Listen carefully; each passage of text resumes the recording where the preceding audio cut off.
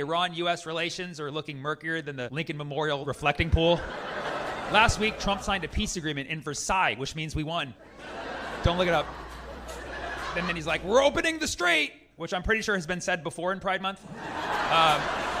For whatever reason, J.D. Vance helped broker the deal. Yeah, they sent J.D. Vance, a.k.a. the Pope Killer, to go vibe with Iran. And then J.D. Vance did an interview when he came back, and they're like, J.D., you guys brokered this peace agreement, and you said it would be an end to conflict on all fronts. Do you think Israel might not abide by that in Lebanon? He's like, no, it'll be fine. It'll be fine. It'll be totally fine.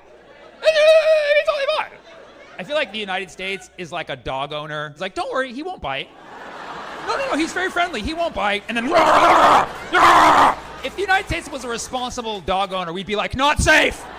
Not safe. Except it's the other way around, and we're the dog, actually. It's actually kind of... And then Israel bombs Lebanon. Shocking. And then J.D. Vance was like, how did that happen? It's like, how did you not see that coming through your eyeliner? You know? So then they send him back to Switzerland. He's like, all right, Iran, don't worry, we're going to sort this out. They're like, you said. He's like, no. All right, guys, let's be civil, okay? We're big governments, you know, we're talking. We're going to make peace. We're going to work this out. Everything's going to be fine. Meanwhile, Trump's on Truth Social like, I'm going to bomb the out of you guys. They're like, what the is that? He's like, oh, it's nothing. You guys are on Truth Social? Why? I didn't know you guys are on. I thought you're more of like the Twitter guys, I thought. But he's like, everything's fine. Don't worry. He's calm. It's fine. Open the fucking strait, you crazy bastards! He's like, we have a mutual respect for each other. He's like, praise be to Allah! Praise be to Allah! And he's like, don't worry. And he's just his style of negotiating. And Trump's like, it's fine. Israel's going to follow the order. Israel's like, he's like, don't worry. Hezbollah's going to find. Hezbollah's like, you too and your couch, JD. JD's like, everything's going to be fine. Trump's like, Israel's like, and then Iran's on the football field here in LA. Like, how are these people all normal? Like, what is going on? And then the U.S. is watching the Iranian players like, why do they not have uranium? Like, what is that? And that's when you realize that the people are never like the governments. You know what I mean? That's the truth. The people of the world are not their governments. And all of these countries are divided and we all have our own national anthems, but really all people of the world should have their own national anthem for their government. And it's Kendrick Lamar's They Not Like Us. That's what it is. They Not Like Us. They're probably with A minor. Okay. All right.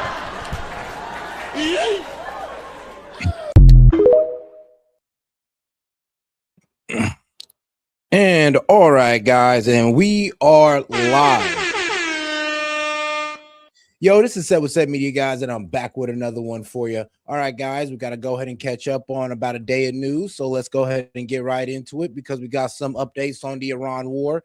And then, of course, we got some updates on Trump Supreme Court wins and losses, guys. So let's get right into it with Fox News. All right, guys. Oh, make sure to double tap that screen on your way in. And oh, hold on, man. Shout out to Dead Man and my man Gold Leader. Hey, appreciate you guys for pulling up.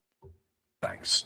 I want to get to this now. Hostilities appear to be halting in the Middle East. President Trump saying that negotiations with Iran will resume tomorrow in Doha, Qatar. This comes after both countries traded intense strikes over the weekend, starting at the end of last week. Alex Hogan has more. North Lawn, the White House. What are you hearing, Alex? Good morning. Hi, Bill. So a U.S. official tells me that Iran and the U.S. will stand down on attacks. Vessels in the Strait of Hormuz can move freely, and technical talks on the Memorandum of Understanding will continue. President Trump this morning announced... Oh, guys, and if you've been under a rock, remember, these attacks started off mainly because, well, a ship decided to go outside of the designated route that Iran has set. And because that ship went out that designated route, it got hit by a drone. Now, what the United States wanted to do was show that, well, Iran doesn't actually have that much control over the strait, but sadly they do. So we set off strikes, or the CENTCOM or the U.S. CENTCOM committed strikes to ports on Iran that could, inhibit their ability to launch drones. Now, did that work? Somewhat. But what did Iran respond by doing? By start attacking, I believe, Kuwait and Bahrain. And it started attacking U.S. bases, of course, and civilian infrastructure in those regions. I mean, there's a picture going around on social media of, I believe it was a home that was completely decimated. But we'll get into that one later, guys. That there will be a meeting in Doha tomorrow, saying that Iran has requested it, but Iranian officials today deny that any meetings are scheduled yet. Special Envoy Witkoff and Jared Kushner will be flying to Doha for high-level meetings this week as we continue to discuss the Memorandum of Understanding. On the sidelines of those high-level talks will be the technical talks. This weekend, the U.S. military carried out strikes in Iran after Iranian attacks on vessels in the Strait of Hormuz. Tehran then targeted U.S. military sites in Kuwait and Bahrain. But I'm not gonna lie, I do believe this was this is just my wild theory, guys, but I do believe it was a false flag. And the reason why I believe it was because, like, what was it?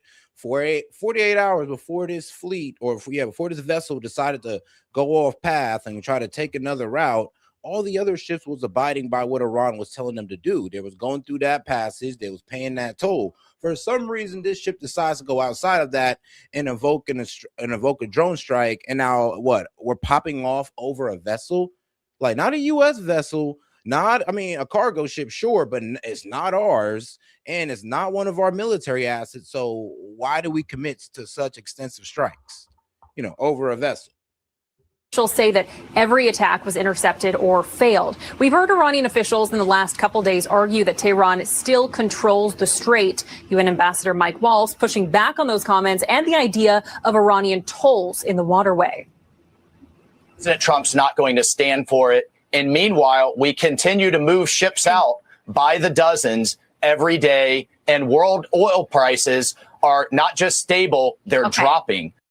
So we are seeing those prices continue to drop. AAA says that the daily national average is now at $3.86. Meantime, we're also hearing now from the White House telling Fox that Secretary of State. You can't be mad at that, guys. And like I said, as soon as this war stops, as soon as the strait resumes opening, gas prices are going to fall down precipitously. But here's the problem. That's if we can keep it open. That's if Iran and the United States can play nice. And as you see, that is actually a huge problem right now. Huge one.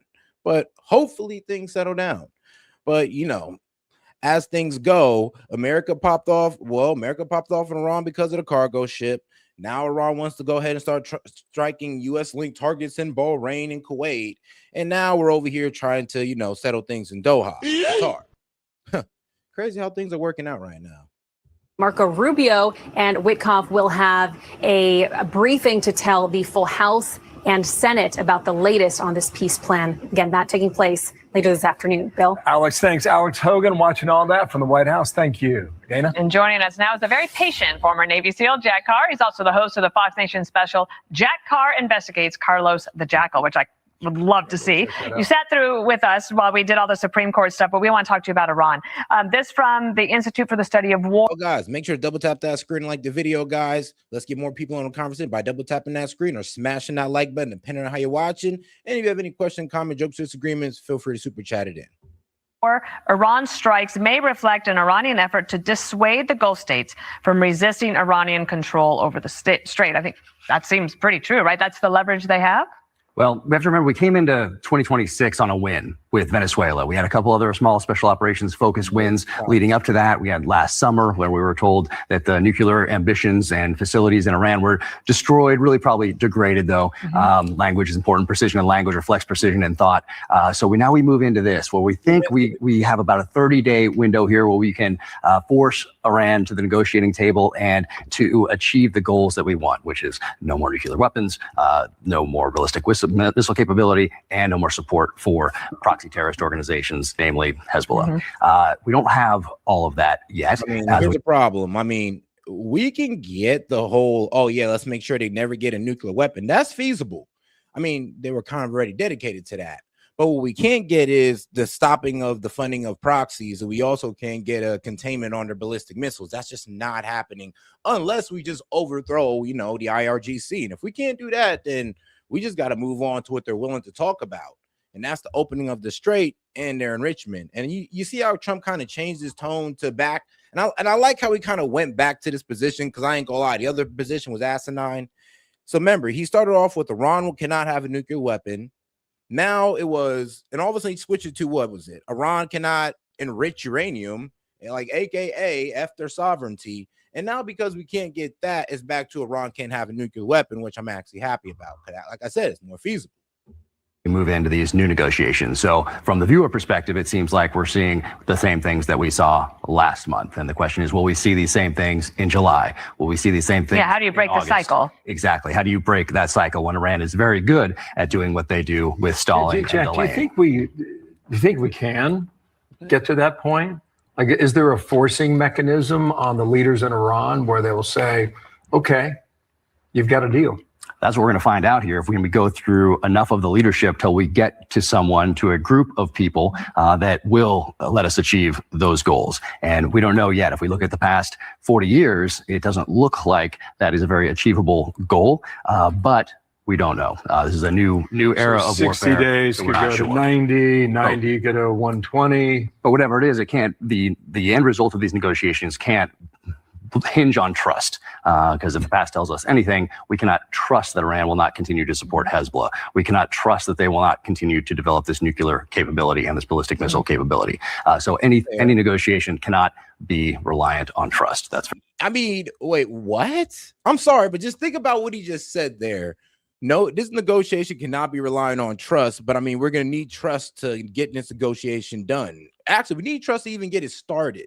So, I mean, bro, like I said, unless we're willing to topple the entire regime, which we have not done, then yeah, we actually do got to trust Iran. Sadly, we got to negotiate with the terrorists because we have not been able to topple them or release their control over the Strait. Remember, the Strait is only open off Iran's good grace, off them coming to the table and negotiating a ceasefire and a peace deal. That's the only reason why it's open. It's not because of military might. And if it was, we would not be here. For sure. And I'm sure that the Gulf nations are saying, like, we cannot have a situation where this goes on forever. And the question about Iran being able to levy a fee or whatever they're going to call it, should that be out of bounds? Would you say that that should absolutely not be allowed? I think we've said that already. So now we have to follow up on what we said. And well, here's the thing, though. I get it. I don't want it to be allowed. But here's the problem, though. What are we going to do about it? Is either we go back into war, we try to topple the IRGC, or we allow them to control the Strait, or well, not control. Well, yeah, control. They use the word administer, but let's be real. Like, let's not throw sugar on it, guys. It's like they're controlling the Strait, and the way they're controlling it is administering a route that Loki's closer to Iranian waters that they're making the vessels go through, so they can charge them this toll. But here's the problem, though. What can we do about it? Like, and if we're not willing to go back to war, then there's really nothing we can do. And I mean, here's the thing. I don't want to go back to war. We're kind of effed in this situation. And trust me, I know you don't want to hear that, but that's just the savage reality. And Trump kind of already exposed our hand. Remember, he came out to the world and pretty much said that our strategic oil reserves are at a critical low. We only got 4 weeks left. AKA, if we get back into it with Iran, we literally got 4 weeks until we start seeing $6-10 gas. And do anybody really want to deal with that? Of course not. And I don't blame you. Use terms like unconditional surrender. So now not just the populace here in the United States, but the world is looking at that. And when I say the world, more specifically, I'm meaning Russia, China, and North Korea are looking at that. Can we back up that rhetoric with action to get the end political result that we want? Can you put a percentage as of this hour, on this day of this week, what the chances of us going back to war with Iran are? Well, I think we're going to see more of what we saw in the last couple of months, which is what we saw over the weekend. But once again, we can't predict the future. But I would say if we look at the past and then use that as wisdom to look towards the future, we'll see more of that in the months to come. What does a Jack Carr do on the 4th of July? That is a good question. How do you celebrate? That was a big question in our household because this is a big one, of course. Yes. And I'll keep that secret. I might post from there because sometimes it's like New Year's, you build it up too much. Yeah. But I think this is going to be a good one. Have a good one. I think so. All right, now let's go get over to the left side of media with CNN and let's see what they're talking about. Iran ceasefire back on for now after Bahrain and Kuwait struck. So yeah, let's see what happens here. Because guys, I ain't gonna lie, it is a bit concerning. Because once again, Trump is kind of proven wrong. Because let's be real, these guys have an air defense system. They have a missile defense system that once again Iran is kind of overwhelmed. And what does Trump keep telling us? Oh, like they're on their last few missiles, guys. They're on 22%. Then our intelligence come out and say, no, sadly, they're actually at 70. So, we actually got to deal with that. But all right, guys, let's go ahead and get back into it. And here's the thing, like they're proving that they actually do have a substantial amount of missiles. I mean, they're overwhelming missile defense systems across the Middle East, guys. What else do you need to see? But all right, then. Oh, make sure to double tap that screen, like the video, guys. Appreciate the support. And subscribe to the channel while you're at it. Putting more pressure. Another round of fresh attacks between the U.S. and Iran is putting more pressure on the 2-week-old fragile ceasefire between the two countries. Late Saturday, the U.S. launched 10 new strikes on Iranian military targets in or near the Strait of Hormuz. U.S. Central Command said the strikes hit Iran's military infrastructure, air defense sites, and drone storage facilities. Iran retaliated by launching missiles and drones against U.S. facilities in Bahrain and Kuwait. Bahrain's government shared these images of a residential building it says was damaged in that Iranian strike. Let's go now to CNN's Paul Hancock, who's following developments from Abu Dhabi. Paul, it's good to see you. What else, I should ask, are officials from the White House saying after this exchange of fire over the weekend? Well, Polo, it really was one of the most serious escalations in violence that we've seen between the US and Iran since that memorandum of understanding was signed. It appears now, though, that the US is certainly pulling back. They say that both sides are pulling back, but we are yet to hear from Iran suggesting that talks can continue in Doha on Tuesday. So I'll read you part of what one. The only reason why talks are back on is because the Gulf countries are really pressing for this ceasefire, guys. Are really pressing for this peace deal. And the reason why I say the Gulf countries, because I'm like, guys, look, the memorandum of understanding. Who's giving up the most to get this deal through? Because it really ain't us. At the end of the day, a lot of people think it's us, but it's not. Bro, the Gulf countries are giving up $300 billion for reconstruction and economic stability in Iran. They're the ones really pushing for this. They're the ones trying to sweeten the deal for Iran at the end of the day. So the only reason why we're even trying to settle things with Iran is because of the Gulf countries and the fact that the Gulf countries are the ones that are most in danger here. U.S. official has told us, saying, quote, nothing has been cancelled. Technical talks regarding the implementation of the MOU, the memorandum, are on track for the coming days as planned. And deconfliction channels are up and running after the Lake Lucerne summit. That was the summit just about 10 days ago now, where the U.S. Vice President J.D. Vance was there. So as far as the U.S. is concerned, the talks are on track, which we could see this week. But we certainly saw a significant amount of tit-for-tat attacks between the U.S. and Iran. We saw attacks from Iran as well on what they said was U.S. military targets in the region. We did see, for example, a residential building that had severe damage in Bahrain. We know in Kuwait they were also having to intercept missiles and drones. So it was a significant escalation over recent days. The main sticking point, it appeared to be from Thursday, was when the U.S. claimed that Iran had targeted a vessel in the Strait of Hormuz. We have seen that the numbers of vessels trying to transit that very crucial area of water have been severely lessened because of the concerns of this escalation. In fact, Saturday there were 28 vessels, Sunday just a dozen vessels. Compare that to last Wednesday, when there were more than 70. So it's certainly having a knock-on effect there. We also have been hearing from people in Iran about what they think about the situation at this point. Let's listen. My belief is that they should never have halted. Even if there is a pause now, it is undoubtedly a political posture, and we will soon see renewed attacks. The scale and levels are not predictable, but they will certainly continue. In my view, it should be firmer than before. It should be done in a way that teaches them a lesson, so they do not allow themselves to come back and repeat the same actions. And the other key sticking point, of course, Lebanon. Yeah, and that's the people of Tehran. I mean, that's that sentiment in Iran. I know you guys think that we're out here liberating them, but really we're enraging them to pretty much go against us. And I mean, what do you think was going to happen? We started attacking their country. I mean, there's a rally around the flag event after that. And of course, we killed the supreme leader. So that's an even bigger rally around the flag. Hearing from Iran that they are calling for a full Israeli withdrawal from Lebanon, something which Israel says it will not do. Talks in general over Iran's nuclear program are really up in the air and being tested following this fresh round of strikes. Where would you say things are today? Well, Kate, I think we have an agreement to keep the strait open as a gateway to eventually getting to nuclear talks, to your point. And I think we're still kind of at phase one of what does this agreement mean? And if I had to summarize what happened in the last 72, 96 hours, there's a principle, the Iranians especially hold it, you talk and you fight. And what we saw here this weekend was Iran reads this MOU on the Strait of Hormuz to say, we say what happens in the Strait of Hormuz. Yes, ships will go through, but we actually determine what happens there. Their foreign minister actually said that this weekend, kind of what the MOU says. Yeah. The U.S. says no, it should be unimpeded. It should go back to pre-war. See, I'm all right, great. He read the MOU because so did I. I'm just like, bro, in the MOU, it says that low-key Iran will be administering the strait. I mean, what the hell you think they were talking about? Like what, just administering the opening of the strait? No, bro, they're going to administer the tolling of the strait as well. That was the problem. That's when I was reading. I was like, yo, what the F is this? And everybody was like, no, said it's a dub. Trump's always winning. And I'm like, well, how is this winning? And if you don't understand it, let's look into this.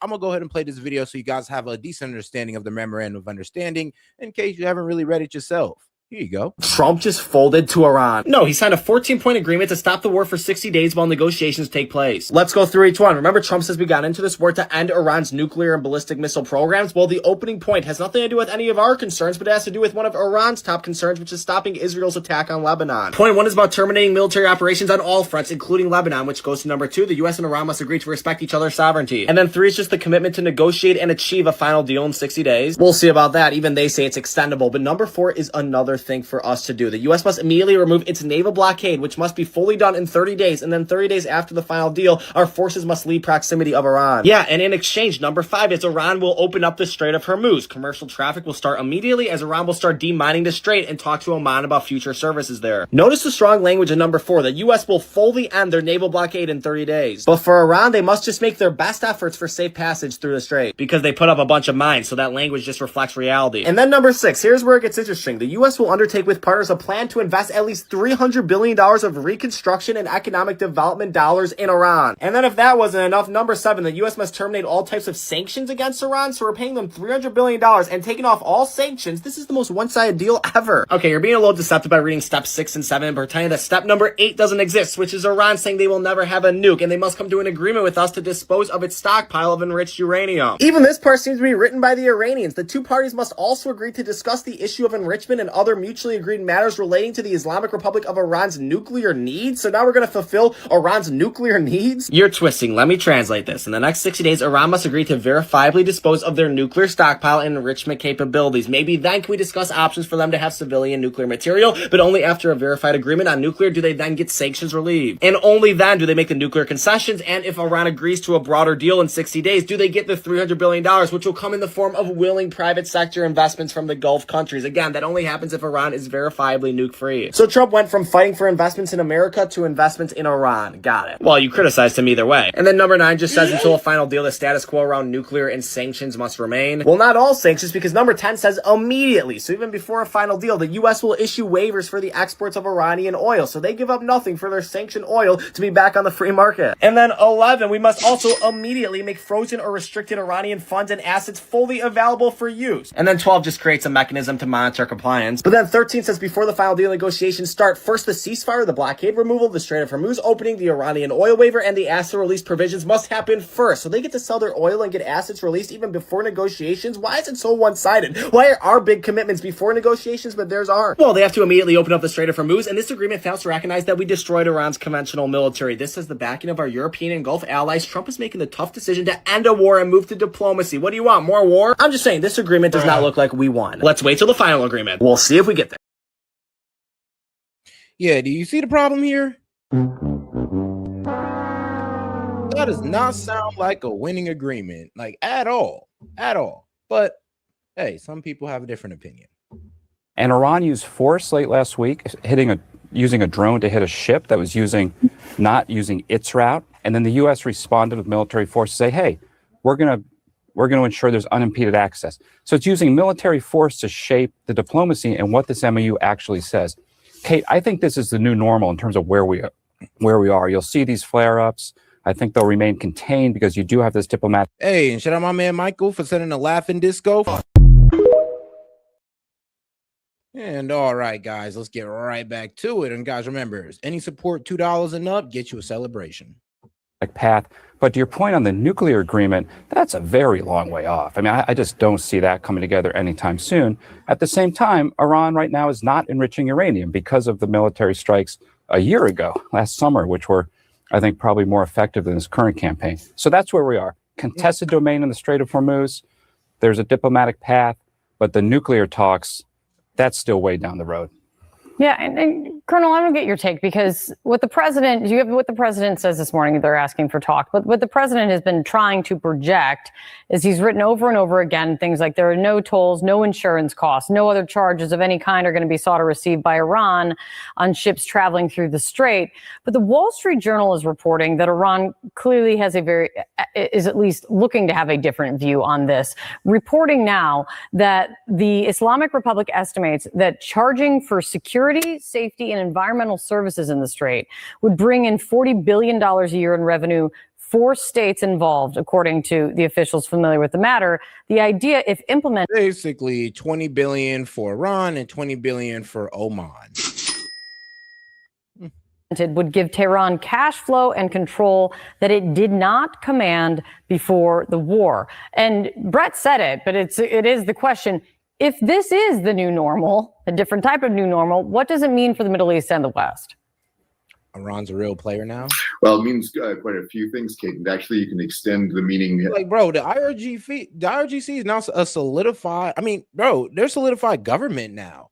They are now a solidified power in the Middle East. And if we do anything to kind of mess that up, they're willing to take out the entire Middle East. Sadly, Iran has grown too strong without a nuke. Without an effing nuke somehow. Why? Because they have leverage in that area. I mean, guys, remember, there's deep sea internet cables that they can cut.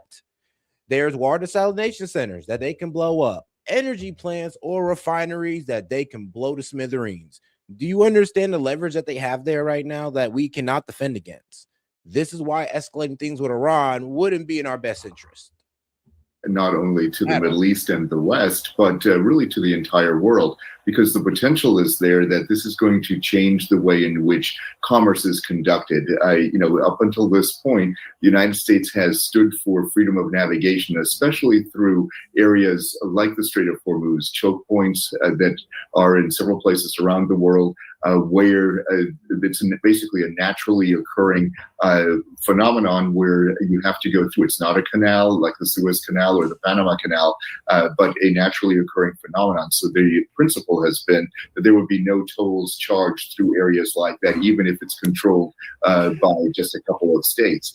So that is something that if that changes, and if Iran gets those $40 billion or whatever it ends up getting, that could be a huge change, not only economically, but also geopolitically, because the U.S. Navy's mission. Here's the thing. A lot of people don't even know that Iran's already getting money all right, let me explain how Iran is already getting money, because like I said, a lot of people really didn't read the memorandum of understanding and understand what we've done here. Like, guys, we gave $12 billion to Iran just to pull up to the talk.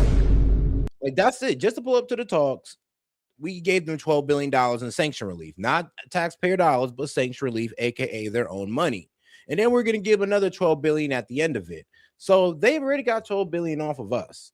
And let's talk about the potential earnings of the temporary sanction relief on their oil and petrochemicals. Like, do you understand how much money they're going to be making here now? They can sell their oil into the global market with American dollars. I mean, that's a lot of money that's going to be flowing into Iran, guys. But I mean, guess what? There is a benefit. There is a benefit for the U.S. citizens. I mean, you may not like it. It may not be the most patriotic thing to say right now, but there may be Iranian oil coming to a gas station near you. And it will bring down gas prices. Why? Because now we got the Strait of Hormuz oil release, and then we got Iran throwing their oil into the global market as well. So that actually works out for us, because that will bring down prices, because now there's more oil circulating in the supply chain. One of them has been to secure freedom of navigation through those areas.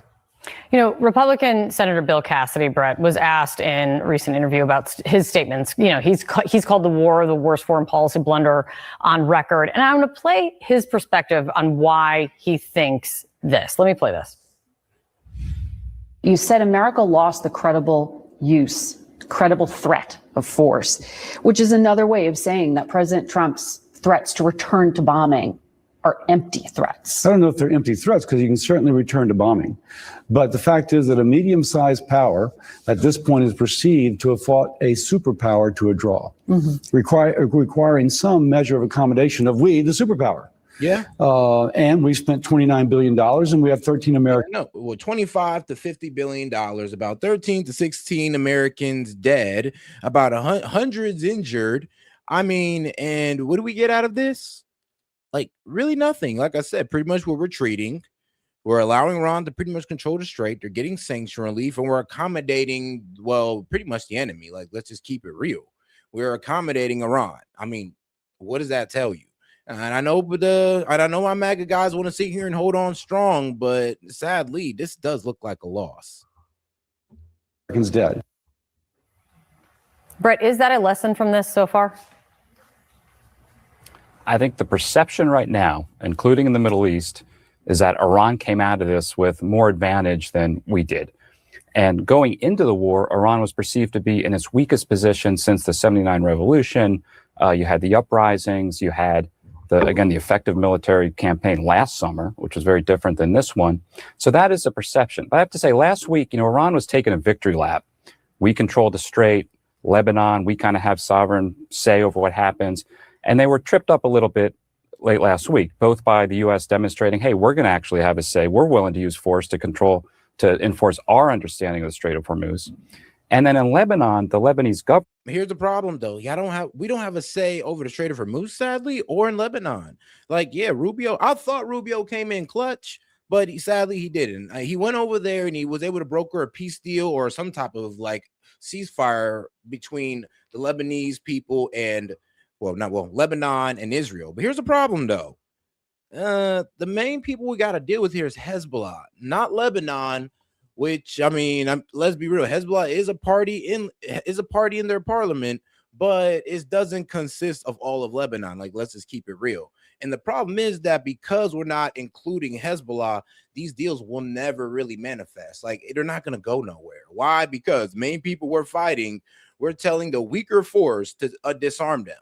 And here's the problem. The Lebanese army is the weaker force. The Hezbollah is a more formidable army or more formidable fighting force than the Lebanese army. So when we're telling these guys to disarm them, I'm sorry, but you literally have to pop off a civil war to disarm Hezbollah. They have people support, government political support, and military support.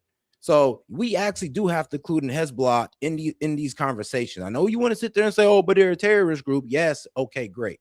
But they're also a political party. Well, and a military force. Government said, hey, we're sovereign over our territory, and they negotiated an agreement with Israel with, I think, very good diplomacy by the State Department, which kind of undercuts some of what Iran believes is in the MOU for its influence in Lebanon. So bottom line, this has a ways to play out. I wouldn't just kind of take a snapshot now and say it's locked in place. But yeah, that is the perception as we talk here this morning. Greg Karlstrom is a Middle East correspondent for The Economist. He joins us now live from Riyadh, Saudi Arabia. Greg, it's very great to have you here on the program. Thank you so much for joining us. Wanted to get your thoughts on where we are at this moment, the state of play. We have a Trump official saying that the U.S. and Iran will stand down for now, this after a fresh exchange of strikes. But what is your take on the situation and whether the ceasefire is actually holding?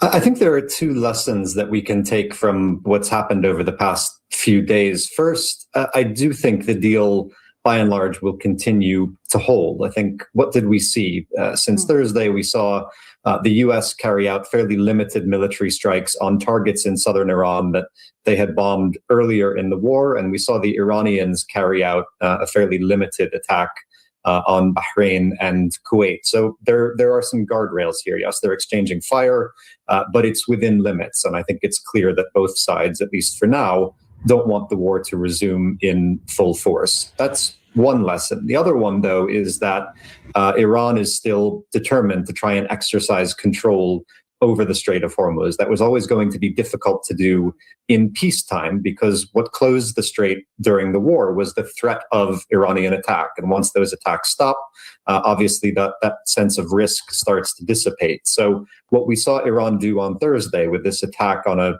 Singapore flagged container ship, I think was meant to reinforce that. Really? So basically we struck Iran over a Singapore vessel.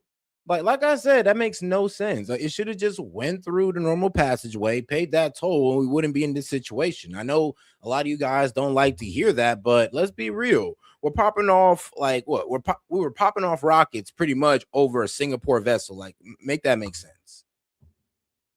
Not a U.S. vessel. Shit, I get they're an ally. Sure, they're an ally, but come on now, they should have known better. Sense of risk. And we now know that Iran is still willing to attack ships that are not coordinating with it as they sail through the strait. We also know that America is not going to do too much in retaliation. And so I think that's going to have a detrimental effect on traffic going through the strait, which was only just beginning to recover. Yeah, you believe that the deal will hold, that Iran will continue to assert its control of the Strait of Hormuz, and that traffic flows will be impacted. Because on top of everything you discussed just now, the threat of Iranian missiles, drones, and mines, that is still there. And then you also had this scenario with these 3 separate shipping routes that have emerged. This is getting pretty chaotic, no? Yep. Right. So you have 3 ways normally to go in and out of the Strait of Hormuz. You have the traditional routes, which go roughly through the middle of the strait. They're in Omani territorial waters. Those are thought to be mined. And so vessels are avoiding that center route for now. That leaves either the northern route, which goes through Iranian waters, where passage has to be coordinated with the IRGC, and the southern route, which is also in Omani waters. Which is something that the U.S. has been trying to promote. Also, the International Maritime Organization, which is the UN's maritime agency, has been encouraging vessels stranded in the Gulf to use that southern route because they can do it freely. They don't have to coordinate with the Iranian government to do it. That was a dumb move then. It's like basically you're getting those guys shot because Iran is going to send that drone or missile over to those vessels. So, yeah, basically the UN is basically getting these guys shot up. And here's the problem. If they're going to keep doing that, I mean, shoot, they better pay for the damages. I mean, don't blame us for that. We didn't tell them to go through there. They did, okay? We knew Iran was going to start throwing drones. Apparently, the UN didn't. But, all right, guys, let's go ahead and get over to the next video here. Let's get into a little bit of Lebanon because, like I said, it doesn't look like this ceasefire is going to go anywhere if we can't get any ground on Lebanon.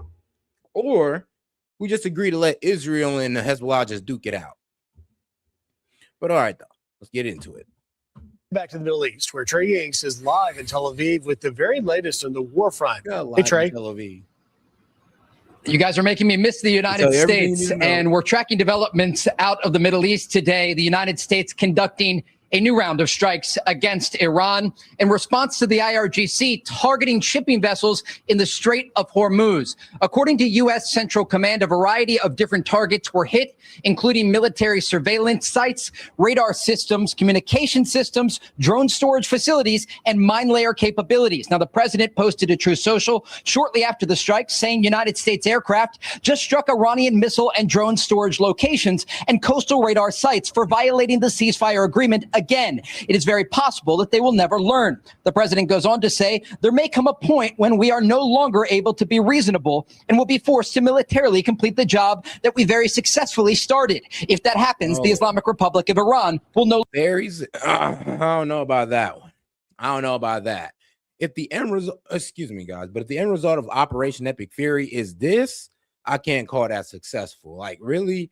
We put all that money, all that munition into Operation Epic Fury, and we get Iran controlling the strait. They're getting sanction relief also off their oil and petrochemicals, and again $300 billion from the Gulf countries. I mean, I don't know if we can call Operation Epic Fury successful. Like, I can't really sit there in good conscience and say that. Sorry, guys.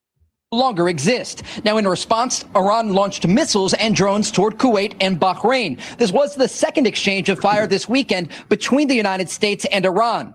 Vice President J.D. Vance posted to X over the weekend saying Iran signed a ceasefire agreement. We have honored it. If they have disagreements about how the MOU is being applied, they can pick up the phone, but violence will be met with violence. The new military action comes as the situation between Israel and Hezbollah plays out on a separate but parallel front. The Israelis launched new airstrikes against Hezbollah this weekend as Hezbollah continued attacks against and the propaganda around this is outrageous. Here's the problem, guys. Like, look, nobody, well, I don't know if anybody in the chat do, but I sure as hell don't support Hezbollah.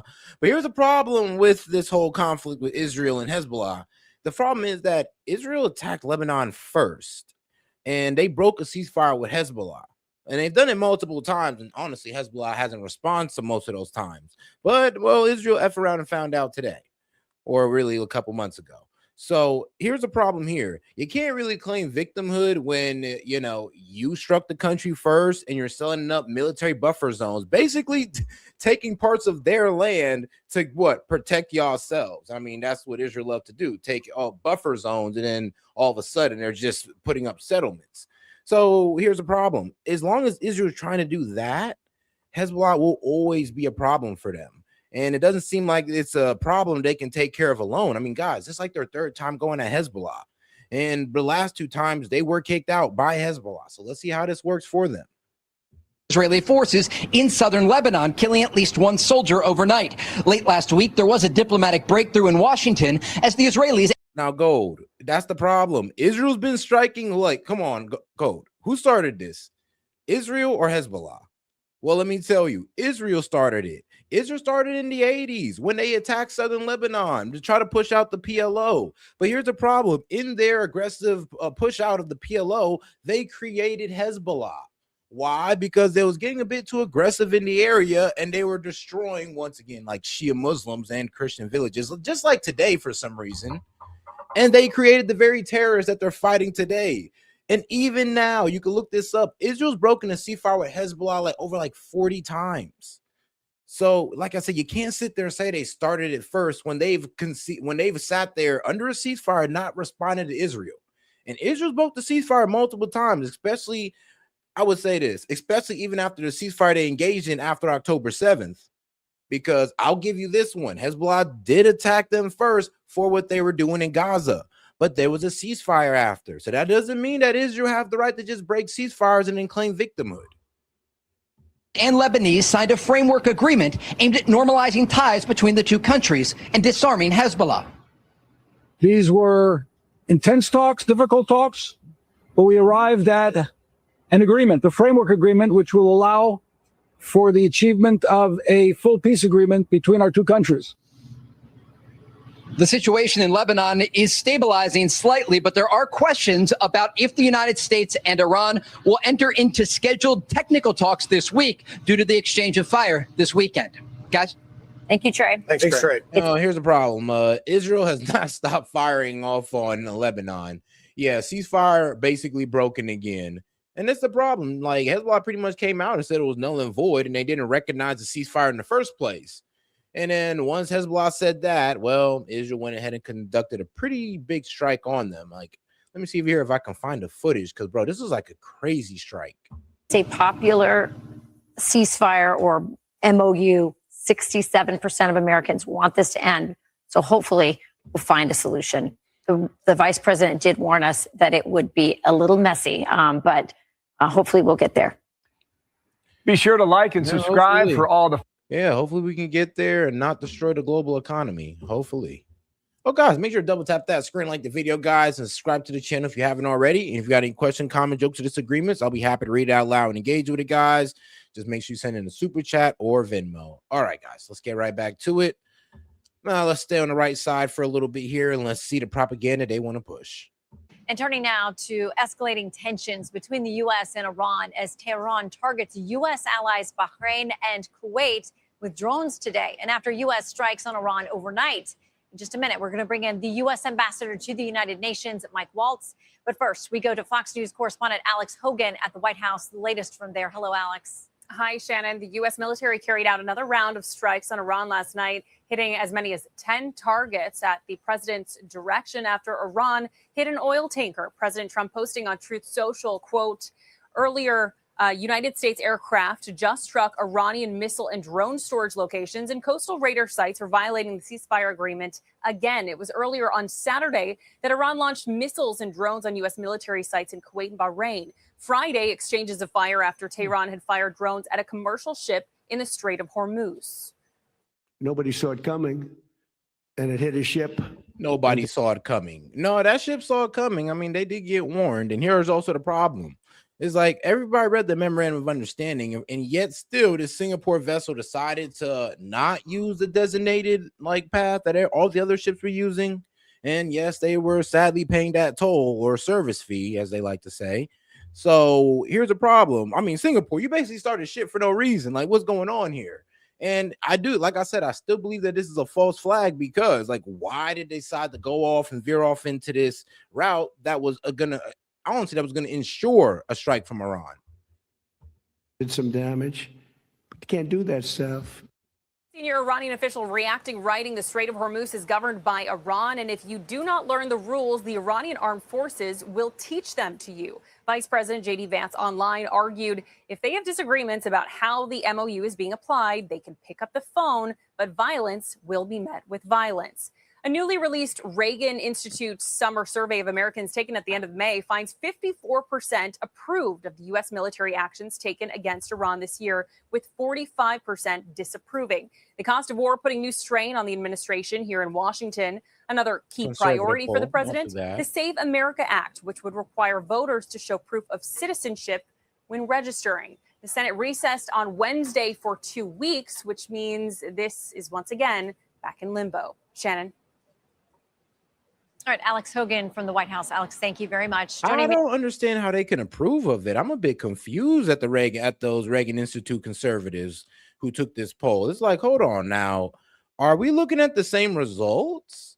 So approve or disapprove the U.S. military actions taken against Iran. I mean, at this very moment, when did they do this? Okay, May 26th. Okay. This is a bit late. Maybe if they was to take it now, this would probably be completely different. Because guys, they pulled this through May 26th to June 3rd. I mean, bro, we're at the end of the month, and I'm pretty sure people are not in support of the end result of this. If you're saying that you supported his actions against Iran this year, and after these end results, I don't know, man. I don't know what to tell you. But hey, it is what it is. I guess some people are okay with this L. Well, strategic L. Registering. The Senate recessed on Wednesday for 2 weeks, which means this is once again back in limbo. Shannon. All right, Alex Hogan from the White House. Alex, thank you very much. Joining me now, U.S. Ambassador to the United Nations, Mike Waltz. Ambassador, welcome back to Fox News Sunday. Thanks, Shannon. Okay, so to follow up on what Alex said there, citing that one senior Iranian official who's tweeting out the Strait of Hormuz is governed by Iran. If you do not learn the rules, the Iranian armed forces will teach them to you. We've got Iran's foreign minister saying that Iran is solely in control and responsible for the Strait. And then you've got the IRGC saying you're not going to transit without coordination with them. So who is in control of the Strait this morning? Well, Shannon, if the Iranian regime thinks for a second that President Trump is going to stand by while Iran continues to attack international shipping without a response, or our bases without a response, they're sadly mistaken. And they saw that loud and clear over the last few nights, where we'll continue to militarily, if needed, take down their infrastructure that they're trying to use to illegally control an international waterway. And Shannon, just one more point on that. That's not just the United States. That's the entire international community. A UN record, 143 nations have agreed with us that this is in violation of international law. Even the Chinese government has said you cannot be taken. Now, it's so funny how we want to talk about international law when it benefits us. We don't want to talk about the international laws that we broke. But okay. I mean, I guess international law matters when it comes to condemning the enemy. It is what it is. Taking tolls or fees. Iran was apparently relying on Oman across the waterway to help it set up this new infrastructure. And now Oman just yesterday has rejected the idea of tolls or fees. So they're completely isolated here. President Trump's not going to stand. I mean, here's the problem, though. How are we? And like I said, sure, we attacked those ports, but that's not stopping Iran from throwing missiles and drones still. Like you've seen, they was able to fire off into Bahrain and Kuwait. So once again, that kind of proves that they still got missile capability. And then also, if this continues and we don't give them the tolling, I mean, if they accept that, fantastic. But it does seem like they're going to lean more towards reclosing the strait. For it. And meanwhile, we continue to move ships out by the dozens every day. And world oil prices are not just stable, they're dropping. So Iran's attempt to hold the world hostage and their economies hostage are completely failing. Okay, so to the president's point, a little bit more from his post on social media, he says there may come a point when we are no longer able to be reasonable and will be forced to militarily complete the job that we very successfully started. If that happens, the Islamic Republic of Iran will no longer exist. And I'm gonna be real with you guys. I mean, once again, this is just talk. Why is it all just talk? Because I mean, Trump, you can't just come out here and talk like this and like what? Like 3 days ago, maybe like a week ago, this man was talking about, well, guys, if we keep going, we're going to hit a depression. We got 4 weeks before our strategic oil reserves run out. So we kind of got to end this. And anybody who's saying that we don't got to end this is stupid. Like he said it out loud to the world. And then also said Iran has a right to defend themselves, which was hilarious, by the way. Are we at that point? When do we get to that point, and what will the consequences be? Well, the president's patience isn't going to last forever. Discussions are ongoing, particularly at a technical level of how to get inspectors in, the down blending and the other pieces that are focused on ensuring Iran never has a nuclear weapon. But they need to understand their leverage is diminishing by the day. The Gulf Arabs are creating all kinds of alternatives to the Straits of Hormuz. The UAE is moving oil through its pipeline that is expanding. Hilarious. The Saudi Arabia is moving. I'm weak. Now, look. I know a lot of people are going to hit you with hit me with oh, you must not like Trump. No, it's not that I don't like Trump. It's just that I'm going to keep it real with you. Like, think about it. This man made multiple threats, and yet Iran is still standing. Said he was going to take out the entire nation, and all of a sudden now was he Mr. F around or fuck? Is he Mr. Fuck around to find out, or was he just playing? It's like y'all got to honestly make up y'all mind on how y'all feel about Trump yourselves. But I kind of go off pattern recognition here, and what Trump has been pretty much saying never really manifests when it comes to the destruction of Iran. I mean, like I said, guys. Basically, they do control the strait, and it's only. And I'm glad we're able to get them to sit down in Qatar and Doha. But if these talks don't work out, guys, and they want to resume military strikes, I mean, bro, we are going to see a gas spike. Why? Because our strategic oil reserves will run low, and if we can't take them out within those 2 to 4 weeks, I mean, then we're kind of cooked, and I guess we're just going to have to take the L on high gas prices. And you know, Mark Levin and Ben Shapiro should be telling you, "Oh, this is your sacrifice for the war with Iran," and you'll probably sit there and eat it like a dumbass. Like oil through its pipeline that it's expanding. We will create alternatives to our basing posture there. We will harden some may go underground, others will move. So this leverage that Iran thinks it has now is diminishing faster and faster, literally every week as we speak. And meanwhile, I got to tell you, Shannon, I think the Iranians may be more scared of Scott Bessent, our Treasury Secretary, than they are Pete Hegseth, our great Secretary of War. Really, bro? Really, they're scared of Scott Bessent, but Scott Bessent's the one that lifted the sanctions? No, they're really scared of Bessent. Trust me, they were scared in January when my man crashed their currency. Trust me, that is shout out to Bessent for that. Now Bessent is like one of their biggest blessings, along with Trump. Pretty much enriching Iran through sanction relief. And if you don't know, yes, we've lifted sanctions off their oil and petrochemicals and other industries as well, like banking. So Iran will be enriching themselves for the next 60 days. You know, as long as they abide by the deal somewhat and we're willing to keep the deal going. And as you see it, I mean, like, guys, if we're really being aggressive towards Iran, I mean, honestly, strikes are cool. But wouldn't clapping back on the sanctions also help out instead of letting them continue to have sanction relief as they do right now? because their economy continues to tank. Their foreign currency reserve, their currency writ large. So their leverage is diminishing. Ours is increasing. They would be wise to take a diplomatic solution and back away from this obsession with a nuclear weapon, which the UN itself has said repeatedly over and over again they cannot have.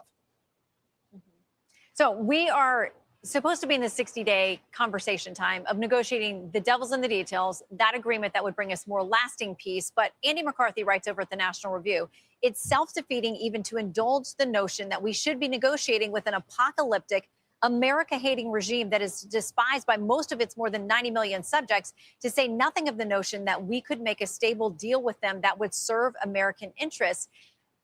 Do you have any real hopes that this is going to end any way other than militarily at this point? I mean, look, bro, in the direction we're going, I'm doubting it. I'm hoping that we can get to a peace deal, but it's not looking like it. Man, we got all the pro-Israel influencers, Fox News, bastards, commentators, and hosts pretty much trying to push us back into a war that's going to spike gas prices, spike prices across the board.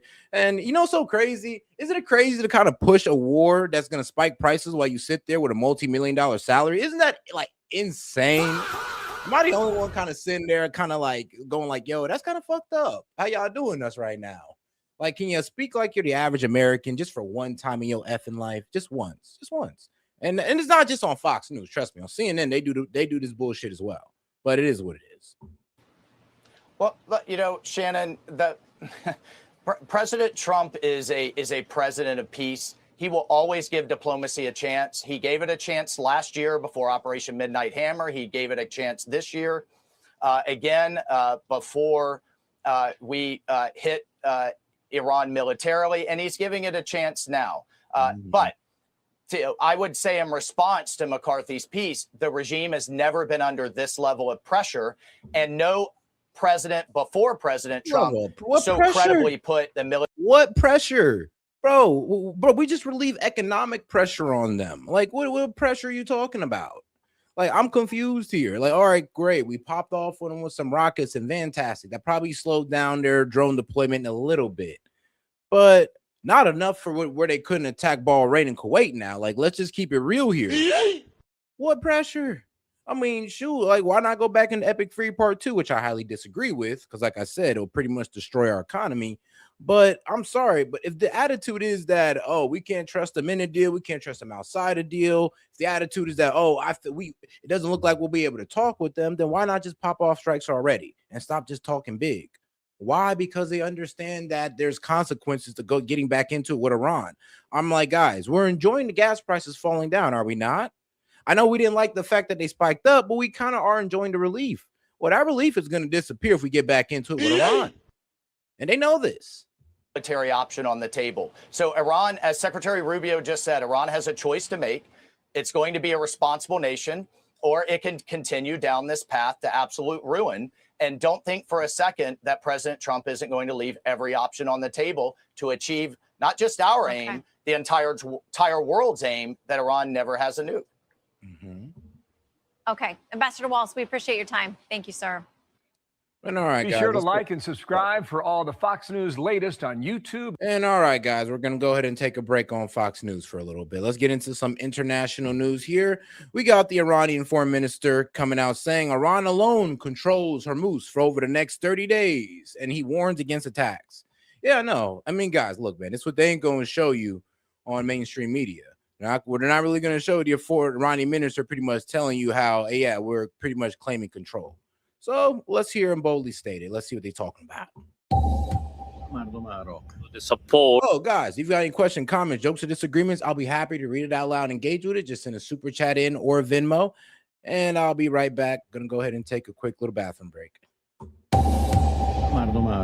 The support extended by the government and the people of Iraq.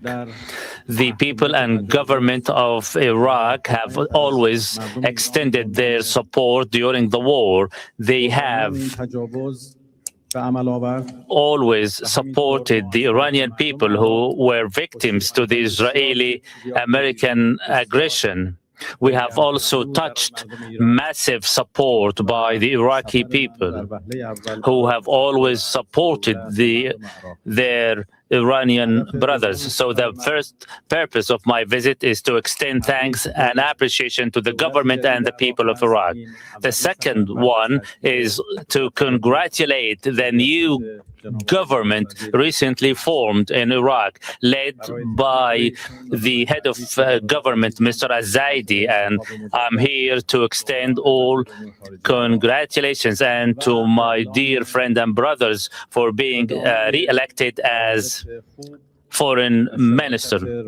This is also an announcement of the continuation of the strategic partnership and healthy relations between our respective countries. We will continue with the current government as was with the previous to continue on all fronts: economic, cultural, security, and many to list. I say with absolute veracity that together with my counterpart, I also convey his well wishes to our leaders. A third purpose of this visit is to carry out the final preparations for the funeral processions of the fallen. Millions of the Iraqi people are willing to take part in the procession, and they have also submitted their requests to attend in coordination with the Iraqi government. Now, if you don't know what's going on in Iraq, I'm gonna go ahead and play this video for you because I know what you're probably thinking, like, Seth, why the hell is the Iran foreign minister talking about Iraq? And it's like, yeah, because Iraq launched a major anti-corruption raid. So let's go ahead and get into it. Let's go ahead and get right into it, and let's see what this guy was talking about in deeper details. Because, like I said, I know it confused you because, yeah, you got the Iranian foreign minister talking about Iraq for some reason when we're at war with them. Well, let's get right into it. Iraq's new prime minister has launched a sweeping anti-corruption crackdown, with Iraqi media reporting that dozens of politicians and senior officials were detained in overnight raids. Now, authorities say the operations are aimed at fighting suspected corruption across state institutions. This campaign is only the beginning. The issue of corruption is not over. We continue to fight it. Anyone who has public funds must return the funds to their owners. The people's money must return to the people. Well, with me here is Min Al-Arabi, editor-in-chief at The National and real Iraq expert. I regularly ask you to join me on this show when there is news out of Iraq. And it is such an important country when we look not just at the country for its people, but the wider region. And that's what I want to talk to you about today. But let's just start with what we've seen over the last 48 hours. What's your take on these arrests, the seizure of millions of dollars in cash, in gold and properties? Who is this new prime minister and what's he up to? I think it was like $70 million in seized funds. I was like, God damn. Some people, they was making awful money. And in Iraq, that's a lot of money because they're not a very rich country. So corruption is Iraq's biggest problem. We talk about militias. Militias wouldn't exist if they weren't able to siphon off money. Electricity, 23 years after the war to remove Saddam Hussein, still is a huge problem for people. It all goes down to corruption. And so for any prime minister coming in, they all give pledges of tackling corruption. And we've had the previous prime ministers, Mohammed Shia al-Sudani, Mustafa Kadhimi, and those before him, all make small moves to tackle corruption. Ali Zaidi, this new prime minister, has come in quite bold, and it's not him alone. Of course, he's working with the judiciary, and the forces we saw yesterday making the arrests were the counterterrorism forces that report directly to the prime minister. And the moves against these people the vast majority of Iraqis feel that this is a real move against corruption, but it's only a part of a much bigger equation of the kleptocracy in the country. And let's talk about the bigger picture, the kleptocracy in the country, the support that this prime minister is getting from this US administration, which many say have emboldened his actions at present, and the wider regional story here about Iran-backed militia in Iraq. Many people around this region tell me that Iraq has become a more important and significant place. Because Iran does have huge influence in Iraq with their proxies. I'm trying to remember, what was their proxy name again? For Iran. Than Lebanon, which we hear a lot of talk about through the Iran-backed Hezbollah at this point. Your thoughts? So Iraq, because of 800 kilometers of border it shares with Iran, allows Iran and Iranian, not only officials, soldiers, militia people to cross back and forth. When there were that's the name of the Iranian-backed proxy in Iraq. It's called the Popular Mobilization Force, a state-sanctioned coalition of mostly Shia militias. Well, yeah. And these groups are armed, trained, and funded by the IRGC. So, yeah. They're pretty much a militia group that is trained by Iran in Iraq. Let's see here. It's one of the most prominent, heavily armed, and influential factions operating as a U.S. designated foreign terrorist organization. Okay. Protests against the Iranian regime at the beginning of this year, there were armed men taken from Iraq into Iran to help squash the protests. So it's hugely important geographically, hugely important because from Iraq, and this is the battle against corruption, partly is to stop money being siphoned off to Iran. Iran's been able to get away from the sanctions imposed by the US and the UN because of money coming in from Iraq. In Lebanon, Iran spends money on Hezbollah fighters. So it's a different dynamic. And of course, with Syria now out of the equation, it is much harder for Iran to get to Hezbollah and Lebanon. So the geography, again, plays such an important role because before, Iran got its wish come true when it would go through Iraq, through Syria, into Lebanon on the border with Israel. That's now gone. But Iraq becomes that much more important. Yeah, when we took out Assad and replaced him with al-Jilani, or basically that ex-Bin Laden head chopper. So when we replaced him with that guy, I mean, we did pretty much take away a key asset from Iran, which was that passage through Syria to get into Lebanon. And I mean, that's a good thing. But the problem is now that we got al-Jilani in there, and here's the thing. I'm not really sure if this guy's going to last past Trump. Because as soon as this guy was in there, Israel just went ahead and did a complete airstrike all on their Air Force, pretty much decimating their air capability. And it's kind of crazy why they did that. Because remember, we put him in there. He's kind of backed by us, but yet Israel is pretty much trying to neuter him. It's like wild, or at least neuter his military power. Whoops. As its kind of last line of defense to push through this narrative of the axis of resistance, being with a foothold in Iraq. The Shia crescent, as we want to call it back in the day, as it were. I always had problems with that. That's my reason for saying, as we were wont to say, and probably, it should have been pulled up on it at the time. Al-Zaidi, the new prime minister, set to visit DC next month. What is his relationship with the Trump administration, and how conditional do you believe is the support that he appears to have, not least through Tom Barak, who is the US special envoy to not just Iraq, but Syria and Turkey? How conditional is that support on the PM's ability to rein in these Iran-backed militia? The Americans have made it very clear, publicly, but also privately, in the meetings that Barak's had with not only Prime Minister Zaidi, but also increasingly we see a political role for the head of the Iraqi judiciary, Fa'ad Zaitan. Now, technically speaking, the judiciary should not get involved in the politics, but in Iraq, nothing actually works as it technically should. And so the message has been clear from the American administration. First of all, President Trump going out publicly and saying that Nouri al-Maliki cannot come back as prime minister is the reason that Ali Zaidi today finds himself as prime minister. We nearly had a different prime minister altogether going back in time with Nouri al-Maliki. So the very direct interjection of the US allowed Zaidi to become prime minister.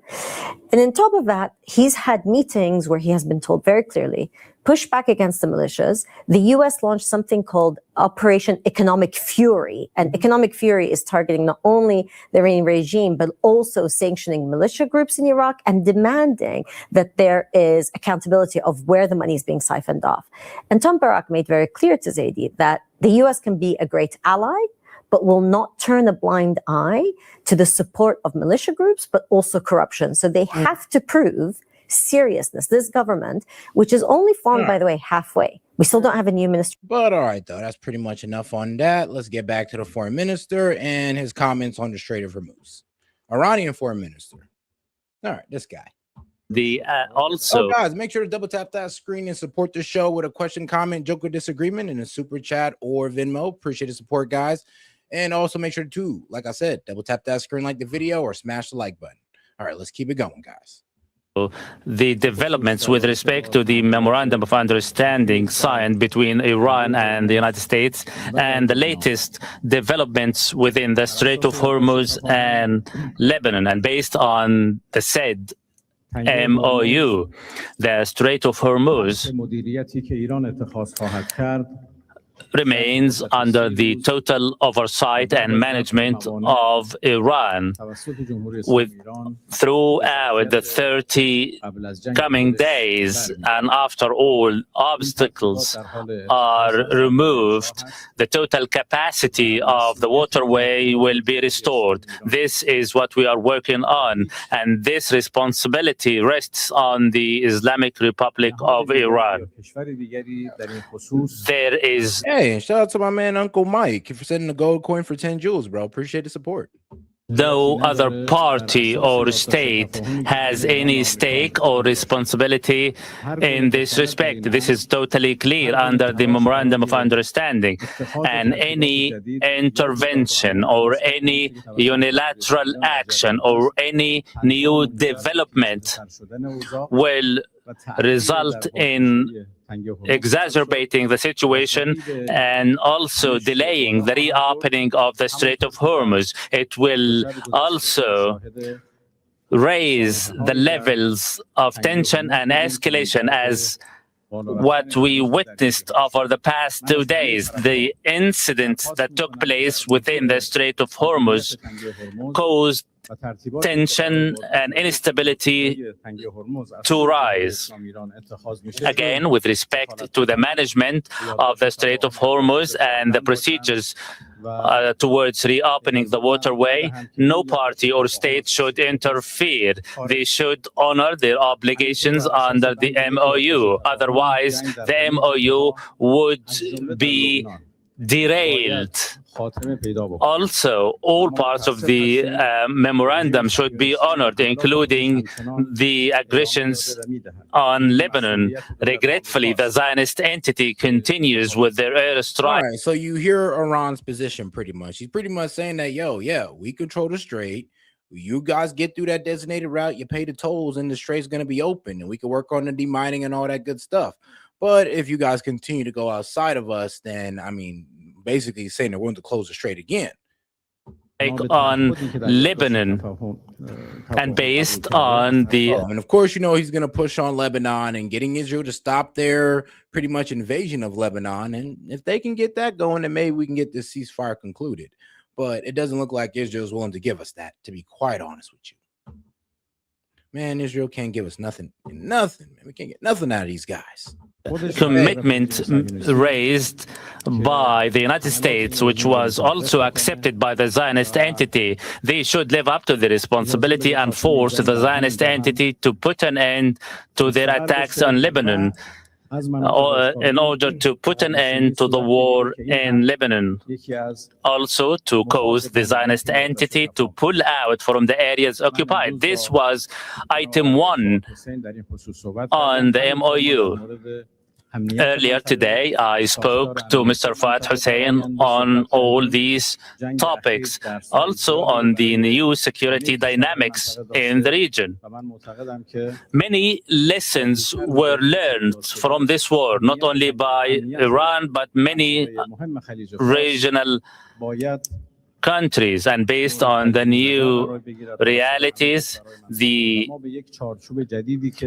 security of the Persian Gulf should be reconsidered, where all the countries involved must be engaged without any foreign interference. And within this context, a proposal was made by Mr. Fat Hussein to have talks between the GCC member states and Iraq and Iran. This proposal is welcomed, and we are prepared to extend all form of cooperation with the Iraqi government in this respect. Once again, I extend my appreciation to the Iraqi government and all right. Now that he's done with that, all right, let's get on to this nice little debate. Intelligence failure, Professor Zhang versus Andrew Busamate. Yeah, what was it? That CIA guy to be doing all the interviews. Not like, like John Kiriakou. He actually had a really good debate with John Kiriakou. That was epic. But all right, guys, let's get into it. Sophisticated. Don't forget to double tap that screen, like the video, guys, and subscribe to the channel if you haven't already. Appreciate the support. But all right, guys, let's go ahead and get into it. And then, of course, we'll probably get into some independent media later because, man, of course, we got Alex Jones saying some wild stuff and other people across the board. But we'll get into that. Militaries in the world attacked Iran, and it's still there. The two most sophisticated militaries in the world attacked Iran, and it's still there. I still believe that eventually the United States will be forced to use boots on the ground. I don't agree with that. I believe that Donald Trump moved on Iran, not just because Israel sold him a false bill of goods, but also because he was looking for a very short, quick political victory. If Democrats were to take the House in November, Donald Trump would actually be under more pressure to use ground forces. Otherwise, he could face impeachment. At the core of it, I see it as an intelligence failure. Whenever you're in a position like that, you're going in essentially blind, and you're going in kind of like the pit bull on the leash for somebody else. For Israel to fight the war alone in the Middle East would be suicidal. Israel really needs America to fight this war on their behalf. And I think that Donald Trump is just going to do whatever he's told to do. Well, the Iran war is at an end, at least in theory. The US strikes this weekend, sparked by Iran's ongoing control of the Hormuz Strait, were a reminder that nothing is settled definitively. Both of my guests today made huge predictions about the outcomes and consequences of this war, one using real-world intelligence experience, the other a pedigree in modeling and game theory. I've invited them both back on to review how they did, and more importantly, ask them what happens next. So joining me now are Andrew Bustamante, the former CIA covert officer known as the Everyday Spy, and the game theorist and academic Professor Zhang. Welcome back to both of you. Professor Zhang, let me start with you. You made a lot of claims, really, towards the very start of this war, that you said that regime decapitation would fail, which is pretty much what's happened, that America would become bogged down in a drawn-out conflict. So far, pretty good. You also said that US would eventually have to put boots on the ground to achieve its goals. That hasn't happened, and we would hope it wouldn't. So when you look in totality at your gut feeling about the way this would play out, I mean, you're not far wrong. And I think the only reason the boots on the ground hasn't happened is because Donald Trump has realized this was an awful lot more difficult than he first imagined, and that actually, if he was to commit boots on the ground, it could turn into a complete disaster. Bro, it will. Like, the IRGC is a 1 million man army, and that's outside of their whole little youth group that they got. Yeah, militant youth group that they got going on. So you're going to take on a 1 million man army on the ground in their homeland, bro, protected by these big ass mountains in an unforgiving desert terrain. Are you serious? Yeah, I don't know about that, guys. That don't sound like it. That does not sound like it's going to be a successful venture. Just be real. Just got to be real with you. No, you're absolutely right. Boots on the ground would be a disaster, but I still believe that eventually the United States will be forced to use boots on the ground. In fact, you can argue that there's been a lot of preparation. You still have 60,000 American troops ready to go. They are staged and ready to go. And even though there's an MOU, they're still there. And you could also argue that the MOU is really just buying time, because right now it's really hot in Iran. And so you have to wait for cooler weather before you can launch a ground invasion. And so I think we are in a waiting game right now, but eventually you will see boots on the ground. So you think it will definitely happen? I'm done. I think the latest will be next March. So pretty much 60 days, pretty much to say that, all right, I need 60 days to let it cool down in the desert of Iran. Well, I mean, it's possible. We do get like 140 out there. It could be as early as December. But why would Donald Trump take that gigantic risk, which is what it would be? I mean, doesn't all his behavior at the moment suggest that he just wants to get out of this? I think the United States is still stuck in Iran right now, because if the United States were to withdraw from Iran, then Iran would control the Middle East. The GCC would have to pay ransom, a huge reparation to Iran. And so they can no longer recycle US dollars back into the US economy, which feeds the AI bubble. And you could see a complete economic collapse if that were the case. So the Americans are just stuck where they are right now. Andrew, welcome back to Uncensored, to you as well. Sporting a new haircut, if I may be so bold as to censor on that immediately. Looks good. I appreciate it, Piers. Trying to look like you, man. Look, it just seemed to me from very early on in this war that I've referred to this a lot, but I'll do it one more time. The New York Times did a big deep dive quite early on about. Okay, you have any question, comment, jokes, or disagreements? You can go ahead and super chat it in. I'll be happy to read it out loud and engage with it. Appreciate the support, guys. Oh, and it helps us reach the call-in goal, so appreciate the support on that as well. Meeting between Benjamin Netanyahu in the White House Situation Room, where the head of Mossad beamed in remotely, and they laid out a series of events to Donald Trump and all the top Trump administration people, which was started with the removal of the Ayatollah to kill him and some of his top people. And then there would be a chain of events that would be provoked by that. The IRGC would collapse from within, the people would rise up, and they'd all be too distracted to notice what was happening with the Strait of Hormuz. Well, the first bit happened to a degree, albeit the Ayatollah has been replaced by his even more radical son. But none of the rest of it happened at all. And in fact, far worse, I think, for Donald Trump and for Netanyahu, the Iranians quickly worked out that the control of the Strait of Hormuz could just hold the entire world over a barrel, quite literally, because it would control the flow of 20% of the world's energy. And then if they also fired off some missiles and rockets at their neighboring Gulf states and caused, economic mayhem there by doing that, then they really held a lot of the cards, to quote Donald Trump's favorite phrase in warfare.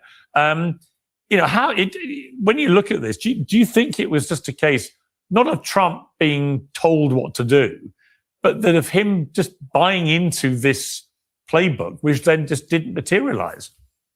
Yeah, I think there's a number of overlap.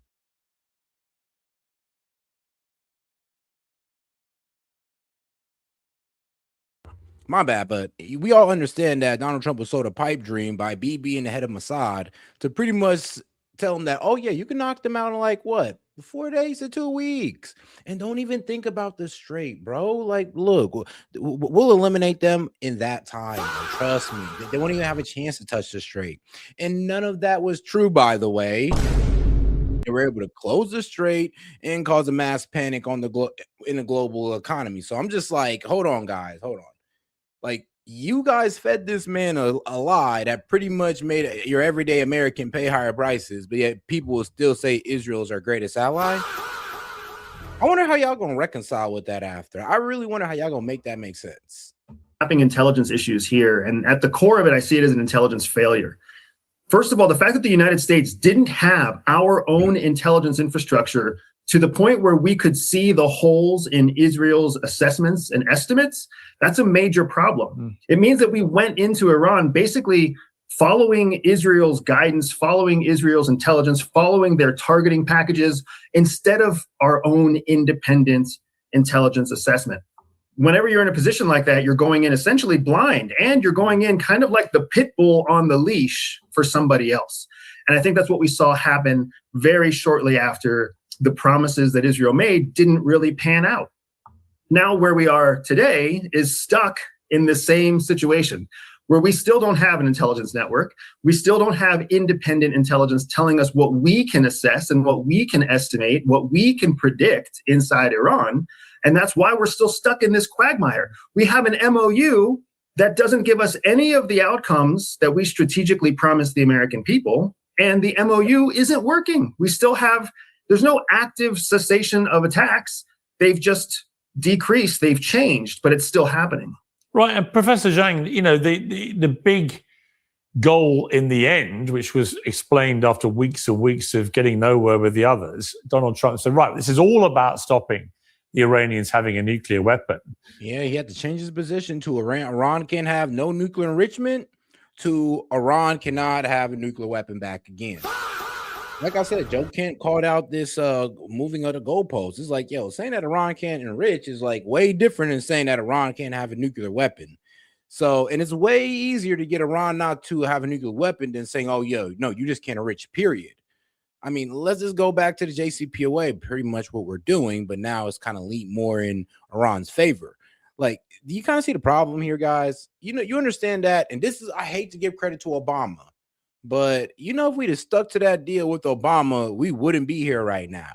Iran would still be at that 3% enrichment, and it wouldn't be at 60%, because the only reason they're at 60% is because we pulled out of that deal. And then, of course, you know, committed to acts of aggressions like sanctions, designating the IRGC a terrorist group, killing a general. It's like, what do you think they're going to do after that? And yet they still got all their enriched uranium. I mean, I think the only way that can ever be got by America or Israel is with ground forces. So I think on that alone, that's clear. But the Iranians have also started talking openly now about the need to build a nuclear weapon, to have one.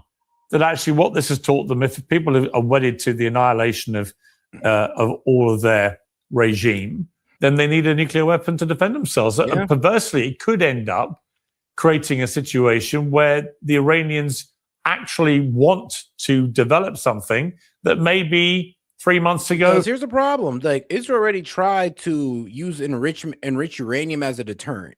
And that's what they had 60% enriched uranium for. It wasn't because they were pushing towards a nuke. Because if that was the case, I mean, they had 60% enrichment since 2021. I mean, it don't take that long to take 6% enrichment to a nuclear weapon. Like, trust me. It ain't no 2 weeks, but sure as hell ain't no 4 years, okay? So the problem is with that is that we really never had any, well, honestly, any real evidence of their aspiration to go towards a nuke. But since this war, we kind of vindicated their need for one. And Iran has stated, yo, if people are so like, I mean, so head on or so balls to the wall about taking us out, and they're willing to damn near destroy our infrastructure over it, then maybe we do need a nuke as a deterrent, because 60% enrichment definitely wasn't a deterrent for the United States. So maybe we need an actual nuke. And I can see how they got to that line of thinking.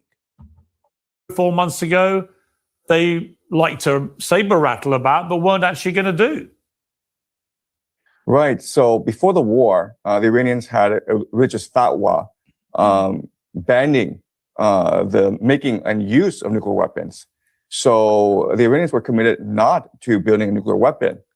With enriched uranium, Ted Posto, who is an MIT professor, he says that it'll take them exactly 6 weeks to build a nuclear weapon. So if the Iranians had the will, they could build a nuclear weapon. So if they were attacked with a nuclear weapon, then they would respond with at least 10 nuclear weapons.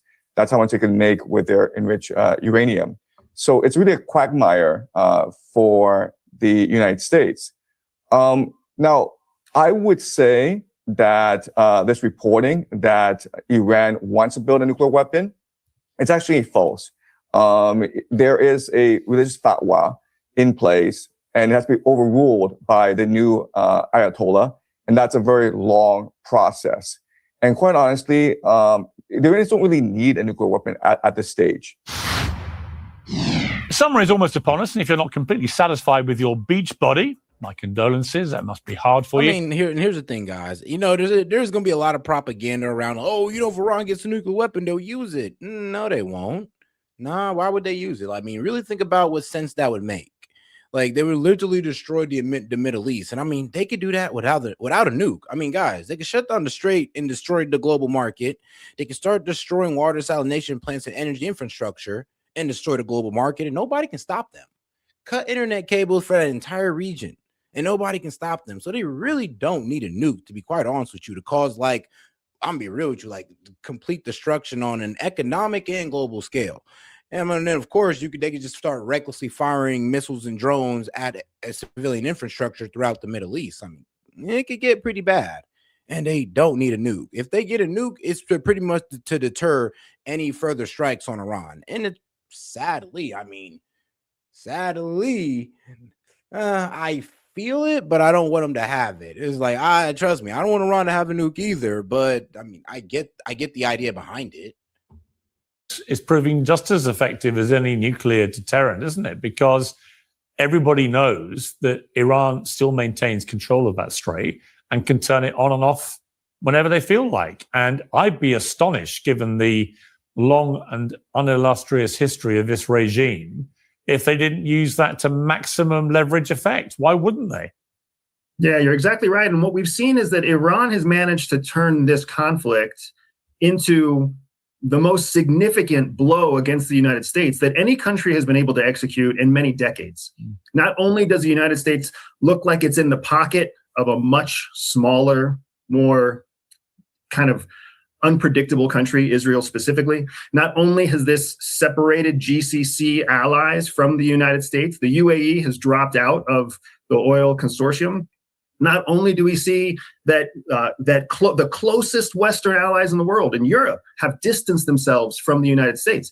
And that's not even counting how America looks at itself through the lens of politics and identity and global leadership. So just simply by surviving, Iran has shown that small can be powerful and that the United States can be overcome, possibly even defeated. Because if the Ayatollah stands, if the Iranian Republic continues to persist in Iran in its current form, if we reach the end of this war, what was it all for? Yeah. And it shows that they won. And if that doesn't inspire and encourage and maybe even provoke countries like North Korea, Cuba, continue to encourage countries like Russia, China, other adversaries competing for global dominance, I don't know what will.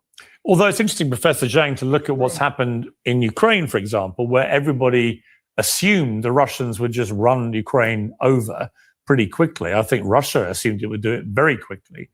That hasn't happened. And we are many years into that war. And in fact, you could argue Ukraine now is not just putting up a good fight, but is giving Vladimir Putin quite a bloody nose. It's proving to be very costly in both. And that's the craziest thing, bro, about this whole propaganda around Ukraine. It's like any small win that Ukraine gets, they treat it as this major win. Like, oh, don't worry, just one more hit from Ukraine and Russia's going to topple any minute now. And it's like, come on, you guys know the reality of this. Yes, Ukraine is going to get some good hits in, but they're not going to win this war. I mean, like I said, you sound insane if you think Ukraine is going to win this war.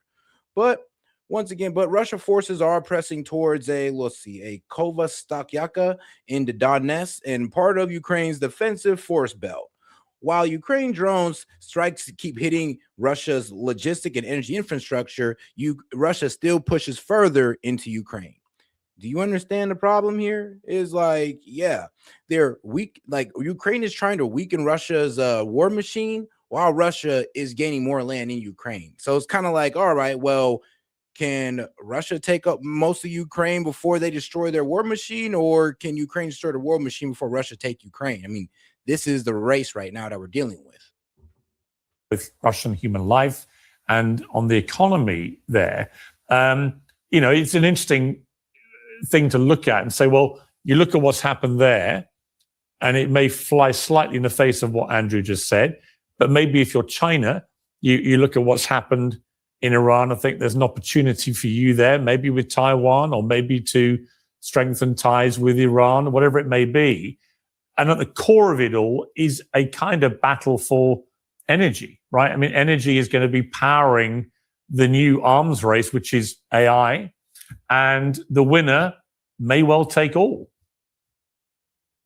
Well, people argue that this war was started in order for America to force the world to buy American energy. Because right now, if you look at the global map, the only reliable source of energy now is the Western Hemisphere, right? Because Russia is losing this war in Ukraine or is facing a stalemate, depending on which side you're on.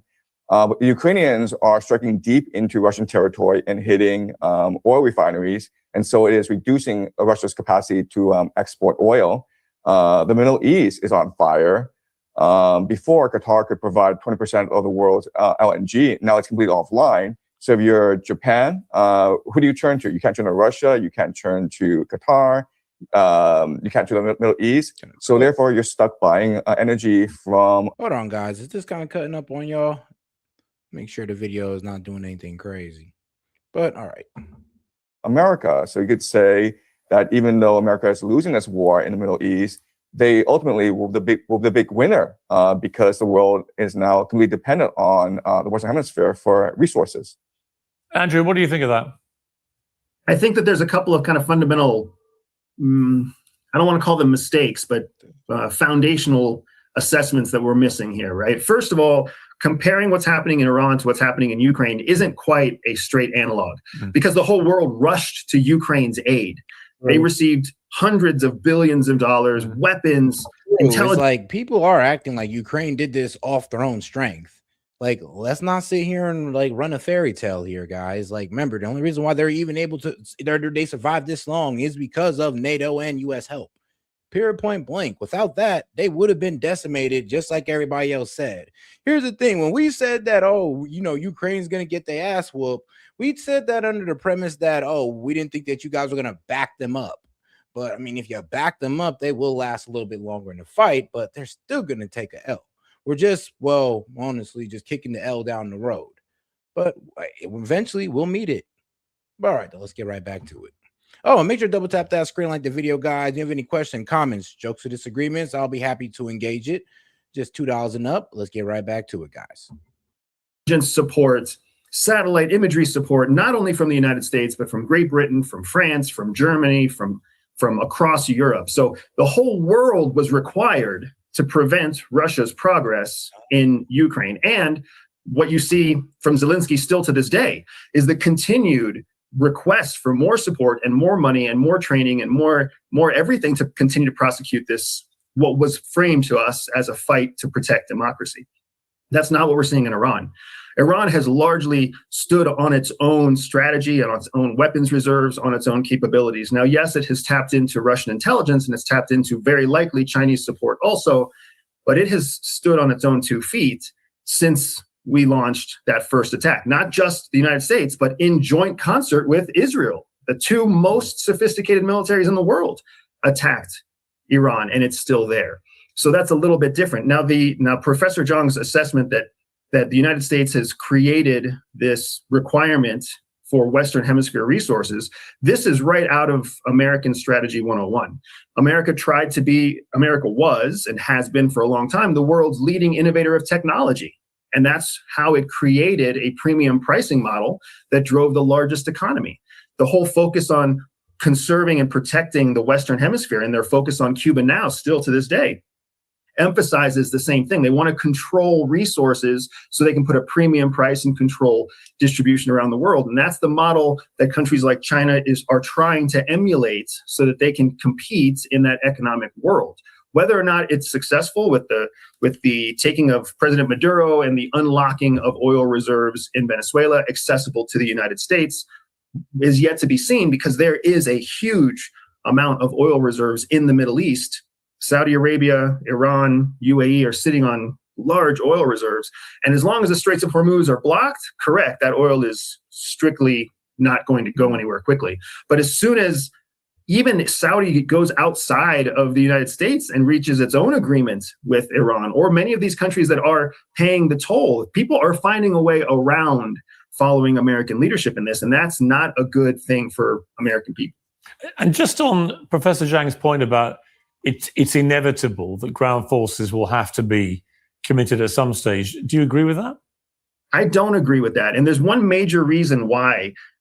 I believe that Donald Trump moved on Iran, not just because Israel sold him a false bill of goods, but also because he was looking for a very short, quick political victory, something that could be framed to the American people to show that the Trump White House was the best White House, the strongest White House, the most powerful White House. And that hasn't happened. So not only has the opposite kind of shown. Not only do we see major Trump supporters backing away from Trump and Trump voters backing away from Trump, but we also have this question of what's the next 2 years going to look like. And if we do see a change in the Congress during the midterm elections, then it's going to be even more difficult for Donald Trump to execute his wishes in the Middle East. So it's going to become not only politically difficult, but militarily difficult and legislatively difficult to move troops into the Middle East, especially enough to actually execute the change that we're looking for. Professor Zhang, your response to that? Yeah. So first of all, you're assuming that if the Democrats take the House in November, they'll be staunchly anti-war. And there's actually no evidence that the Democrats are anti-war. In fact, the Democrats have enabled this administration's war making. So I think that if the Democrats were to take the House in November, Donald Trump would actually be under more pressure to use ground forces. Otherwise, he could face impeachment. He would need a distraction. So what would be, in your eyes, what would be the purpose of committing ground forces? Would it be to effect regime change, or would it be to get the enriched uranium? I mean, what would be the mission? Man, I think it would be all of the above. I mean, if we're putting boots on the ground, you might as well go for everything. The problem is, though, is that, we could successfully get it done. The problem is, though, is the casualties and the increase in gas pricing. And what will Iran do while we have boots on the ground? You don't think, you think they're just going to stop firing into our allies? Like, come on now.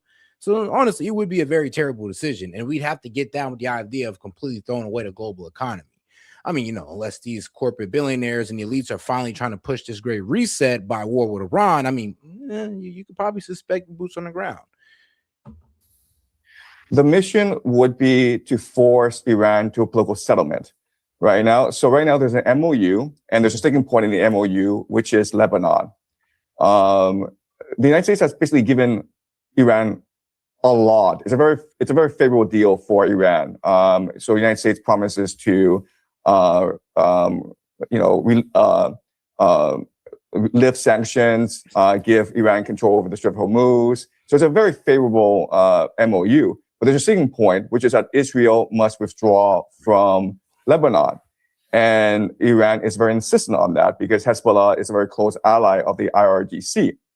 Now, what the Americans believe is that because the terms are so favorable, the Iranians are willing to compromise on this Hezbollah issue. And the IRGC has shown these past few days that they're not willing to compromise. So now the strategy is basically to force a military solution. And you do that by eliminating Iran's proxies in the Middle East, which includes Hezbollah, the Houthis, and the Shia militias in Iraq. And then you dislodge IRGC from the Strait of Hormuz, which is the main negotiating chip of the IRGC. Now, these past few days, we've seen massive movements on all fronts. So Saudi Arabia is rallying tribespeople, arming them to march against the Houthis. There's a crackdown in Baghdad. They call it corruption crackdown, but it's really the Iraqi prime minister consolidating power, and it's possible he moves against the Shia militias at some point. Yeah. Because like I stated, bro, Iran has a lot of control in Iraq. I mean, they got like 5 different militant groups that they fund over there. And then these militant groups got a good amount, good amount of, I would say, not just clout, but a good amount of influence as well. Flashpoint, of course, is Lebanon. So recently, under Marco Rubio, Israel and Lebanon have come to a peace treaty. And this could provoke a civil war between Hezbollah and the Lebanese government. Yeah. There's talk of ISIS coming in. Yeah, well, a grim reality that a lot of people don't want to get down with is that the fact that Israel is literally trying to get Hezbollah to disarm and all this good stuff, the problem is that's going to invoke a civil war in Lebanon. And here's the thing. A lot of people don't even know politics in Lebanon to really make the proper assessment of what we should actually truly push for. And what we should push for is a complete ceasefire and honestly not the disarmament of Hezbollah, because the disarmament of Hezbollah would literally throw Lebanon into turmoil. Like they're going to have a civil war over that. And for those of you who don't know, yes, Hezbollah is a political party. They do got a really dedicated base of people and militants. So you just can't disarm Hezbollah without low-key causing some internal strife. and from the north, and from Syria, and then Israel is going to extend its southern offensive. So I see this as a coordinated attempt to destroy all of Iran's proxies at once. There have been some multiple aerostrikes against the RGC positions in the Strait of Hormuz, and people expect that's really softening positions in order to insert ground forces at some point. Yeah, I mean, Andrew, of course, at the core of all this remains Gaza. The Israelis still occupy a large swathe of Gaza. Millions have been displaced, 70, 80,000 people killed. And that is still the irreconcilable element of the whole Middle East thing, which always comes back to Israel-Palestine. But at the same time, you have members of the Israeli government like Ben-Gvir now openly demanding genocide in Lebanon, literally saying all of Lebanon must burn in a statement. And, to all those who've defended Israel against the charge of genocide in Gaza, here you've got their security minister openly, brazenly demanding a genocide in Lebanon. Yeah, I mean, he didn't differentiate between the people of Lebanon and Hezbollah. He literally said, for every Israeli mother that weeps, 1,000 Lebanese mothers will weep and let Lebanon burn. I mean, that's pretty genocidal language right there. I'm gonna be real with you. This is, I think, one of the reasons that Israel's popularity as a country around. Oh, guys, make sure to double tap that screen and like the video, guys. And if you have any question, comment, jokes, or disagreements, you can feel free to support the show by super chat it in, gift, or Venmo. All right, let's keep it going. The world has been falling quite rapidly because you've got these absolute lunatics in the Israeli government who are saying the most unconscionable things. Yeah, between the United States and Israel, which for a long time have been seen as kind of democratic, stabilized, economically focused, countries that are trying to make the world a better place. Mm-hmm. For many, many decades, that's the stigma they tried to carry. But here in the last 5 years, what we've seen is that these countries who actually tried to shape their reputation have just completely disregarded what they once stood for: order, democracy, justice, fairness. It's gone. And that normalization among those world leaders is something that's going to play out in waves, in reverberations and echoes for decades to come. The United States has now shown that just being a world leader is no longer something that makes you a non-combatant. And that's what we've seen by the rendering of Maduro, as what we saw by them killing the Ayatollah of Iran. They are going after the heads of state, which means any country can now go after heads of state and treat them essentially as combatants when previously they were not.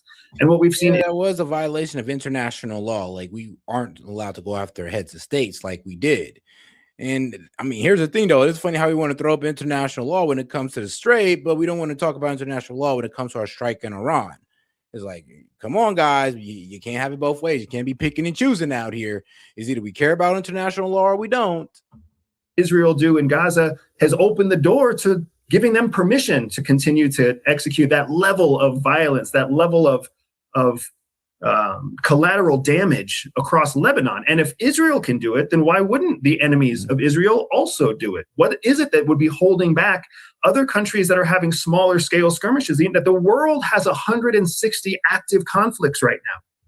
We only pay attention to 4 or 5 of them, but all across Latin America, all across Southeast Asia, all over Europe, there are active conflicts going on. And there's always been an understood kind of rule, gentleman's law of how you actually carry out conflict, and all that's being thrown away. And in the face of that type of unpredictability, it makes the future far less predictable, far less secure, far less safe, not just for us, but for our posterity as well. Yeah, Professor Zhang, if you talk to the pro-Israeli guests I've had on, and I've had many, they say, look, we've been under constant attack from the Houthis, from Hamas, from Hezbollah, all funded by Iran. This has been going on for decades. And what October the 7th did was it just told the world where this would lead if Israel didn't properly defend itself. Oh, guys, and like I said, if you got any disagreements, comments that you want me to read out loud and engage with, you can always super chat it in. If not, you can always just, like I said, cry in the chat about it. I personally don't care. But other than that, guys, make sure you double tapping the screen and liking the video and continue watching. Appreciate the support, guys. In other words, a horrendous terror attack, 3,000 Hamas terrorists pouring over the border and slaughtering anyone they could get their hands on. And it seemed to have a shock reactive component to this, to the Israeli psyche, I think. And early on, I absolutely defended their right to defend themselves. I said they had a moral duty to their people to do it, especially as Hamas was saying, we're going to keep trying to do this. But as it went on, I did start to question proportionality. And my Israeli guests would get very angry about, but they would start citing Dresden, the carpet bombing of Dresden in World War II, or the use of the two atomic. Hey, man, shout out for my man Galactic for starting us off, man. Appreciate the support, bro. Of course. He says, cheers, Set. Hey, man, cheers, brother. Cheers. And shout out to my man all the way out there in Australia. And you know what, Galactic, look, I know you're pissed. I know you're pissed about this because, bro, y'all energy costs went through the goddamn roof, bro. I was like, oh, yeah, that's why you been here going off, because energy prices is crazy. I was like, hey, yo. And what a lot of people don't understand is that, like, a lot of Americans don't understand what goes on outside of our country. It's like, yeah, if we're facing higher gas price, guys, other countries are facing straight up fuel shortages. I mean, if we're facing high gas prices, I mean, imagine what Australia and other countries around that area are facing as well. It's like, come on, guys. You got to understand the world is reasonably pissed at us. Reasonably. Not at us, like as the American people, but mainly our government. Bombs to end World War II by the Americans against the Japanese and so on. But, as I reminded them, well, that's... Oh, hold on now. I forgot. I got to give you your celebration, dog.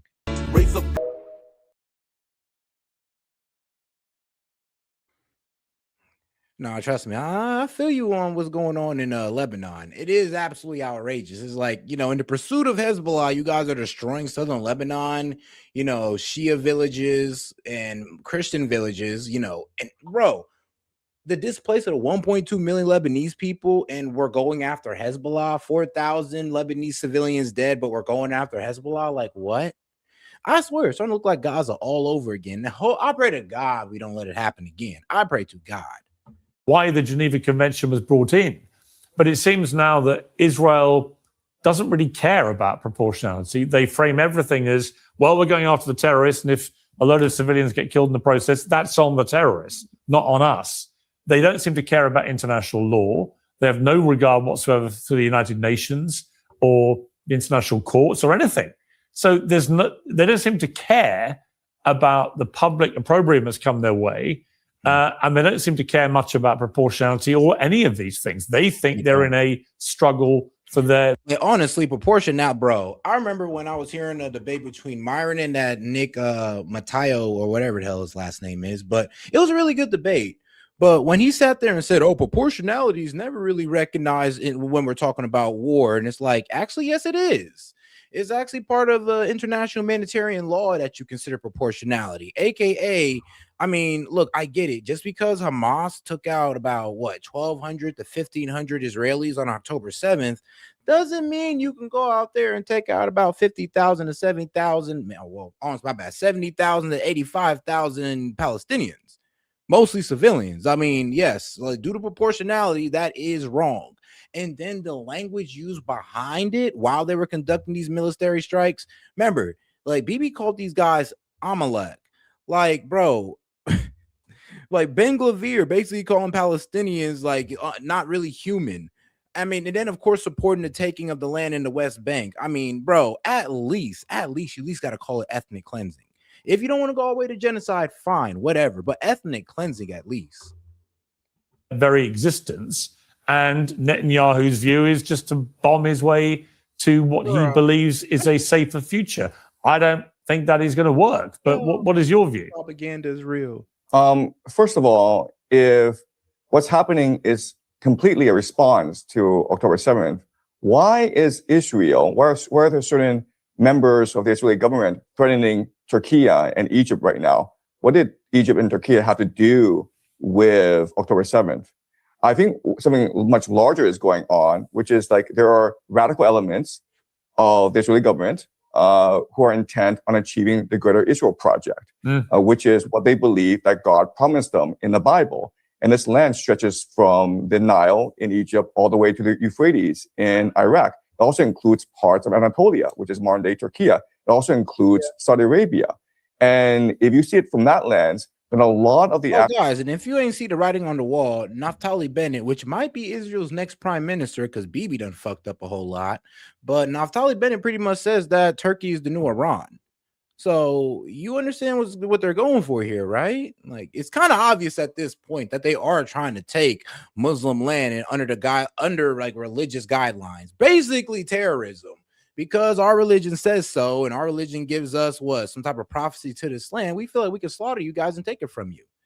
Yeah, that's terrorism, guys, and that's why they call the IDF a terrorist group, because they are going off of a political and religious ideology here. Zionism and radical Judaism. It's there. It's all there. It's all in the undertones. But a lot of people want to sit there and ignore it. Now, if you don't know the Greater Israel Project, this is it right here. So Israel wants to expand their borders into Egypt. They want to go ahead and take over all of Jordan, a decent amount of Saudi Arabia, a decent amount of Iraq, and damn near all of Syria. And then, of course, just completely engulf, Lebanon. And as you see, they're going for it right now. Slowly, but surely trying to go for it. And I don't honestly think they'll succeed. I think they're biting off more than they can chew, but we'll see. We'll see what happens with that. But according to Mike Huckabee, they should have it all. Actions that Israel has been conducting these past 2 years make a lot more sense. Israel is fighting wars on multiple fronts. And it was really about... Well, Mohammed, you know how dumb it is to talk about the genocide in Sudan? Because the genocide is being enacted by our ally. Yeah, UAE is supporting the militant group down there doing the genocide in Sudan. That's why we don't talk about it. Because when it's funded by us, we kind of hush the fuck up. The problem with Gaza is that, man, I ain't gonna lie, Israel went a little bit too hard. A little bit too hard, bro. They're not even going that hard in Sudan.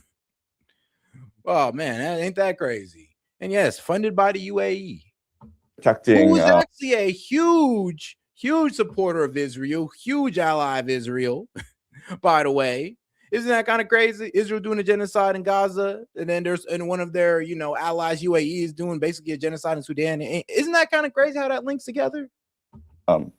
Israel's sovereignty, you would think that they would go out and make friends in the region in order to better protect their people. But instead, Israel has been starting wars all over the place. You also have Israeli soldiers in Argentina right now. You also have Jared Kushner trying to buy this island, Sazan Island, in the Adriatic, which has caused all these protests in Albania. So you ask yourself, if all Israel is concerned about is protecting its national borders, why is Israel spreading all across the world right now? Yeah, I mean, Andrew, I look at what's happening just on the West Bank with the aggressive expansion of the settlements in a very violent manner. I look at the language of Ben-Gvir and Smotrich about Lebanon and about Gaza, people can argue about whether it's a genocide or ethnic cleansing or whatever it is. But what is inarguable, I think, is that the likes of Ben-Gvir and Smotrich, who have senior positions in the Israeli government, would love to see all the Palestinians out of Gaza, out of the West Bank, out of southern Lebanon, at the very least. So I do agree with Professor Zhang. I think there is, for some constituent of this Israeli government, there is a far grander plan here, and they see it. Israel is breaking international law every day of the week. I mean, every day that they try to take over the West Bank and put settlers in there to take Palestinian land, I'm be honest with you, that is an international, that's breaking international law, guys. But for some reason, nobody really checks them on it. Even Donald Trump said that Israel would not settle in the West Bank.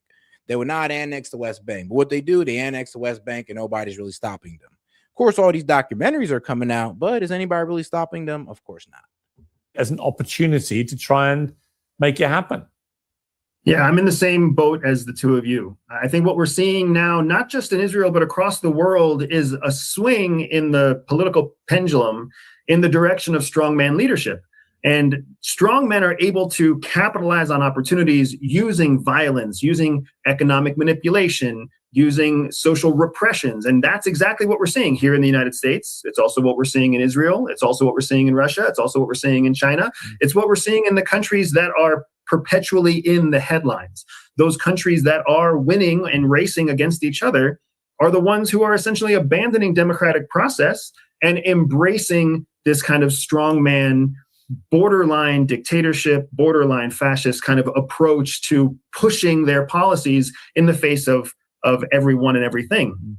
It's especially upsetting in a place like Israel and a place like the United States because we claim to have a separate judicial process. And the strong Galactic, could you super chat in? I'm gonna help you out in this debate here, because apparently, our brother Muhammad didn't ever see this. International Association of Genocide Scholars, right? And a lot of people don't even know these people exist, but shout out to them. The world's largest professional organization of genocide scholars, the IAGS, which has about 500 members, passed a resolution stating that Israeli policies and actions in Gaza meet the legal definition of genocide. I'm just like, bro, and this is what I said, like, bro, they got like genocidal scholars who've been studying the subject more than you, bro.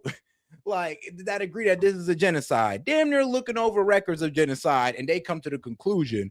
But your Hasbara propaganda ass want to sit there and say, no, it's not a genocide. It's like, okay, so the genocidal scholars don't, what, the word don't mean nothing? Okay, then. Ain't that crazy? But while it reflects a majority vote, the exact tally was 28% of the organization members participated in the vote. 86% of the vote supported the resolution. So yeah, there was a vote, but mainly all out of the 500 members of genocidal scholars and genocidal experts, yeah, the consensus was that it is a genocide. I know, right? But who are you? But who are you to disagree, man? Come on, please show me your certification in genocidal study, please. Instead of just giving me your Hasbara campaign that Israel, oh no, well, I ain't gonna say that Israel fed you, but your favorite Israeli influencer fed you. Please give it to me. Men in charge of both the United States and Israel are facing criminal charges in multiple other areas. So you have to wonder whether or not they're just trying to do what's best for their country. Are they just trying to gain economic freedom, just trying to gain military security, just trying to gain national sovereignty? Or are they trying to do those things aggressively in the hopes that it will defer, delay, and distract from their own criminal issues?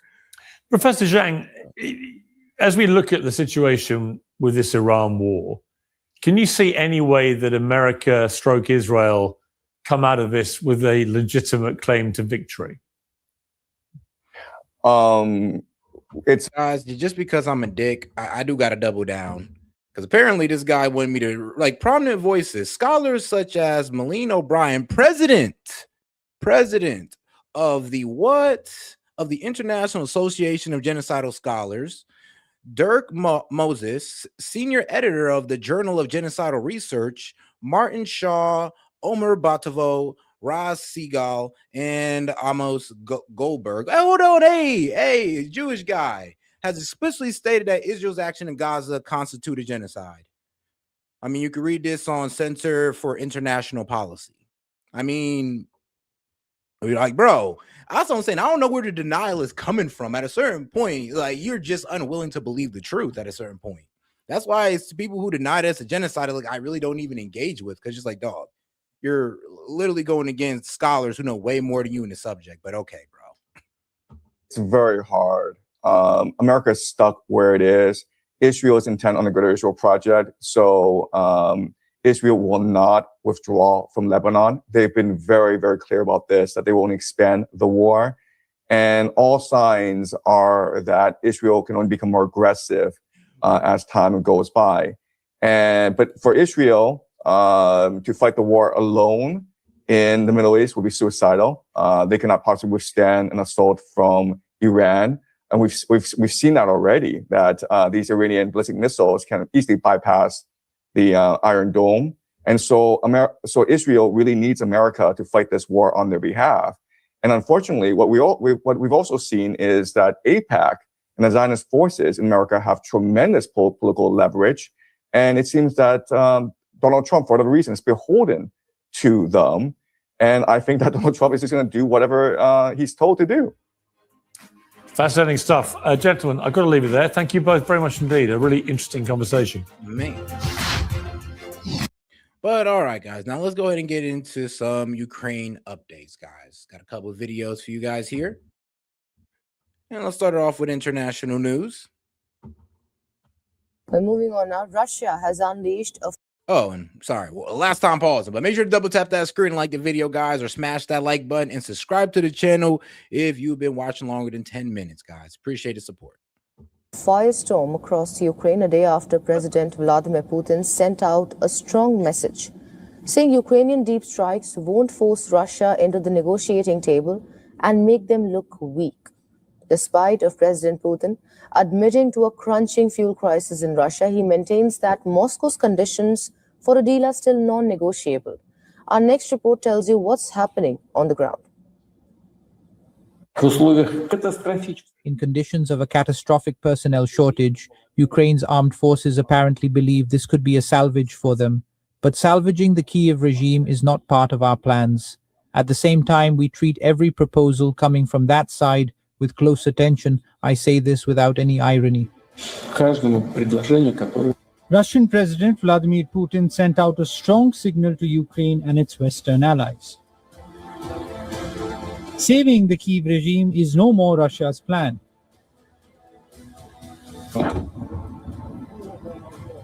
A day later, Moscow has unleashed a new missile and drone blitz across Ukraine, rejecting Ukraine's call to halt long-range strikes. Huh. That's hilarious. You do a long-range strike into all the way into Russia, hitting Moscow, and you want to talk about, well, can we cease the long-range strikes, please? Like, bro, what? No, Zelensky, you just popped off. And now you're over here begging the NATO for more weapons. Like, I'm sorry, but you might be cooked. Windows smashed, doors blown out. These images of a gutted passenger minibus struck by a Russian drone in Zaporizhia is a stark reminder of aerial assaults. That aerial assaults are far from over. For the people scrambling for cover, it was a nightmare in a broad light. I heard an I'm sorry, but I do got to grill you, Mohammed. If you're Lebanese, then how could you sit there and watch over 4,000 of your own people get bombed by a foreign nation and then take the side of the foreign nation that's bombing your people? It's not Hezbollah that's bombing your people. Who is it? It's the IDF. It's Israel. I mean, bro, even the Israelis will admit to that. So the people who are protecting your people, which is Hezbollah, like them or not, I don't like Hezbollah. They killed Americans. But at the end of the day, they are protecting your people, not the Lebanese army, but Hezbollah. And if it was for Hezbollah, think about it. 1.2 million Lebanese people has been displaced because of Israeli aggression, not Hezbollah aggression, Israel aggression. They didn't leave because Hezbollah fired rockets. They left because Israel's dropping bombs. But you call yourself what? I'm gonna be rude with you. I can't even say that you're a supporter of your own people. It just don't make sense to even call you that, bro. You're literally supporting the people who's killing your people as we speak. Like, what? Like, I'm sorry, but dog, you sound crazy. And you're low-key embarrassing yourself and your people right now, if you're even really Lebanese. TV, first-person view drone, buzzing in the distance, but I didn't pay attention. There was an explosion. I immediately was in panic. All the airbags deployed. I was covered by the airbags. Then, when I opened my eyes, there was a minibus in front of me. Drone hit its rear door, the upper right corner. While Zelensky has accused Moscow of terrorism and killing its civilians, Russia has maintained that it never strikes civilians or civilian-related infrastructure. Ukraine, on the other hand, is not backing down. Its deep strikes over the last few months have left Russia grappling with major fuel crisis. An admission to this effect has been made by President Vladimir Putin. This is for the first time he has detailed about the extent to which Ukraine's deep strike has hampered Russia's fuel production. As I already said, there is damage, but all damaged facilities are repaired fairly quickly, and any problems that arise are not critical. Everything is functioning reliably and with a large safety margin. As both sides struggle with energy crisis, Putin has hardened his stance, saying strikes won't force Russia into talks from weaker position and that the conditions for a Ukraine peace deal are non-negotiable. Bureau Report, Beyond World is One. And like I said, bro, it's pretty much Ukraine trying to pretty much cripple Russia war machine, and as Russia pretty much tries to encroach more on Ukrainian land. And the race is, so can Ukraine pretty much cripple Russia's war machine and get them to stop before really, Russia takes Odessa or something crazy like that? Let's see. Because a lot of people are taking, like I said, they take small wins from Ukraine and they just, like, I'll be real with you, they exaggerate the hell out of them. It's like, just because Ukraine struck inside of Moscow doesn't mean that Russia stopped taking bits of Ukraine. Like, let's just keep it real here. I wish that was the reality, trust me, but that's not. All right. Right, shifting our focus now, Russia has unleashed a firestorm across Ukraine a day after President Vladimir Putin sent out a strong message saying that Ukrainian deep strikes will not force Russia into the negotiating table and make them look weak. Despite President Putin, admitting to a crunching fuel crisis in Russia, he maintains that Moscow's conditions for a deal are still non-negotiable. Our next report tells you what's been happening on the ground. Take a look. In conditions of a catastrophic personnel shortage, Ukraine's armed forces apparently believe this could be a salvage for them. But salvaging the Kyiv regime is not part of our plans. At the same time, we treat every proposal coming from that side with close attention. I say this without any irony. Russian President Vladimir Putin sent out a strong signal to Ukraine and its Western allies. Saving the Kyiv regime is no more Russia's plan. Oh, crap. Whoop, wrong video. Whoopsie-daisy. My bad. In condition. Russia has unleashed a firestorm across Ukraine a day after President Vladimir Putin sent out a strong message saying Ukrainian deep strikes will not force Russia into the negotiating table and make them look weak, despite of President Putin admitting to a crunching fuel crisis in Russia. I mean, yeah, that was the goal, to sit there and try to force a fuel crisis, which they've successfully done. I mean, shout out Ukraine. They have successfully forced a fuel crisis in Russia. But all Russia is pretty much saying is that, I mean, bro, all you're going to make us do is double down on the missiles and drones. So sure you want to do this? And of course, Ukraine is saying, of course we are. And we're going to see if we can take your war machine down before you take Ukrainian land. And I'll be real with you, it's quite the race we got going on here, because obviously Putin ain't backing off. He's all in. Zelensky, I mean, he can only go as far as we allow him, as NATO allow him at this point. He maintains that Moscow's conditions for a deal are still non-negotiable. Here's a report. In conditions of a catastrophic personnel shortage, Ukraine's armed forces apparently believe this could be a salvage for them. But salvaging the Kyiv regime is not part of our plans. At the same time, we treat every proposal coming from that side with close attention. I say this without any irony. Russian President Vladimir Putin sent out a strong signal to Ukraine and its Western allies. Saving the Kyiv regime is no more Russia's plan.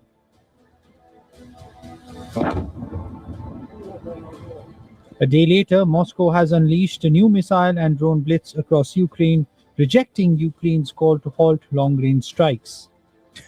Yeah, like I said, insane. So you go strike deep inside of Russia. And like I said, like good shit. But you can't sit there and start saying, oh, no more long-range attacks. Bro, you just committed one hell of a long-range attack inside of Russia. I mean, fair is fair, bro. Like, what you think was going to happen? Windows smashed, doors blown out. These images of a gutted passenger minibus struck by a Russian drone in Zaporizhia is a stark reminder of aerial assaults. Is a stark reminder that aerial assaults are far from over. For the people scrambling for cover, it was a nightmare in a broad light.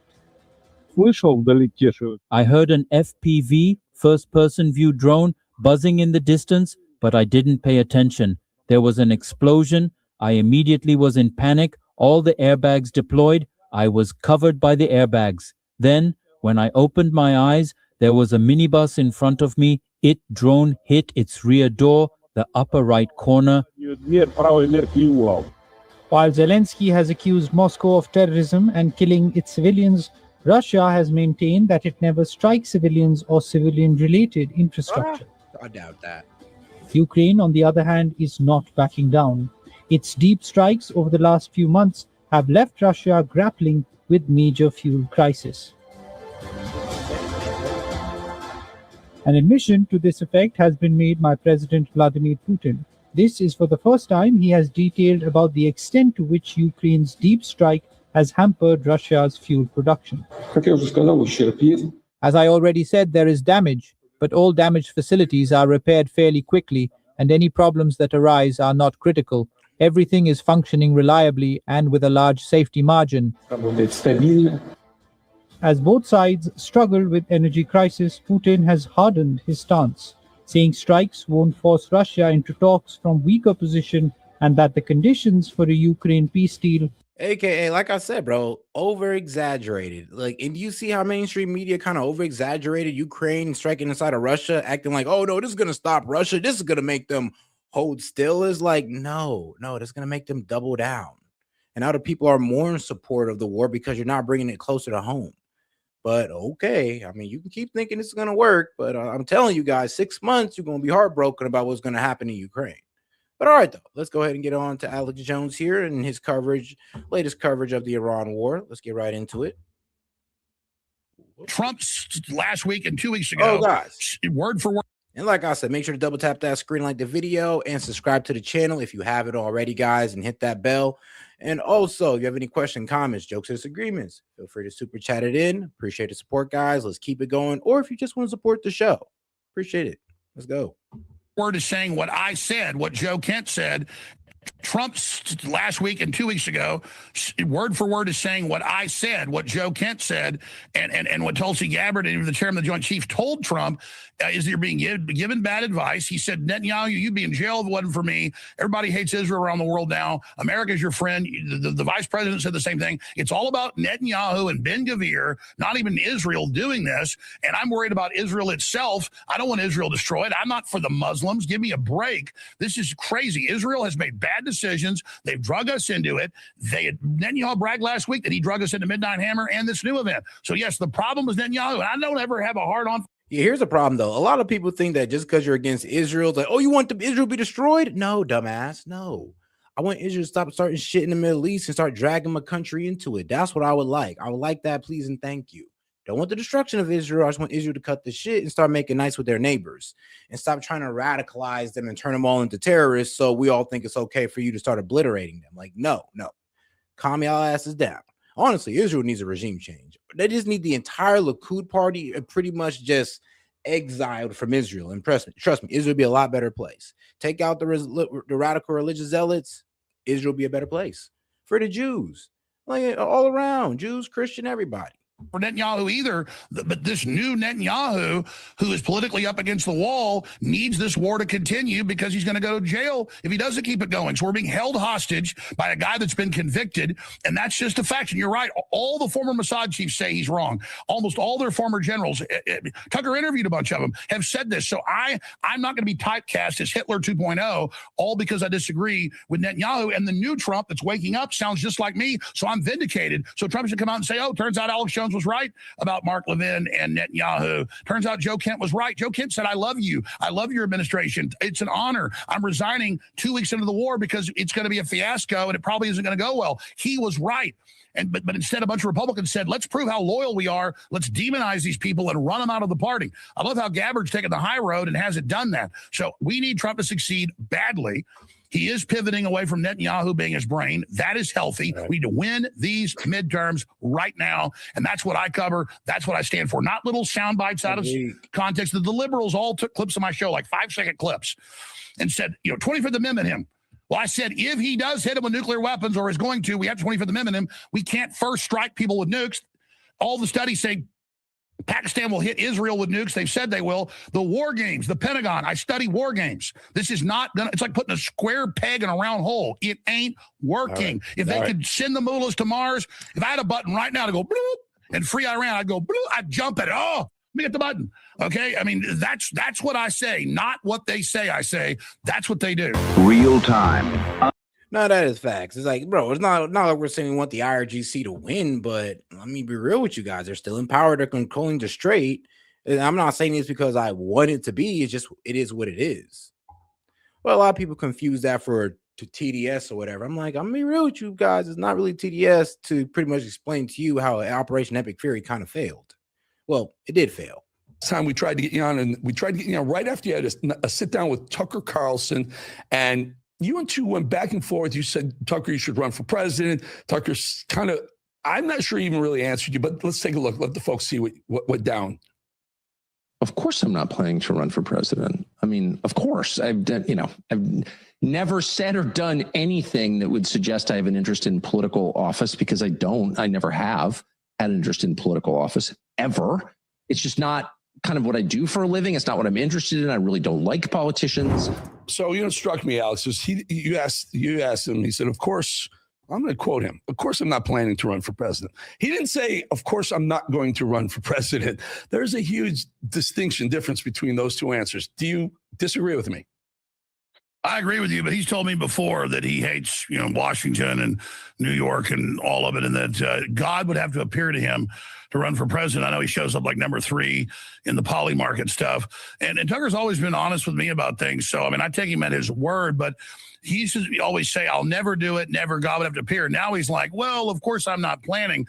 So it does sound like he's in some way inching towards that. Well, you pressed him. You took a second crack at it. Take a listen. You said God would have to appear to you for you to run for president. So should we all pray that Jesus appear to you and tell you to run for president? Oh, I don't want to run for president. I do want to be involved in offering an option of some kind. I don't know what that would look like, but it's not democracy when no matter who you vote for, you get the same result. Tucker, you'd beat Gavin Newsom. You'd beat Marco Rubio. You need to run for president. It's just like a gladiator. The options are Gavin Newsom and Marco Rubio. I don't think. I know Trump is very convinced that Gavin has a shot, and Gavin has an advantage in that he's a sociopath who will say anything while passing a lie detector. And he can talk, unlike Kamala. Oh, he can talk. And by the way, Marco is an underrated talker. He's an excellent talker. Oh yeah, speaks without notes. But both of those guys, I mean, come on, is that really the option? A little bit of, that isn't even the issue. I think almost any Republican right now, the top 5 I'm thinking about, would likely beat Gavin Newsom and likely beat whoever the other lunatics who are on the left that are looking right now. I think there are others that are going to pop up that would give a better representation of the Democrat Party. But so you think Tucker, why Tucker? Why not, J.D. Vance or Rubio? Tucker seems to like Rubio. Why not one of those, Alex, for Alex Jones's money? Well, I'm gonna be real with you. I'm gonna tell you the distrust between both of those candidates. Rubio, he's a neocon. I mean, let's be real. If Rubio gets into power, bro, we're going to war, guys. If Rubio gets into power, bro, we're going to war. We're taking over Cuba, etc. If Vance gets into power, then I'm gonna be real with you, he might let his AI tech buddies take it. So it's either AI takeover or constant forever wars. And if you told me to choose it, I'm choosing Vance. I prefer the AI takeover than the forever wars. I'll be real with you. Instead of just throwing away the entire global economy, be honest with you guys. But I mean, that's just pretty much what it is. Huge criticism behind Vance and his tech backing, like with Palantir, PayPal mafia guys, all that good stuff. And then there's Rubio's neocon backing, pro-Israel backing, and you already see all the pro-Israel influencers already putting their card behind, already putting money behind Rubio. Oh, hey, shout out to my man Prom. Yeah, Prom the US. All right, bro. Shout out, because this is your first time super chatted in. I appreciate that. He's like, I support your platform of free speech and debate of ideas in reality. Hey, man, that's all I like to do here. I try not to be too biased because I'm center-leaning conservative. So I try not to be like too biased, but I do have my own opinions on matters and all that good stuff. But trust me, if I'm going to report it to you guys, I'm going to try to give you the most unbiased perspective, or at least show you both sides on what they're saying. And I'll let you come up to where you stand. I ain't going to tell you. That's up to you, man. I ain't into controlling how people think. I mean, I like J.D. Vance over Rubio. Not the government. Rubio's very competent and very smart, but he's been a neocon in the past. I mean, I like J.D. Vance. I think that's who Tucker, overall likes. I think he was just pointing out the fact that. Oh, and shout out to the celebration, bro. Raise a blade.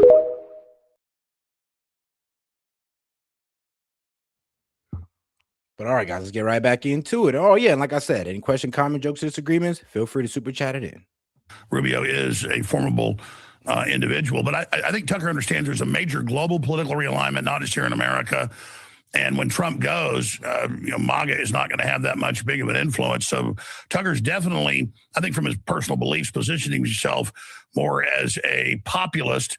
And after 30 years, the Republican Party is moving away from it. But he said he would still support Republican candidates when they were better than Democrats. I don't see how there's any Democrat candidates that are good. I see none of them. I mean, hell, Mondani might, run. He's a major kingmaker, promising. Oh no, Mondani can't run because he's not from this country, but he's a kingmaker. He can honestly get his favorite Democratic socialist, who's an actually born in this country, and he can get them to run. And you know what? Wait, hold on. Can Mondani be vice president, Secretary of State? Wait, you got to be an American citizen for any of those positions? I'll look it up. But I mean, he can still find his way in there. We could be ran by a whole bunch of Democratic socialists if we keep on going in this direction. Conservatives, Republicans, if you keep on going a pro-war direction and destroy the economy, you're going to create a whole bunch of socialists out of that. And I'm just going to sit there and I'm going to be like, look, I told you, I warned you. Now we're dealing with Zoran Mondani-like candidates. And you know what? We're just going to have to sit there and just let them rock. I personally don't want that to happen. But the way you guys are egging on this war, I think y'all want it to happen. I ain't gonna lie. The way I be looking at conservatives and Republicans and all this good stuff, the whole party in general, I'm like, what, do y'all want the Democrats to take over? Do you want this country to fall into socialist control, bro? Because the way y'all moving, I'm be real with you. You're pushing for it for real. You're pushing for it more than Zoran, the way y'all acting. You had an earlier guest on, we're getting to it next segment, but he's like, communism doesn't work. Well, it does work for the elites that push it to enslave people. So I'm way more cynical than that. Mm-hmm. They know it's a system of slavery that cons the public into being a bunch of hive mind bees in a beehive or ants in an anthill. So communism isn't failed. It's killed 200 million people in the last 120 years or so. So it's very successful at tyranny and enslaving people, like cancer is successful taking over a body. And communism is the more iron-fisted form of socialism, and the socialism idea that Democrat socialists of America are sliding communism into our system in a very dangerous way. Well, countless numbers of them have been caught, even on Zoom meetings and books they write saying, we're really communists. We just call ourselves Democratic Socialists. I know people that work for Bernie Sanders. The ideology is exactly the same, Alex. The ideology is exactly the same. The people work. The establishment decides who gets what. It's delivered the exact same way. It's just slavery. It's slipped in different. And that is literally the difference between socialism and communism. We'll get to that in the second block. But I want to talk to you about this. Alex, when you talk to Tucker and say, hey, run for president, do you realize what you're doing? And I know you're a smart guy. We already have MAGA on one side. We have on the right only. We have MAGA. We have the Rhino establishments. And now there's a third lane opening up. The Tuckers, the Alex Jones, the Megyn Kellys, the MTGs, the Candace Owens, who don't like Trump. So they're somehow going to create another trifurcation of the split the R vote even further. Here's the problem. It's not that we don't like Trump. Is that Trump is going in the direction of the establishment Republicans. That's the problem. We didn't vote for that. We wanted to vote for an established Republican. We would have gotten Nikki Haley or something like that. I mean, look, we could have got our first Republican. We could have got our first woman president plus a neocon if that's what we wanted. But no, we didn't. We voted for Trump because he said he was going to he won the country in a different direction and the Republican Party. And apparently he just did the same old with this whole war with Iran, selling out to the corporations, inside trading, all this other bullshit that he decided to engage in over the America First policies or the MAGA policies that he ran on. And he was able to get a couple of them done. But as of now, I'm not going to lie, bro. He kind of took a huge detour. And it doesn't look like we're going to be able to get back on track on time for midterms. He might just be a lame duck president by then. God forbid. But it's going in that direction. Which almost guarantees a loss to our side. I want to respond to that. I would imagine that Tucker, if he runs for president, which I don't think is going to happen, is going to run as a Republican. He's doing that to position himself to get a lot of the leftist audience and try to make things not partisan. So I see what he's doing. I don't think it's cynical, but I think it's a very shrewd move from his position. Trump's somewhat of a lame duck. He's gone sideways on some issues. But I'll be very clear. I am not anti-Israel. I am anti-Israel controlling our foreign policy, dragging us into this war. And so I'm not as, far out on the Israel thing as a Candace Owens or, some of these other people. I understand their perspectives. I don't think they're bad people. I want to be clear. When I said during Midnight Hammer, this is designed to go to full regime change the next year, they're going to say we didn't get the uranium. I was right.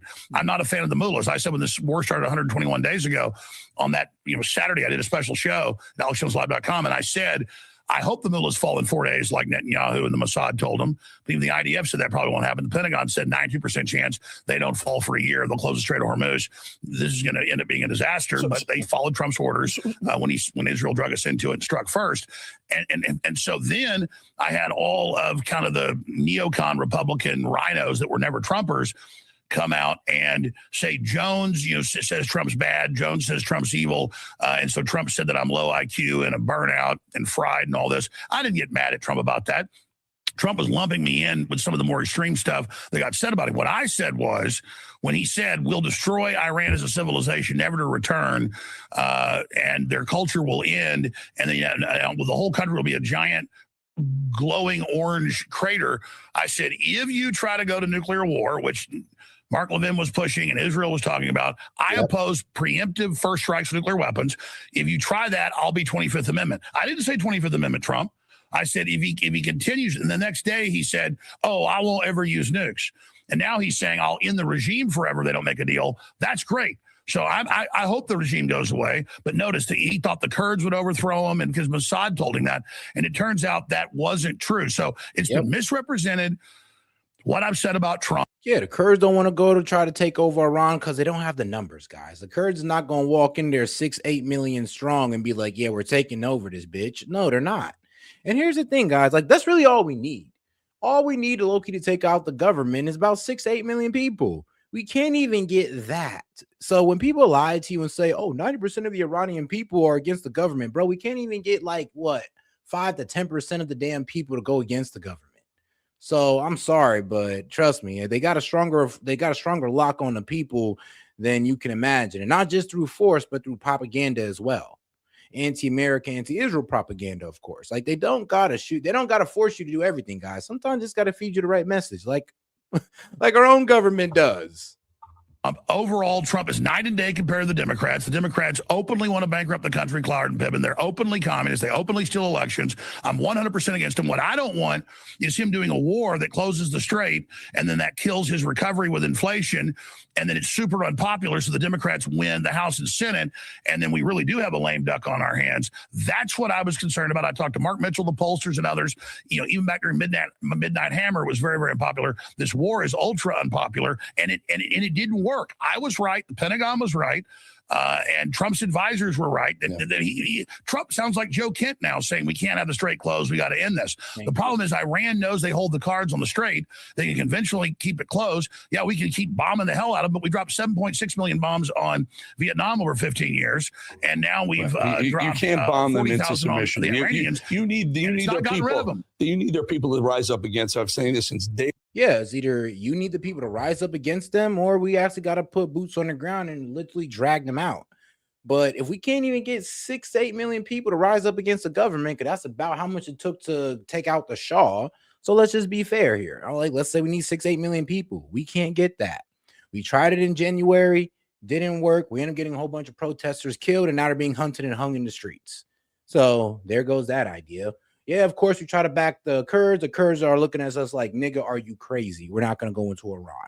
So there goes that idea. And now, of course, you got the Mark Levins and Ben Shapiro's like, no, we should just resume strikes. And we're just looking at them like, bro, I mean, we're running low on munitions and our strategic oil is low. So I don't really think we can even fully commit to that idea. One of the war, it's not a popular opinion, but the IRGC is iron fist there until 91 people rise up. Alex is going to stay with it. I'm going to pose you the same question I posed Eric Metaxas with a little twist on it. I asked Eric Metaxas, is this Democrats socialists of America? I believe they hate America, but they also might hate Israel. I said, is it one or both? The people who I would say, I won't put you in that group anymore, Alex. If you tell me you're not. But there's a group of Tucker, Candace, Megyn Kelly, MTG, who I believe don't like what Trump's about, but also I'm not sure they just don't like Israel to the point where It's because Trump is friendly with Israel. That's their problem with Trump. I'm going to ask you that question. Stay with us. We'll get your answer. No. It's the fact that Trump put American interest, like, well, not American interest, but Israeli interests over American interests. It's like, dog, you're supposed to be focusing on affordability. Like, what the fuck are you doing getting into it with Iran? Like, bro, I need gas prices at $2, not $2.98, which was nice, but I need it at $2. I need inflation at 2%, not 2.4%, where we were at before the war, which was nice, but 2%, like you promised. Like, you should be woke. Oh, yeah, the Housing Affordability Act would have been fan-fucking-tastic right now. So you should have been focusing on affordability instead of war with Iran. And maybe you'd been focusing on affordability and increasing our manufacturing power, upgrading our energy infrastructure. Maybe we'd be in a better position to take on Iran. But since you didn't do that and you lacked on all of that, we're kind of in this vulnerable position. Answer on the backside of this break. About the folks, Tucker, Megyn, Candace, MTG, not Alex, because he says he still likes Trump, but just was concerned about how he was handling the Iran war. These are friends of mine. Right. Tucker, I worked with for 15 years. Megyn Kelly, I worked for 15 years, and I've been on the show 100 times. I adore Megyn Kelly. She's moving away from Trump and supporting Trump. That's okay. That's democracy. I get it. Candace never really liked me very much because I think she's a little bit cuckoo. I think her hate for Israel clouds everything she does. And MTG, who's been a friend of mine, but I don't know about that. Even Alex Jones is like, I don't know about that one. It's like everybody, Candace she goes in. But honestly, she gets mainly heat off investigating the Charlie Kirk murder or assassination. And here's the sad reality of that. It's like, guys, I'm just going to tell you this right now. There's more evidence that Charlie Kirk's mics might have exploded and lodged a projectile in his neck than evidence. There's more evidence of that, of a microphone exploding, lodging a projectile in that man's neck, than Tyler Robinson shooting him from the roof. I'm sorry. There's just more evidence leaning in the crazier radical theory than the theory that the feds is trying to feed us. It's like, bro, they couldn't even match the bullet. It was inconclusive, aka they can't prove that Tyler Robinson took that fucking shot. They can't. But for some reason, we can find all types of evidence of a cover-up of them trying to cover up the lapel mic exploding and possibly lodging a projectile into his neck. Possibly. Now, remember, God, take this with a grain of salt, by the way. It's tough to remain friends like this when it gets this divisive. So my question, these folks, Tucker, Megyn, Candace, MTG, and maybe some of the other more popular people around who've been Republicans, been Trumpers who aren't anymore, is it a dislike of Trump and Trump policies, or is it Israel is clouding how they feel about everything, including Trump, so they can't support someone who's supportive of Israel? It's a lot of factors. I can't judge Candace is something she does I don't agree with. MTG legitimately over the Epstein stuff got upset. Massey got upset about that. And then when the Republican Party system came after them and then the Israel lobby came after them, it made... Now, let's be real, though. They're anti-Israel. They don't have undying support of Israel. And then, a lot of them went against Trump over the Epstein files. And let's be real, even a lot of Republicans, like conservatives, agreed that the handling of the Epstein files was atrocious. Like, it was terrible what they did. I mean, even with the Epstein Transparency Act, it seemed like the DOJ just did not give a fuck to follow it. Like, bro, full transparency, but we still got 3 million more pages and you guys don't want to release it, but you're talking about full transparency? Like, talking about, we released 3 million and we got about 3 million more, but hey, we're stopping. Good luck, bro. Like, what you gonna do about it? Yeah, I'm gonna be real with you. You pissed a lot of people off with that, and you can't get mad when people start trying to call this administration the Epstein administration or the Epstein regime, because, I mean, look what you did with the Epstein files. Like, come on now. Y'all kind of walked yourselves into that one. If you had just gave full transparency, it all be damned. And if Trump is truly innocent, I mean, you should have just gave that full transparency. I'm not trying to lean into the whole Trump's a pedophile. I'm not going there. I'm just saying, I mean, like, come on, man. If he was truly innocent, just give us full transparency. Like, it all be damned. If I was Trump, I'd be like, I don't care what happened to my friends. Y'all not about to sit here and call me a pedophile. It personal, and they got more and more angry.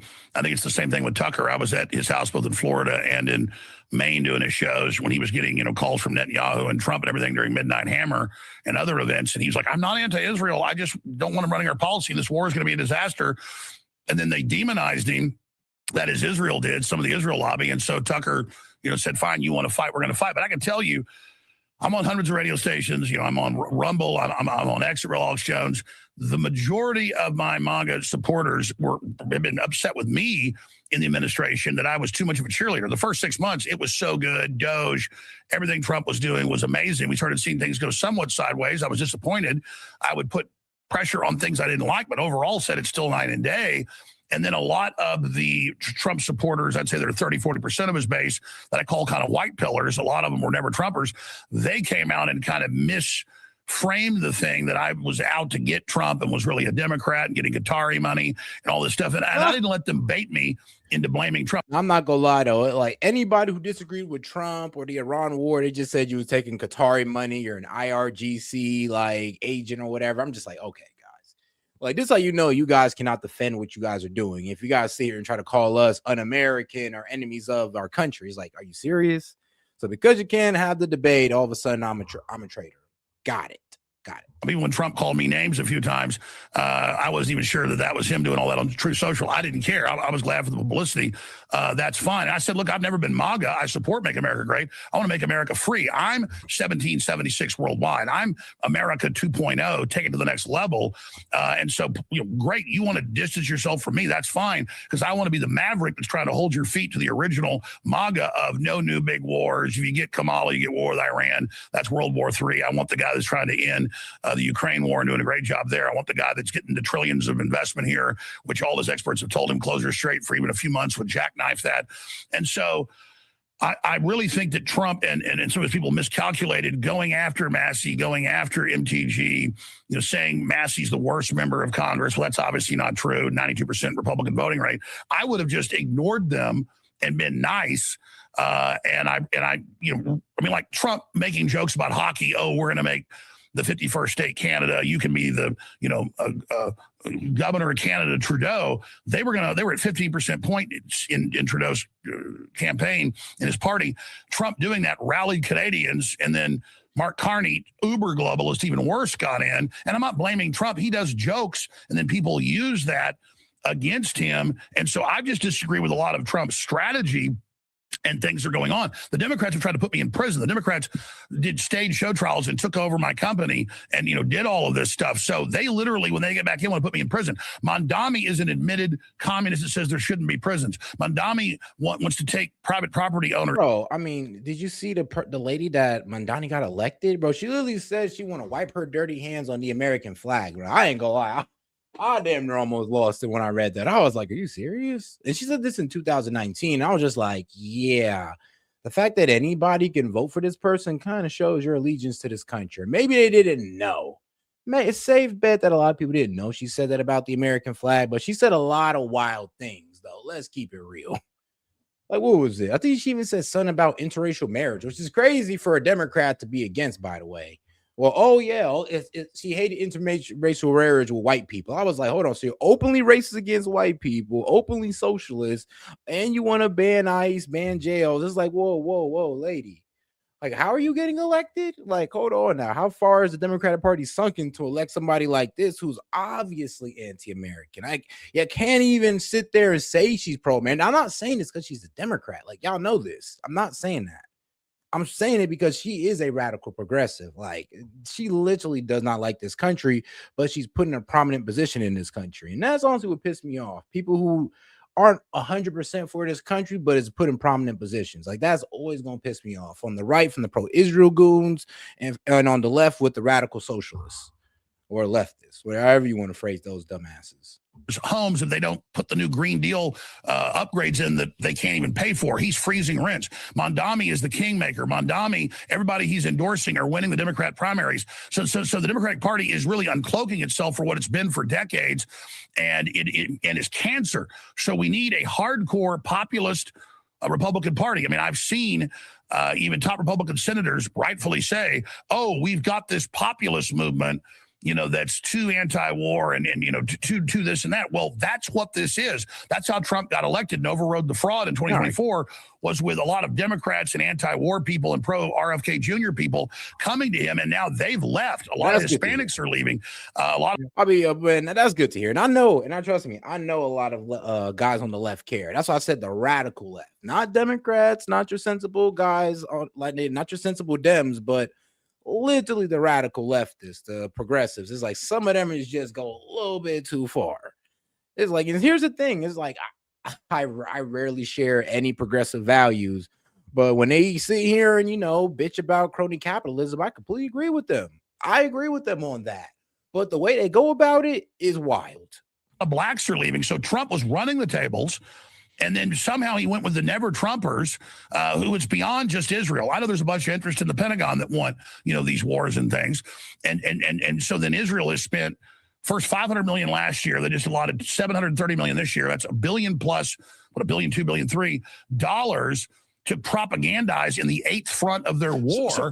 And you got the head of the ADL saying we're going to censor anybody that says Israel drug us in this war. And it's just crazy. So they're like, yeah, Israel does pay for a lot of propaganda. Like when everybody said that, these influencers are getting paid their $7,000.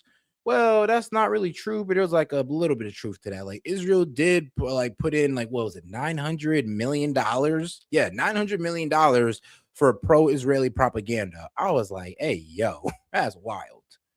Like trying to start a fight, trying to make people Hitler that just disagree with any foreign government manipulating our policy.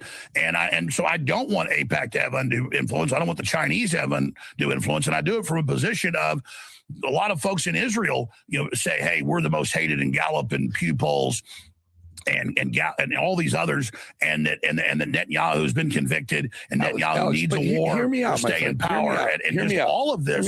I just disagree with the war working. I disagree with it being successful, and it wasn't, and they didn't fall, and the uprisings didn't work, and the here it is. Well, I'm gonna get back to what Alex Jones was saying, but here it is, guys. I just wanted to give you guys proof that this actually was a thing. Like this actually was a thing. Look, 900 million, well, my bad, 900,000, my bad. So it was 900 million, 900,000 influencer campaign. U.S. Department of Justice Foreign Agents Registration FARA filing detailed that the Israeli government funneled nearly 900,000 to American and international social media influencers to promote pro-Israeli content. The campaign, which operated between June and November, used a Washington, D.C.-based PR firm to manage 14 to 18 influencers. You can track the exact U.S. Department of Justice disclosure through the FARA e-filing. And then here it is. Here, let's see, the $900 billion defense bill. The U.S. House of Representatives passed a massive defense bill, the National Defense Authorization Act, which contained a critical pro-Israel provision. The legislative package include $500 million for joint U.S.-Israel missile defense cooperation and millions more for anti-tunneling, AI, and cybersecurity initiatives. Oh, it comes from the Jewish News Syndicate. They say it they say it themselves. You gotta love it. Hey man, you gotta love Israeli media, bro. They're just so honest, and they just say the quiet part out loud. It's like, look, bro, whenever you're debating like those pro-Israel guys, just go straight off Israeli's Times, go off his Rets. Just give them straight Israeli media, guys. That's all you got to do, bro. And trust me, they snitch on themselves every single time. It's low-key a beautiful thing. All right, then, let's get right into it. Back to Alex Jones. And the Netanyahu's been convicted, and Netanyahu needs a war to stay in power. And all of this, I just disagree with the war working. I disagree with it being successful, and it wasn't, and they didn't fall, and the uprisings didn't work, and the Kurds kept the weapons, and it didn't get there. Right. And Trump said he's lost a lot of confidence in some of the Israeli war hawks, and that's good. He shouldn't just do whatever they say. Sorry. Let me get in here, Alex. Let me just explain something. I know I came from New York. I'm married to a Jewish woman. I know millions of Jews, okay? A lot of them don't like what Bibi Netanyahu has become. And I think Bibi Netanyahu is no friend of Donald Trump either. Here's my point. My point is Bibi attacking Lebanon during the middle of negotiations. Oh, God, make sure to double tap that screen, like the video, and subscribe to the channel if you haven't already. And you have any questions, comments, jokes, or disagreements, feel free to super chat in, gets us closer to the call-in, and a great way to support the show, or you can even send a gift. But make sure to double tap that screen. Bibi hitting some sites in Iran during the negotiations is no friend of America or no friend of Trump, and I believe maybe wants to undermine Trump as well. So is there 100%. A way to separate your dislike for Bibi Netanyahu's Israel policy versus Donald Trump. Like a lot of people seem to want to blame Donald Trump for what one man, Bibi Netanyahu, has done. I got about 30 seconds. I 100% agree with you. You just read my mind. That's what I've said, is that Trump last week and 2 weeks ago, word for word is saying what I said, what Joe Kent said, and what Tulsi Gabbard, and the chairman of the Joint Chiefs, told Trump, is you're being given bad advice. He said, Netanyahu, you'd be in jail if it wasn't for me. Everybody hates Israel around the world now. America's your friend. The vice president said the same thing. It's all about Netanyahu and Ben-Gvir, not even Israel, doing this. And I'm worried about Israel itself. I don't want Israel destroyed. I'm not for the Muslims. Give me a break. This is crazy. Israel has made bad decisions. They've drug us into it. Netanyahu bragged last week that he drug us into Midnight Hammer and this new event. So yes, the problem is Netanyahu. And I don't ever have a hard on for Netanyahu. Not every group of Muslims want Israel destroyed now, just Iran and their axis of resistance. Yeah, they want Israel destroyed. I mean, shit, Iran got a whole countdown clock dedicated to the destruction of Israel. So you know they really want it. I mean, there really is no denying Iran's, animosity towards Israel, like, and of course vice versa. There's no denying it. There's definitely huge beef there and huge wanting, or an undying wanting for each other's destruction. Netanyahu either, but this new Netanyahu, who is politically up against the wall. But it isn't the entire Muslim world that want Israel gone. I mean, trust me, there's some Muslims that are pro-Israel. I mean, shoot, look at the UAE.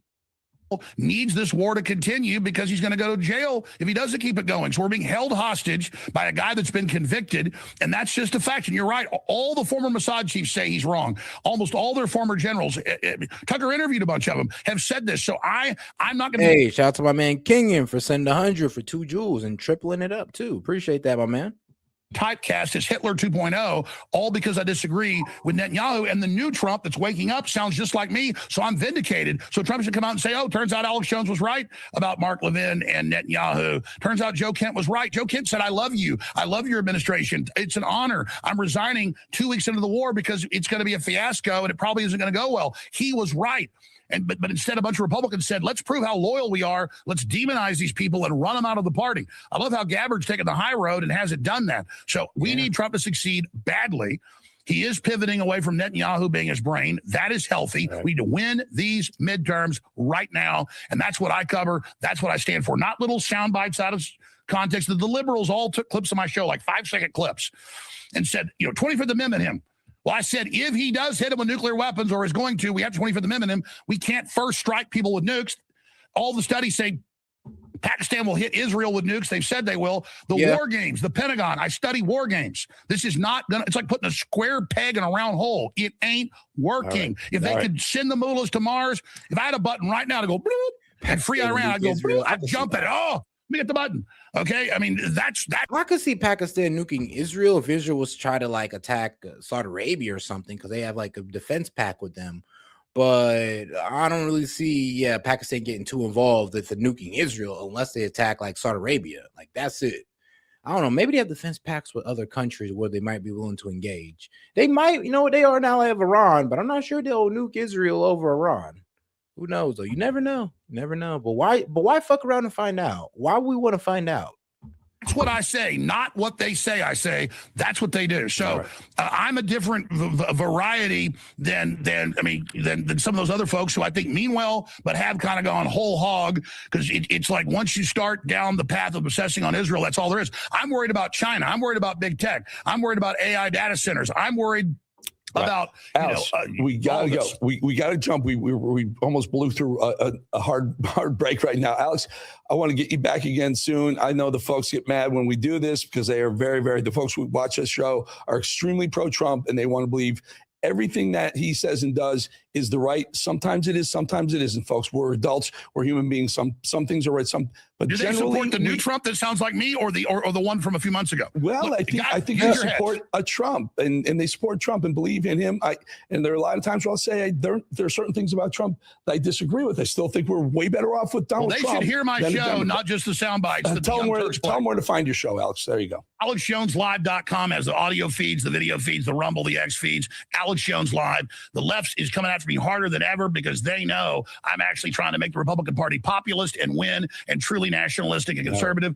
I'm America first. I support all our other allies. I just don't support them in the driver's seat. That's the bottom line. Israel needs to course correct. Trump needs to course correct. That's starting to happen. And so I love everybody on the 250th anniversary of America. The left's trying to demoralize us. We're the greatest country on earth, and we need to get back to our values. So I love America. We got to go, my I love friend. this republic, and I want President Trump to be a person that supports America first, and that's where we're going. Yeah, there we go. There we go. Alex Jones, everyone. Thank you so much. AlexJonesLive.com. Hi, folks. Doc Bigley here. And today we're going to... All right. Let's go ahead and get over to the next video here. You know what? Let's talk about the Democrats for a little bit. Let's see what's going on with them. Now, let's see what let's go back over to Fox News and let's see what they're talking about. Because, like I said, just like the establishment Dems, the right is also melting down over this socialist takeover on the left as well. Why? Because I don't think they're so sure that they could beat the Dems in the next election. So they're just like, damn, we might actually have a socialist come into power. Like, oh shit. Yeah, I know, right? You should have thought about that before you went to war with Iran. You should have thought about that. But all right, though, let's get right into it with this guy, Jesse Waters. Democrats going to have to swear off Jewish donors to pass a commie purity test because they're. Yeah, I did hear about that as well. It's like at a certain point, Democrats can't take no pro-Israeli money, no Jewish money, or you're just not going to be aligned with the party values, which is the anti-Israel value that is now really solidified on the left. I ain't mad at it. I'm not mad at it. I kind of somewhat agree with them on that. Checking FEC filings. Now, a lot of Jewish Americans don't even back Israel, and their money's still no good. Establishment Democrats don't have the spine to fight for the soul of their party. So the consultants passed out a memo. For now, Democrats are told to play dumb and repeat big tent. As someone who identifies as a progressive, is this a moment of reckoning for establishment Democrats? I want us to be a big tent party. I've been saying this for years. I think that it's actually a sign of a party that is alive and growing when there's a contest of ideas inside the party. A contest of ideas about abolishing prisons? How's that a contest? About taxpayer-funded sex change surgeries for kids? Yeah. Even NBC was like, these people are vicious.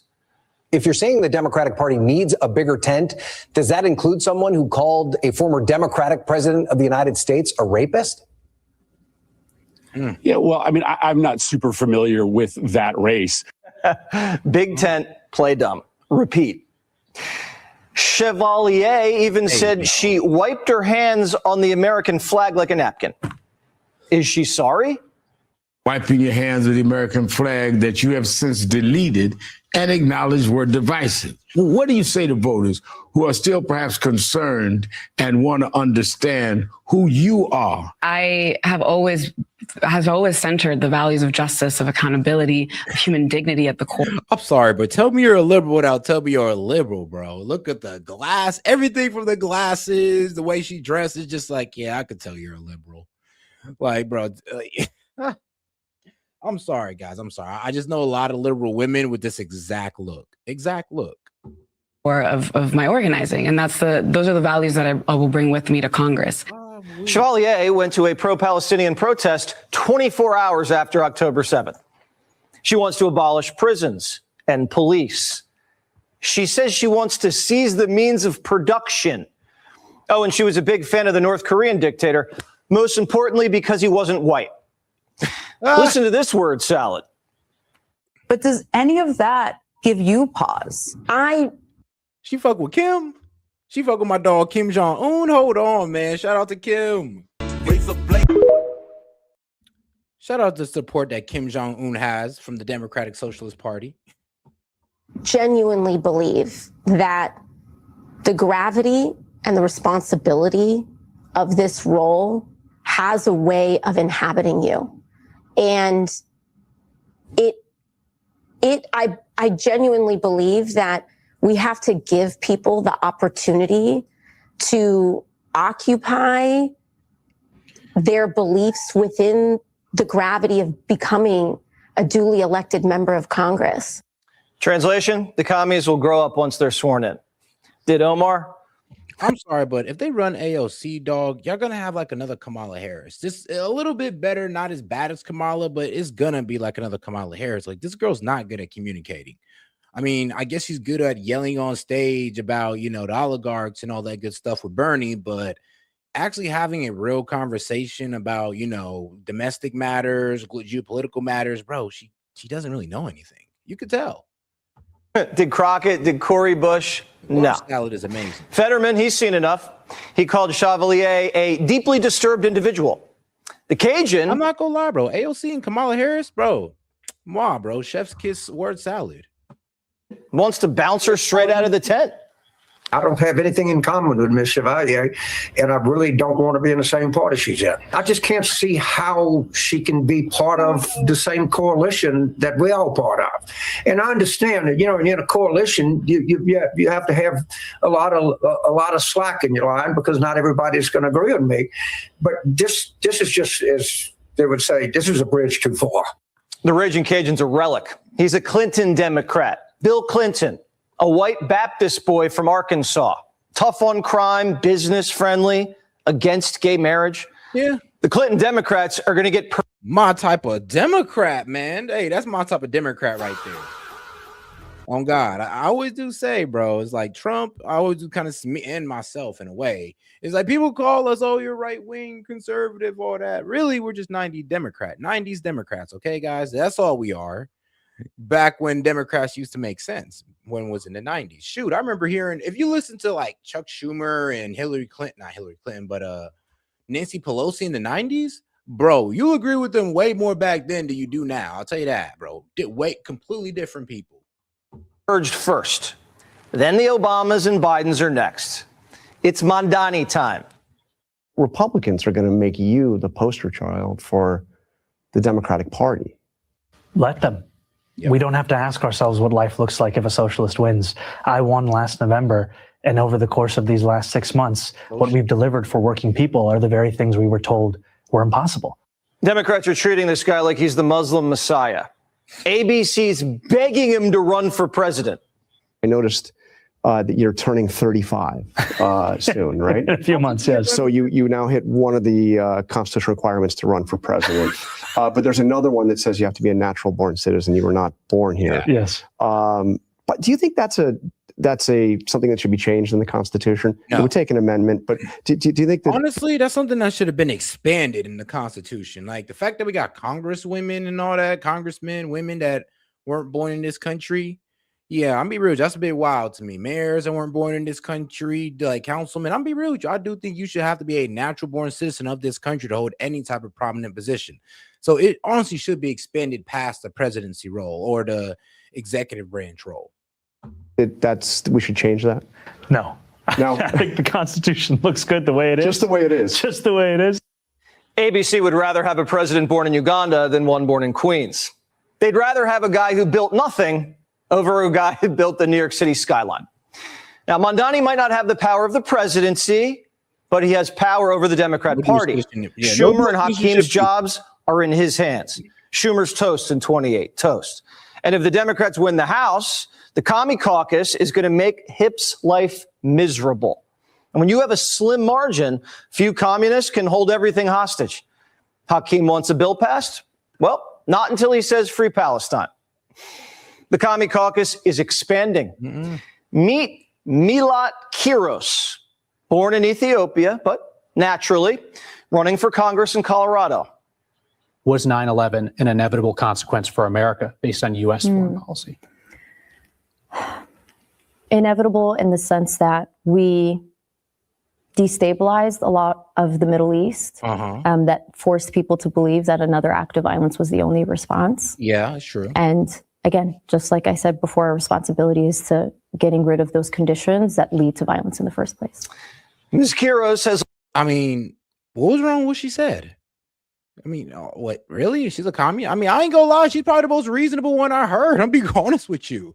I need to hear a little bit more, bro. That wasn't convincing enough for me, Waters. Okay, Jesse, it wasn't convincing enough. She just pretty much said the truth of our situation in the Middle East and how, yeah, our constant conflict in the Middle East did bring 9/11 onto us. Not that we deserved it or anything like that. I'm not going to hit you with the Hassan Piker, but I am going to sit there and tell you the truth that, yeah, due to interference in the Middle East, we did bring on that blowback, which was 9/11. She said nothing wrong, nothing communist about that statement at all. The law degree, and she's pursuing a PhD. What does she do for a living? She works at a coffee shop. So she's. So hold on. She's going for a PhD, but right now she works at a coffee shop. I mean, at least she's at least you know she's hard working. I mean, at least we know that.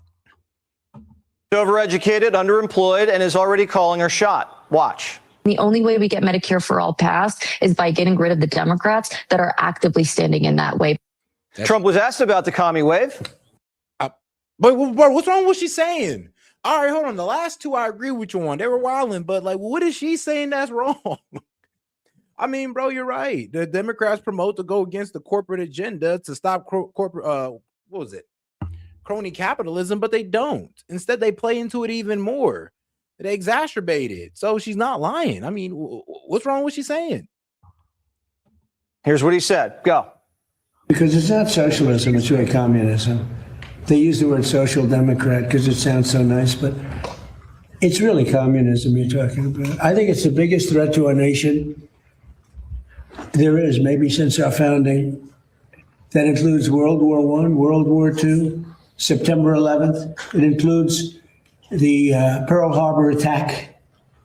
I think this is the biggest threat to our nation. People will smile when I say that, but the smart people are going to say, you know, he's probably right.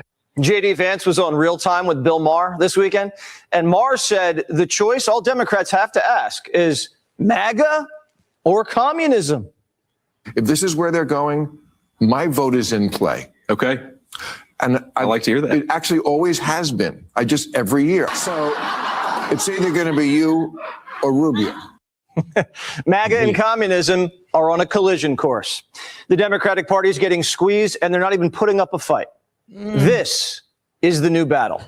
I mean, here's the thing, though. MAGA is up right now. They have their chance to help out with affordability right now, make the communists irrelevant.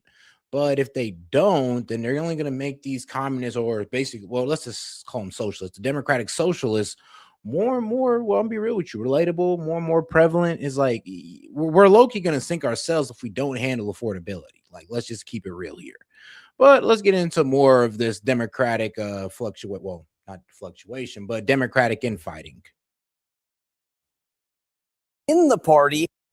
Well, let's get right into it with CNN. Let's see what they got to say about it. Democratic discontent. People in the party not so happy with the party, including its leaders. Listen to Senator Alyssa Slotkin. We need new leadership in the White House, the House, and the Senate. And on both sides of the aisle, that includes Democrats. If people can't understand that the game has fundamentally changed and they can't adapt, then they need to let others lead. With us now, CNN Chief Data Analyst Harry Etten. That's pretty direct there. We need new leadership in the Senate, says a Democratic senator. They have a Democratic leader in the Senate, Chuck Schumer, right? They have a Democratic leader in the Senate in Chuck Schumer, but I think Alyssa Slotkin is channeling Democratic voters on this one because it's no longer the overall electorate that doesn't like Chuck Schumer. Look at this change among Democrats themselves. Chuck Schumer's net favorable rating with Dems now versus the last time Democrats were going for that Senate majority. In early 2020, look at this. Chuck Schumer was 40 points above water, very much on the positive side of the ledger with Democrats. Look at this. Look at this change. This is nudge Johnny B off on the side going, my goodness gracious. Now he's a point underwater with Democrats. Chuck Schumer isn't unpopular overall. Yo, Chuck Schumer is cooked. The establishment Dems are done. Numbers in the toilet. Bro, it's over for these guys. Unless you guys come out with another Barack Obama, it's up, bro. The Mandani is going to be the Mandanis that take over. And that's going to be the Democratic Party. He is that. And then the establishment Dems are going to try to swim their way over to the right. And then we're just probably going to leave them in the middle somewhere. I ain't going to lie. I don't want them over here.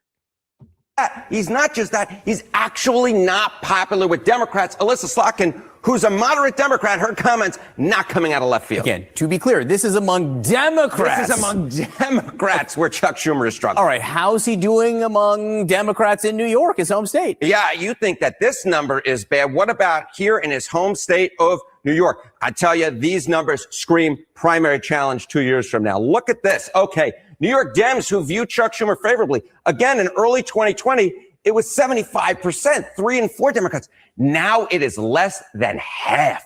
Less than half of Democrats in Chuck Schumer's home state of New York, 47% who view him favorably. This is part of a larger picture in which Democrats are turning against their leadership. They are specifically turning against Chuck Schumer. He is actually underwater nationally with Democrats. And even in his own home state of New York, the Empire State, he can't even reach 50% favorable rating with Democrats. One of the ways this has manifested itself over the last few weeks is a little bit of a leftward lurch and a rise of progressive Democrats, Democratic Socialists. We have primaries in Colorado tomorrow, and the potential for some surprises there. I should tell people the incumbent Republican Senator, Michael Bennet. Democratic, incumbent Democratic Senator. I know it's so difficult because the numbers are so bad. I was trying to say the R is running for governor there. Yes. And I think a lot of people thought that Bennet would go from the Senate to the governor's mansion pretty easily. Yeah, that's what the thought was. He was leading in all the early polls, but he had a challenger in Phil Weiser, the attorney general in that state.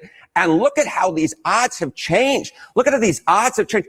Michael Bennet at the beginning of this month, look at this, 82% chance to win according to the Kalshi prediction market. Phil Weiser, just a 21% chance. These numbers have totally flip-flopped. Now it is Phil Weiser who's actually the favorite heading into tomorrow. Michael Bennet, who of course is a longtime senator from the great state of Colorado, is an underdog running for governor. This is how toxic the Democratic brand in Washington, D.C. is, and Chuck Schumer in particular. And there's a 30-year Democratic incumbent, Diane DeGette, who could be in some trouble there. It could be in trouble. She is in trouble. I mean, this could be another one for the Democratic Socialists. Look at this. The chance that Mila Kuros is the and this was the girl that we was just looking at in that Jesse Waters video. That, I'm be real with you, she don't even really sound like I'll be real with you. She's a Democratic Socialist, but she wasn't really saying anything too crazy. I'm gonna be honest with you guys. I gotta hear crazier coming out of her. And I think running in Colorado. Yep, Colorado. Nominee for Colorado won. Again, at the beginning of the month, it was 41%. Now it is a 78% chance that another Democratic Socialist knocks off an incumbent. Another Democratic Socialist wins a House primary on the Democratic side. The Democratic Socialist number is rising on the Democratic side on the House of Representatives in large part because the Washington, D.C. Democratic brand is toxic.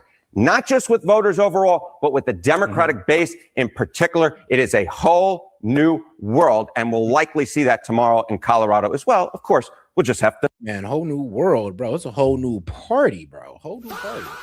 The Democratic Party is getting its socialist makeover. I mean, hey, man, y'all walked yourselves into it. I mean, y'all the ones who invited that camp into y'all tent with some of y'all socialist ideals, and you didn't think it was going to manifest to something a little bit more, I don't know, hardcore socialist. Well, here we are. But all right, let's go ahead and get into it with this video right here. Hold on here. Where is it at? All right, yeah, let's get into the Zoran Mandani interview. Incumbent members of Congress in week. I mean, the election, the candidates you endorsed won down the line, and you knocked off 2 Democratic incumbent members of Congress. Is this like a unique moment in New York, or is this the beginning of a national movement? I think we are seeing a hunger that is not just felt by New Yorkers, but frankly by Americans from coast to coast for a new kind of politics, one that puts working people at the heart of it. And I think for far too long, what we as a party have been able to say to New Yorkers who are struggling is simply to explain why they're struggling, not actually offer them a vision for how to make life better. And these candidates, Brad, Daria Lisa, Claire, they ran campaigns that spoke to working people and that said life in the nation's most expensive city need not be this way any longer. And I can't wait to have them as partners in DC in that work. So do you see yourself endorsing candidates outside of New York, or? For now, my focus is on this incredible slate of 3 congressional candidates, as well as you said, the 5 candidates I endorsed who ran and won, who are all going to be heading to Albany in the state legislature.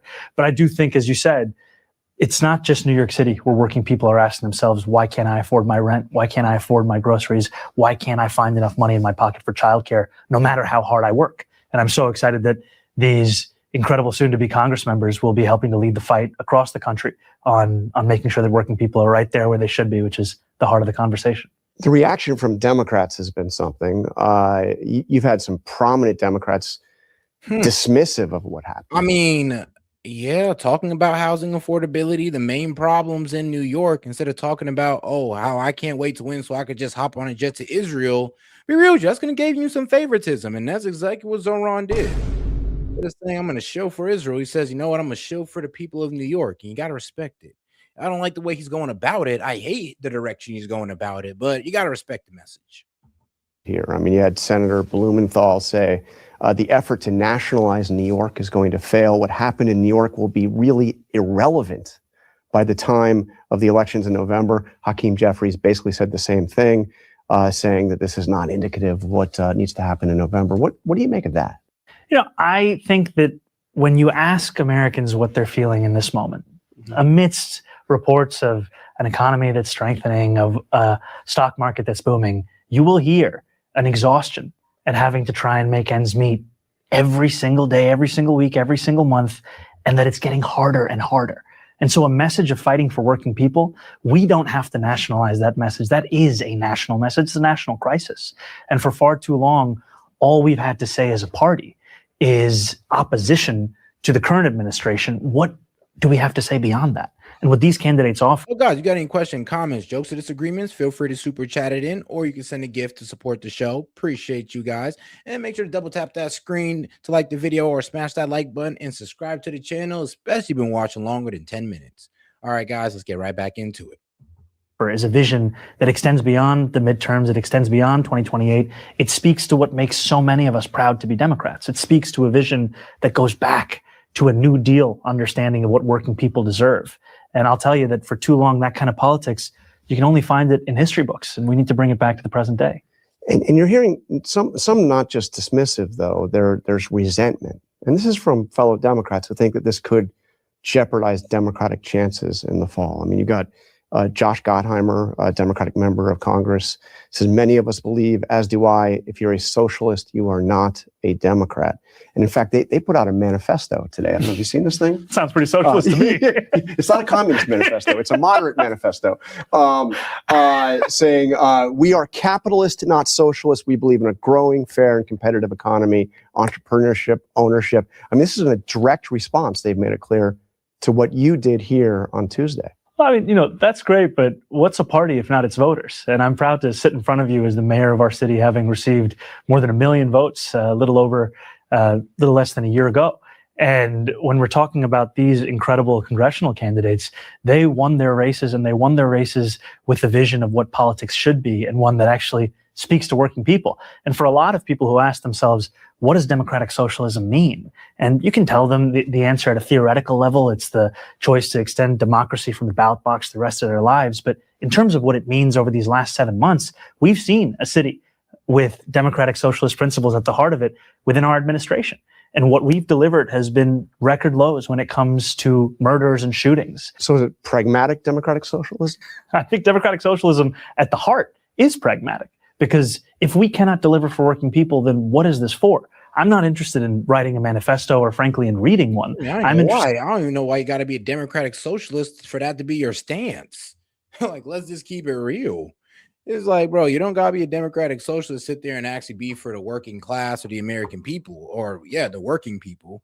Honestly, that should be the stance of every politician. But let's be real. Most politicians are for the corporations, basically getting lobbied left and right. In delivering, and that's exactly what we've been showing.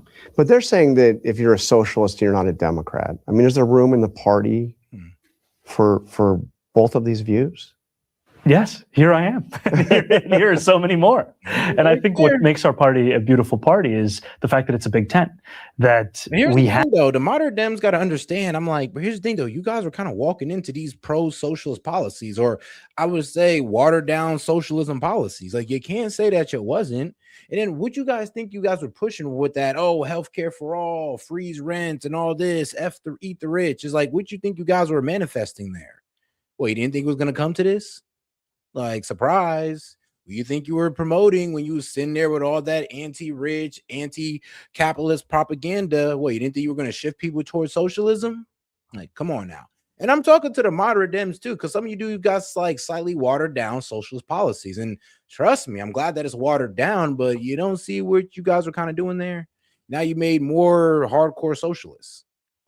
But you've also said it has to be a party with a spine, with a backbone. Yes, So even it a tent has to stay up. Yes, so does it have to stand firmly for these ideas that you're talking about that others are calling dangerous? I think it has to stand for working people. And I think it has to be willing to fight for working people. And I think that there are some who are offended by the prospect of a party that knows who it fights for and goes every day to work for that. Because what we've seen over many years is a willingness to not only explain away the status quo, but frankly, even to look to benefit from the status quo. And that's not what working people are looking for from our party. As New Yorkers were going to vote, you said something interesting. You said the race for 2028 starts now, the presidential race. What did you mean by that? Well, a lot of pundits ask me about this race and what it means and how to think about it. And at the core of Tuesday's results was a message from Democratic voters across the largest city in the United States of America about the kind of politics they want to see. And we know that we oppose the cruelty of the federal administration.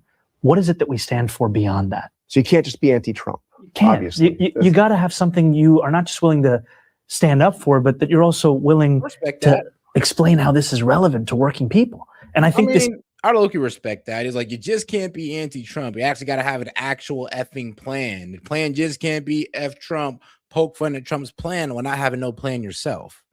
It's like, it's kind of an asshole move, or a dickhead move. I'll be real with you, but Dems don't understand that. It's like, how could y'all sit there and do all this criticizing of Trump's policies, but don't have no real policies of your own?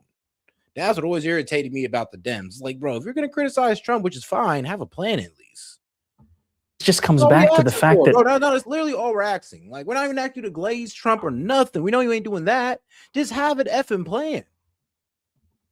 I'm leading a city that's the wealthiest city in the wealthiest country in the history of the world. I could end the sentence there and say that life is great for 8.5 million people, but it's also a city where 1 in 4 are living in poverty. And for far too many Americans, those contradictions have become their day-to-day life. And we need a party that's able to recognize the strengths of this economy and understand that it hasn't reached enough people. Now, there's been a lot of attention. One of the candidates you supported who won, who knocked off an incumbent Democrat, is Darlisa Villa-Chevalier. She said some very controversial things, including calling for the abolition of prisons, couldn't say whether or not somebody who had committed murder should be in prison, called for open borders against all deportations, including those of violent criminals. Are those positions that the Democratic Party could win on nationally? I think what the Democratic Party can win on nationally is a focus on working people. And I think that what I saw from Darlisa when I would walk the streets of her district was a focus on what she describes as a politics of life. She would talk about how we have to invest in babies, not bombs. She's now going to represent what is one of the poorest districts in the United States of America. And what people in that district are exhausted by is a politics that has justified the spending of tens of billions of dollars in killing civilians overseas, while working people are struggling just to do the basics. But how does abolishing prisons or having open borders fit into that? I mean, do you see how those are ideas that a lot of your Democrats that are warning about what happened here say are toxic? Most of America won't go along with it. Are bad ideas. They're dangerous ideas. I think what the focus of her race was, what the focus of her candidacy was about the struggle that working people are facing. AKA Mandani is saying, look, man, don't focus on her immigration policy. Don't focus on none of that. Just focus on the fact that she's for the workers. That's what we voted her in for. She's not DHS, okay? She's not going to be head of sector, or she's not going to be the secretary, the Treasury secretary. She's not doing none of that. She's going to be here for the working people. And I'm like, okay, we understand, but I ain't going to lie. Her having those stances is a hella concerning. Not really, that concern is not really going to leave me. I'm going to be real with you. And I get it. She's not running immigration. She's not running like the Treasury, but it's still concerning. And I think that we can have disagreements on policy positions. What we have to agree on is what are we fighting for and who are we fighting for? She showed that in her race, and I think that many people will come to appreciate that in her leadership to come. So we can disagree on something as basic as whether or not there should be prisons? That's not your position. There are prisons, Yes. and what we're also showing in this city is that safety is not something that's up for debate. It's something that we're actually delivering on. And I'm proud to be the mayor of a city that currently has the lowest recorded number of murders and shootings in recorded history in New York City. So there was also a take, it's not just Democrats. You've probably heard what President Trump had to say about you and about the candidates you supported. And he warned that if socialists win, and he calls you communists, but you will start living in squalor. There'll be no food, no housing, no military, no law and order. There'll be nothing. And he had a few other choice words. By the way, he also said he still likes you. But what do you make of what the Republicans are going to make you the poster child for the Democratic Party? Let them. We don't have to ask ourselves what life looks like if a socialist wins. I won last November, and over the course of these last 6 months, what we've delivered for working people are the very things we were told were impossible. We've delivered free childcare for 2-year-olds for the first time in New York City history. We've delivered tens of millions of dollars back to tenants who were taken advantage of by bad landlords. We've delivered and he initiated rent freezes. I mean, bro, keeping those promises. I got to keep it real. He keeping those promises, but can those promises be sustained? That's the real question. 65,000 potholes being paved. And we've done all of these things while also delivering the lowest recorded crime in our city's history. That's what it looks like to have democratic socialism. And what you're seeing is that New Yorkers experienced this for 6 months and made the decision that they wanted to see more of it on the national stage as well. Can a democratic socialist get elected president? I think a democratic socialist can get elected anywhere across this country for any position. What I think we need to bring is a focus on working people. And that's the direction that the party should go in terms of selecting a candidate for 2028. I think the direction that the party should go in is how best to fight for working people. I think we need to have a platform and a vision that doesn't sound as if it was cooked up by consultants, but instead one that you would say in response to someone who's asking, why can't I afford my rent?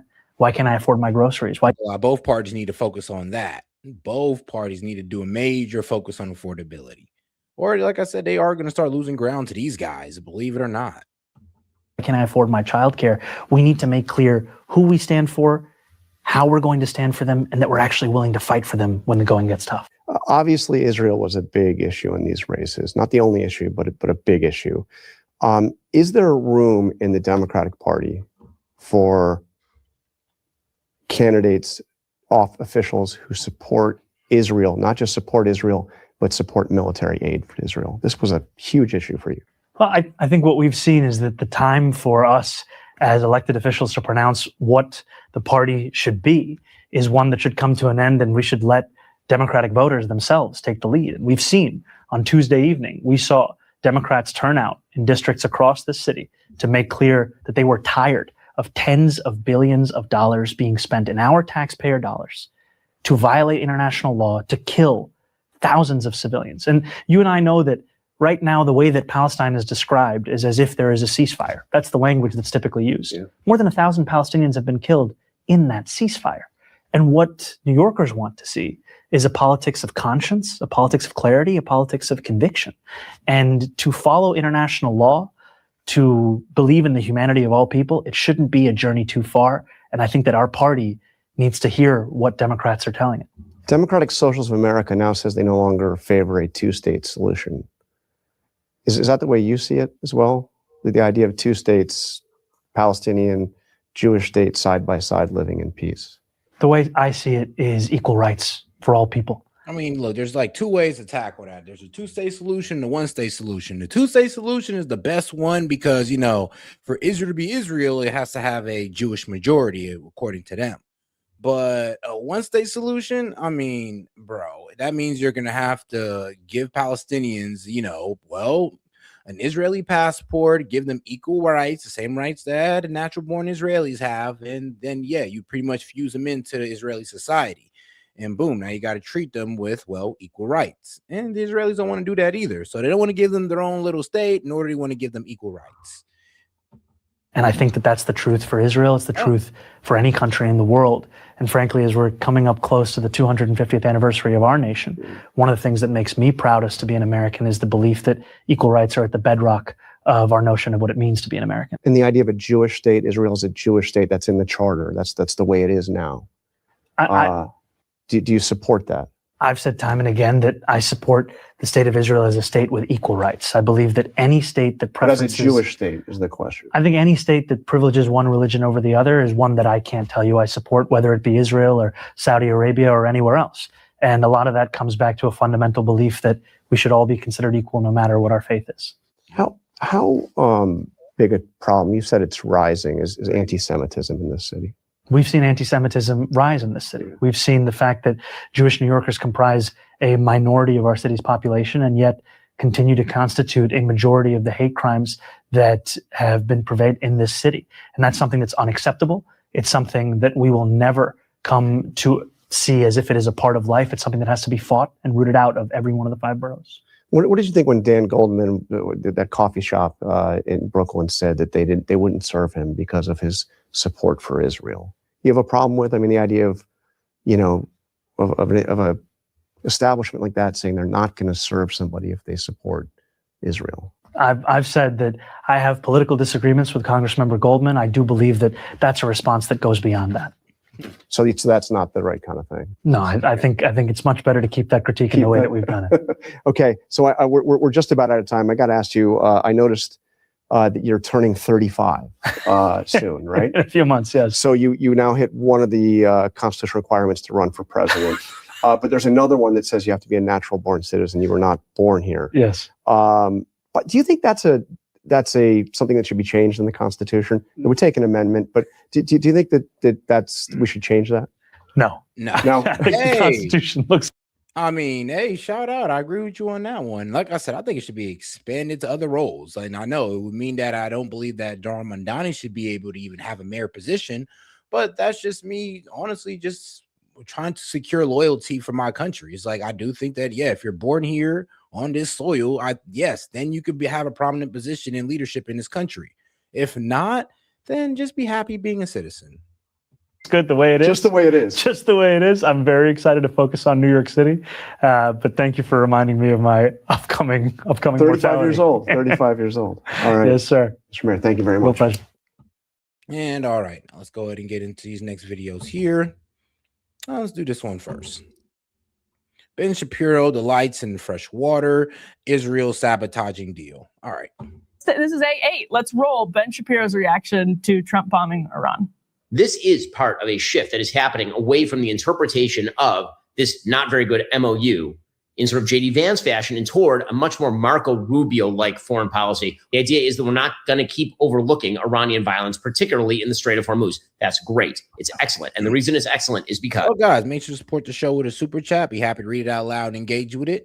And, if not, make sure to double tap that screen and subscribe to the channel if you haven't already, guys, especially been watching over 10 minutes. All right. You need the credible threat of use of force in order to get the Iranians to even abide by basic terms of agreements. And when you add what just happened in the Strait of Hormuz to the move that was made by Secretary of State Rubio at the behest of President Trump in this deal between Israel and Lebanon, you're starting to see the beginning of a good foreign policy emerge once again in the Middle East. Today, says Secretary Rubio, the governments of Israel and Lebanon made a bold decision to agree to a framework that builds a realistic path out of endless conflict. This agreement establishes a clear and structured process to restore Lebanon's sovereignty, disarm Hezbollah, and dismantle its terrorist infrastructure and enable Israel to return to its borders once that threat to its citizens is removed. Now, again, this is great because what this means is two solid moves in favor of a Middle East that is not built around Iranian power. It is built around limiting and destroying Iran's forward terrorist. But here's the thing, though. You guys trying to disarm Hezbollah and trying to get rid of Hezbollah is going to cause a civil war in Lebanon. Because, and like I said, a lot of people don't know this, but Hezbollah is more formidable than the Lebanese army. The Lebanese army consists of half Shia Muslims. So how you think that's going to work out? I wouldn't be surprised if part of the Lebanese army is literally working with Hezbollah. And like I said, they are a political group. They do have a voice under Lebanese government in the parliament. So you got to take all that into account before you just say, oh, yeah, they got to disarm them. We got to remove them. Like, yeah, how? Because not even the government of Lebanon can do so. Capacity.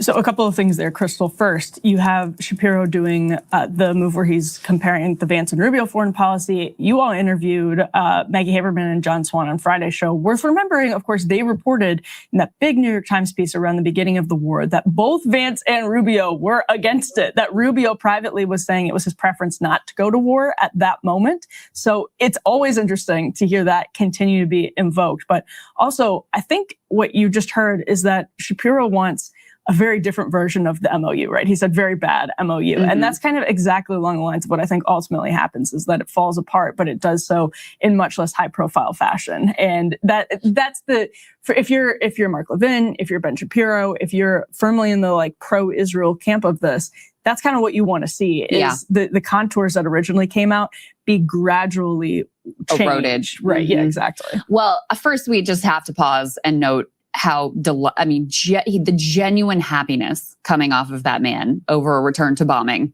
is worth taking note. Bro was a bit giddy. It looked like he was literally about to jump out of his tiny little seat he's probably sitting in. He was just like, oh my God, I can't believe it. Yep, Trump is finally getting back into war with Iran and Israel could continue bombing innocent Lebanese people. Oh my God, I'm so excited. It's like, oh my goodness, Ben. Oh Lord. Yeah, this guy Ben is crazy. Quote, Trump is back. Trump is back. Ben Shapiro is very happy. I'm sure this morning he's less happy now that there's, back to talks and potential ceasefire negotiations. But the joy that people like him and Mark Levin get from an American bombing campaign is something I really cannot relate to. He talks about there, though, this piece with Israel and Lebanon, which is extremely, extremely significant. And of all the potential stumbling blocks, and I think this is part of why he's so happy, of all the potential stumbling blocks that could cause this whole thing to fall apart, there was this new supposed agreement between the U.S.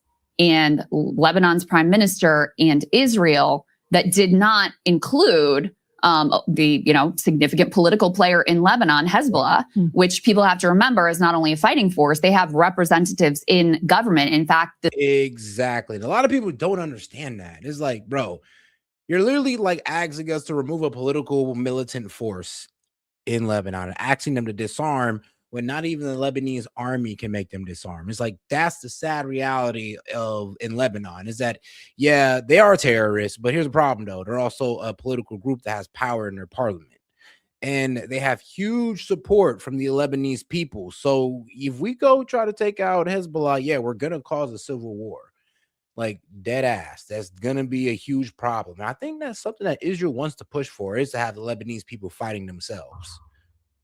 the speaker of the Lebanese parliament was very upset by this deal being struck. It has all kinds of provisions in it that really undermine Lebanese sovereignty. So, for example, they're not allowed to pursue any sort of legal action against Israelis for war crimes that they have been committing. And as a result of this deal, there were actually put A11 up on the screen. There were actually protests that broke out in Beirut. With some, significant scenes. There were all these motorcycle groups that occupied the roads. There were some fires that were set. There was some, some genuine upset and protest over this deal that was struck. We can put A10 up on the screen. This is the Barak Ravid version of what happened here. The U.S. asked Israel for 2 changes in order to secure the deal, including Israeli withdrawal from a village in southern Lebanon, currently under Israeli occupation. Clear statement that this would mark the beginning. You guys remember, over 1 million people has been displaced out of Lebanon. Lebanese people, but, they're fighting Hezbollah, though. Hezbollah ain't been displaced out of southern Lebanon. They're fighting in southern Lebanon. But the Lebanese people, the innocent Lebanese people, yeah, they're being displaced. Of a broader process of redeployment out of Lebanon. But notably, just to be clear, we asked for them to leave this one particular village, but put A13 up on the screen. There was a long list of villages that Lebanese citizens still cannot return to and have been, expelled from. And yes, there's... Damn. Hold on. Hold on. The Lebanese government has handed over the following villages to Israel under its non-militarization agreement. Let's see here. Lebanese citizens can no longer return to their homes and are experiencing a Nakba-like event. Damn, not the Nakba. Pretty much when there was a mass migration of the Palestinians out of their home. done by the Jews. I'm just gonna keep it real with you on that one. But let's see here. Damn, that's like Jesus Christ. 25, 10, 15, 20, 25, 30, over 30 villages. Like, damn.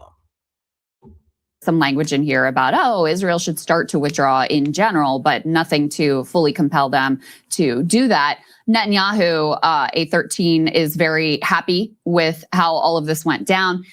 He said that Iran and Hezbollah have no role in Lebanon under the deal, and Israel can maintain their security zone. That is diplomatic speak here for occupation. So his view and what he's selling to the public in Israel in a press conference is that this framework accord with Lebanon allows them to stay in Lebanon, occupying southern Lebanon indefinitely. Hold on. At a press conference, Netanyahu claimed, and this times of Israel. So yeah, at a press conference, Netanyahu claims framework accord with Lebanon opens door to peace, but lets the IDF address threats, and also says Israel's sending delegation to DC to discuss deal.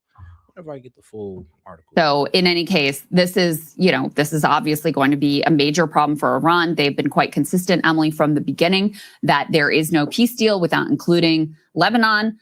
There is upset for the public. There is a possibility, certainly, of even a potential civil war. This, again, is something that the Ben Shapiros of the world would have no problem with. And I think part of his delight is not just the return to bombing over the weekend, but the seeds of the destruction of this entire deal being planted through this mechanism. Yeah, I think that's right. I mean, he basically said that in the clip that we rolled. Yeah. He started with the bombing and pivoted directly to Lebanon immediately afterwards. So I think that's absolutely correct. And I think it's probably another sign. Again, we saw this over and over again with the Gaza deal.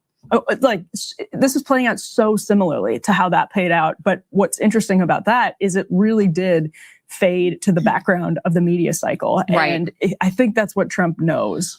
Well, here's the problem, though, is that the global economy does not depend on Gaza. Right. Yeah, no, absolutely. And so Iran, I think you're right that may be what he's hoping for. It's probably why he's now moving towards separating, to the extent that he possibly can, Lebanon and the Iran deal, which the Iranians know they don't want. But that would make sense from his perspective, how he thinks this could play out. But as long as ships and their insurers do not feel that things are all good to go in the Strait of Hormuz, the economic clock is going to continue to tick. Mm-hmm. So all of those calamitous outcomes that Trump was so concerned about that brought him to what is, by any reasonable measure, a very humiliating memo of understanding and state of affairs, where basically the U.S. has to acknowledge to the world that we lost this war. It was the economic calamity that brought us to that point. All of those pieces continue maybe at a slightly slower pace, but continue to ramp up the pressure. Where Strategic Petroleum Reserve is reaching bottom of the barrel. There's only so much that China is going to be able to save us. They really curtail. Yeah, low key though. And what she means by China saving us is that, yeah, guys, China pretty much cut off 40% of their imported oil to, lessen the demand on the oil supply. AKA, they were pretty much keeping prices artificially lower by not, taking in 40% of their imports of oil. And they can't do that forever, obviously. And we can't hold out forever because we only got 4 weeks of our strategic oil reserves left. Yeah, so two superpowers were pretty much trying to hold down energy prices, and we're kind of running at our end. Their imports of oil and gas. That's part of how we were able to get to this point. And so if you continue to have a situation where it's unstable and you do not have the Strait of Hormuz open in the way that it was before, then it's going to be very hard to keep Iran on the back burner forever. It's different from Gaza in that regard. I mean, that's why you can unfortunately kick Gaza off the front pages and get people to pay attention to other things. But Iran has demonstrated they have this powerful economic weapon, and that's something that's hard to push in the background. Totally. It's sort of in the same way I think he saw Venezuela and got this hubris about Iran based on that. It's not that it's necessarily an accurate reading of the situation, but I think it fueled his sense of kind of arrogance about what would be able to be accomplished. And if it's not clear from everything we've just run down, nobody is out of the woods on this. Like, this is not really a ceasefire. I ain't gonna lie. One thing I'd have told Trump, I'm like, Soto, you're trying to compare this to Venezuela. Bro, tell me what major pathway Venezuela can control right now. They can. We have complete dominance in our hemisphere. We don't got complete dominance all the way over there in the Middle East. Like, we don't have that. We don't even got escalation dominance over there in the Middle East when it comes to Iran. But we had all the dominance in the world when it came to Venezuela. So it's just two different like countries, two different scenarios, two different realities. And I ain't gonna lie, trust me. I was all hoorah, fuck yeah, America with Venezuela as well. But let's be real. I was never foolish enough to think that Venezuela was going to turn out like Iran, or Iran was going to be the next Venezuela. I'm sorry. I was not foolish enough to think that.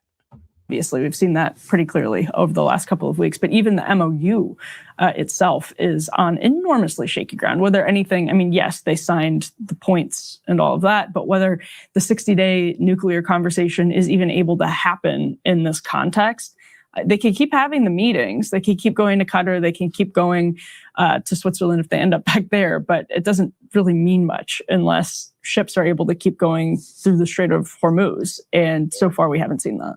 That is exactly right. But to your point, I think Trump, he doesn't really want to have to deal with this anymore. No. He has other things on his mind, Emily. Well, he doesn't want to keep hearing the candidates that are actually campaigning and trying to keep their seats chirping at him about gas prices. So he wants to get that out of the way. And to your point, Crystal, focus on the beautiful celebration of America's 250th birthday. Boy, do we have some clips for you. Hey, if you like that video, hit the like button or leave a comment below. It really helps get. Well, all right, guys, let's go ahead and get into the next video here. You know what? Let's do this one on the Strait of Hormuz. No, actually, let's do this. Trump sees 3 losses, but 1 massive win in the last Supreme Court battle. All right, let's get right into it with CNN. I did want to make sure I covered this. Whoops, it is. Oh, guys, make sure to double tap that screen and like the video, guys. And subscribe. Handed down 2. And subscribe to the channel if you haven't already, guys. But once again, make sure to support the stream with a super chat or a gift. Yes, 2 key decisions on presidential power and the firing of people from government agencies. Justice has ruled that. Oh, yeah. And shout out to my man Kingan for sending a thumbs up and also for sending 100 for 2 jewels. Did it about like 4 or 5 times. Appreciate that. President Trump does not have the constitutional authority to fire Lisa Cook, a governor from the Federal Reserve Board. But the court backed the president's power to terminate Rebecca Slaughter, a Democratic appointee to the Federal Trade Commission. This ruling grants more presidential power over federal. Well, that's because I'm be real with you. The Federal Reserve was always supposed to stay outside of the power of the president. I'm gonna be honest with you. It's not supposed to be controlled by the president. And that's just the sad reality of the Federal Reserve. And it's not controlled by the president. The people is honestly completely unaccountable, which is why it needs to be removed. But that's a whole other debate. But yeah, there's a reason why the Supreme Court won't allow him to touch nobody in the Fed, because it's supposed to remain outside of the government, well, the president's control. But the FTC commissioner, oh yeah, that's well within my man's jurisdiction, so he can get her up out of here. Federal agencies that are considered independent. It overturns 90 years of precedent. CNN chief legal affairs correspondent Paula Reed is right outside the Supreme Court. So Paula, walk us through the significance of these decisions today. Pamela, these are such incredibly significant decisions. In many ways, these will be some of the defining opinions of the Roberts Court, because they get to this question that has been hanging over the second Trump term, which is, are there any limits to his ability to fire federal officials? And here they give us some insight. While President Trump and his lawyers believe in something called a unitary executive theory, and that the executives should be able to fire anyone they want, any way they want, here the justices put a few limits on that. In the one case, they ruled, and it's a really interesting group that was in this majority opinion. It's Chief Justice John Roberts, Justice Kavanaugh, and the 3 liberals all ruled that he cannot fire an official in the Federal Reserve without going through a process, giving that individual an opportunity to respond, that there are some limits on his power when it comes to firing officials at that agency. Now, that is one that. Okay, it hinges on Trump firing of Lisa Cook, ruling Cook can stay on the job while she challenges firing. So, AKA, damn.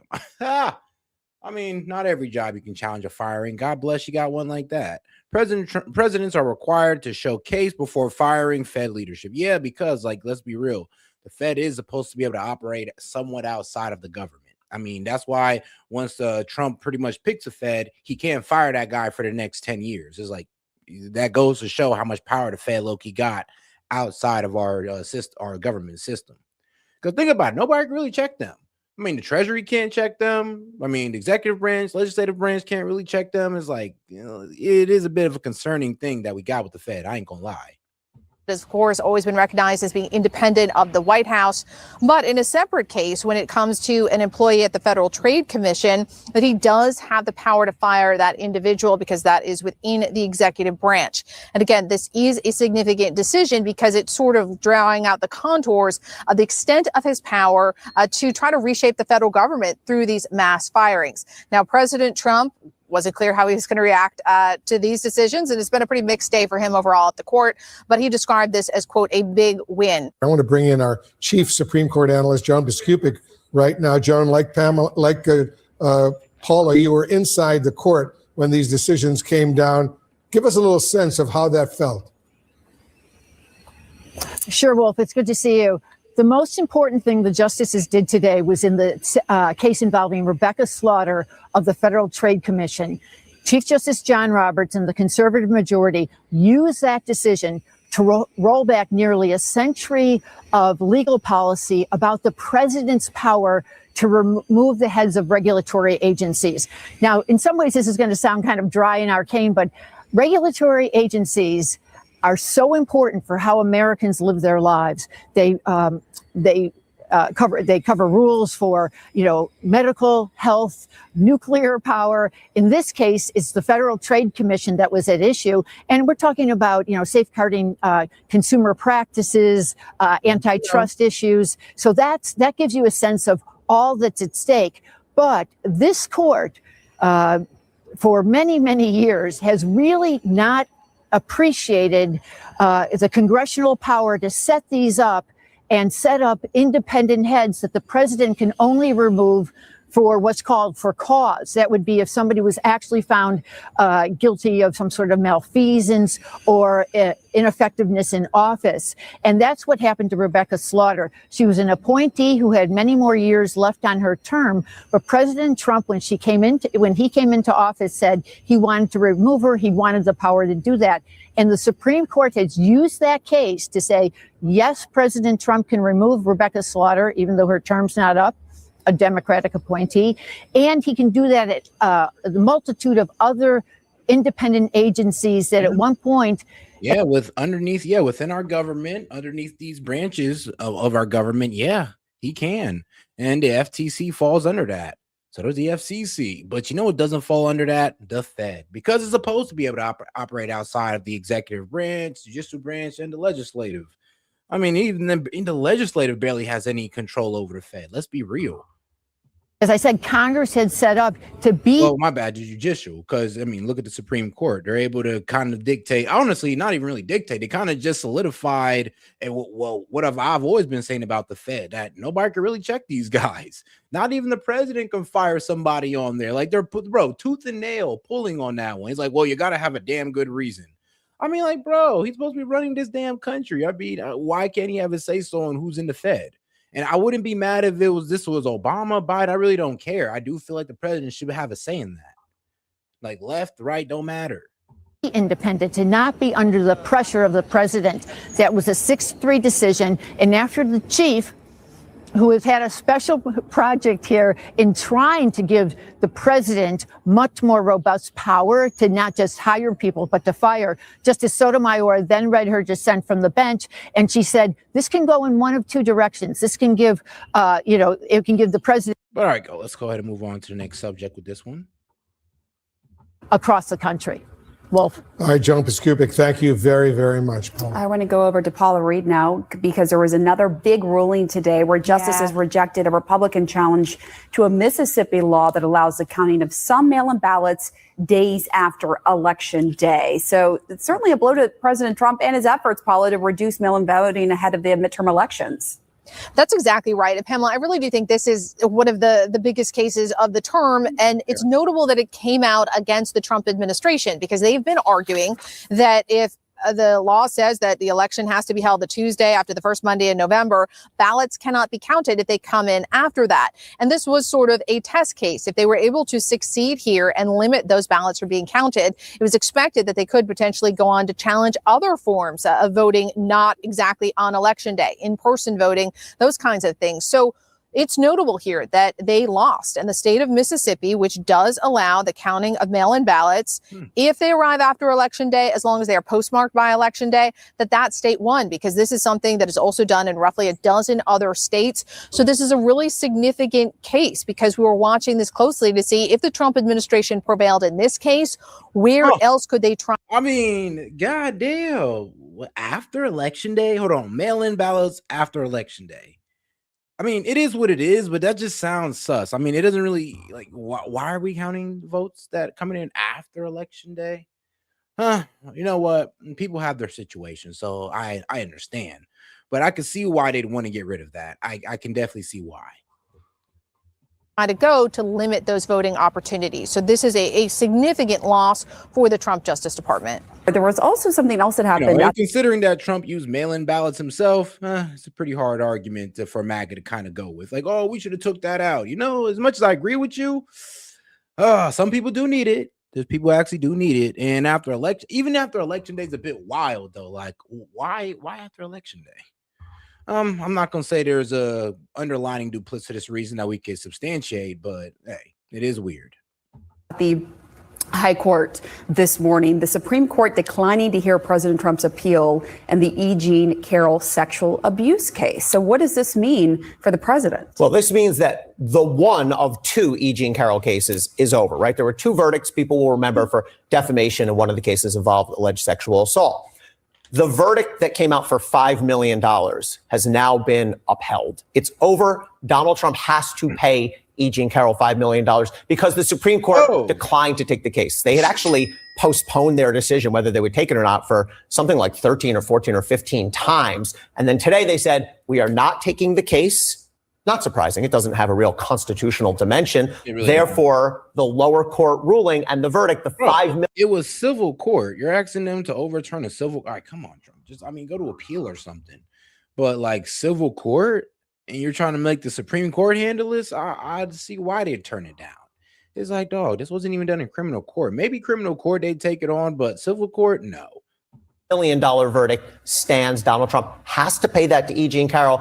We still don't know what's going to happen with the other case, which resulted in the $80 million verdict. That's still going through the appeals process. But Donald Trump does now have to, like it or not, he has to cut a check to E. Jean Carroll. There's nothing he can do about it. We have had quite a number of announcements in just the past hour. I want to turn first, though, to perhaps the biggest one, which is the court's decision on the Federal Reserve and Lisa Cook, certainly one of the biggest ones. So what we have here is SCOTUS rejecting President Donald Trump's attempt to immediately fire Lisa Cook, but in a separate ruling, actually expanding the president's power to fire officials, overturning here nearly a century-old precedent. So, look, Ankush, Lisa Cook aside here, is this in essence an expansion of the president's powers?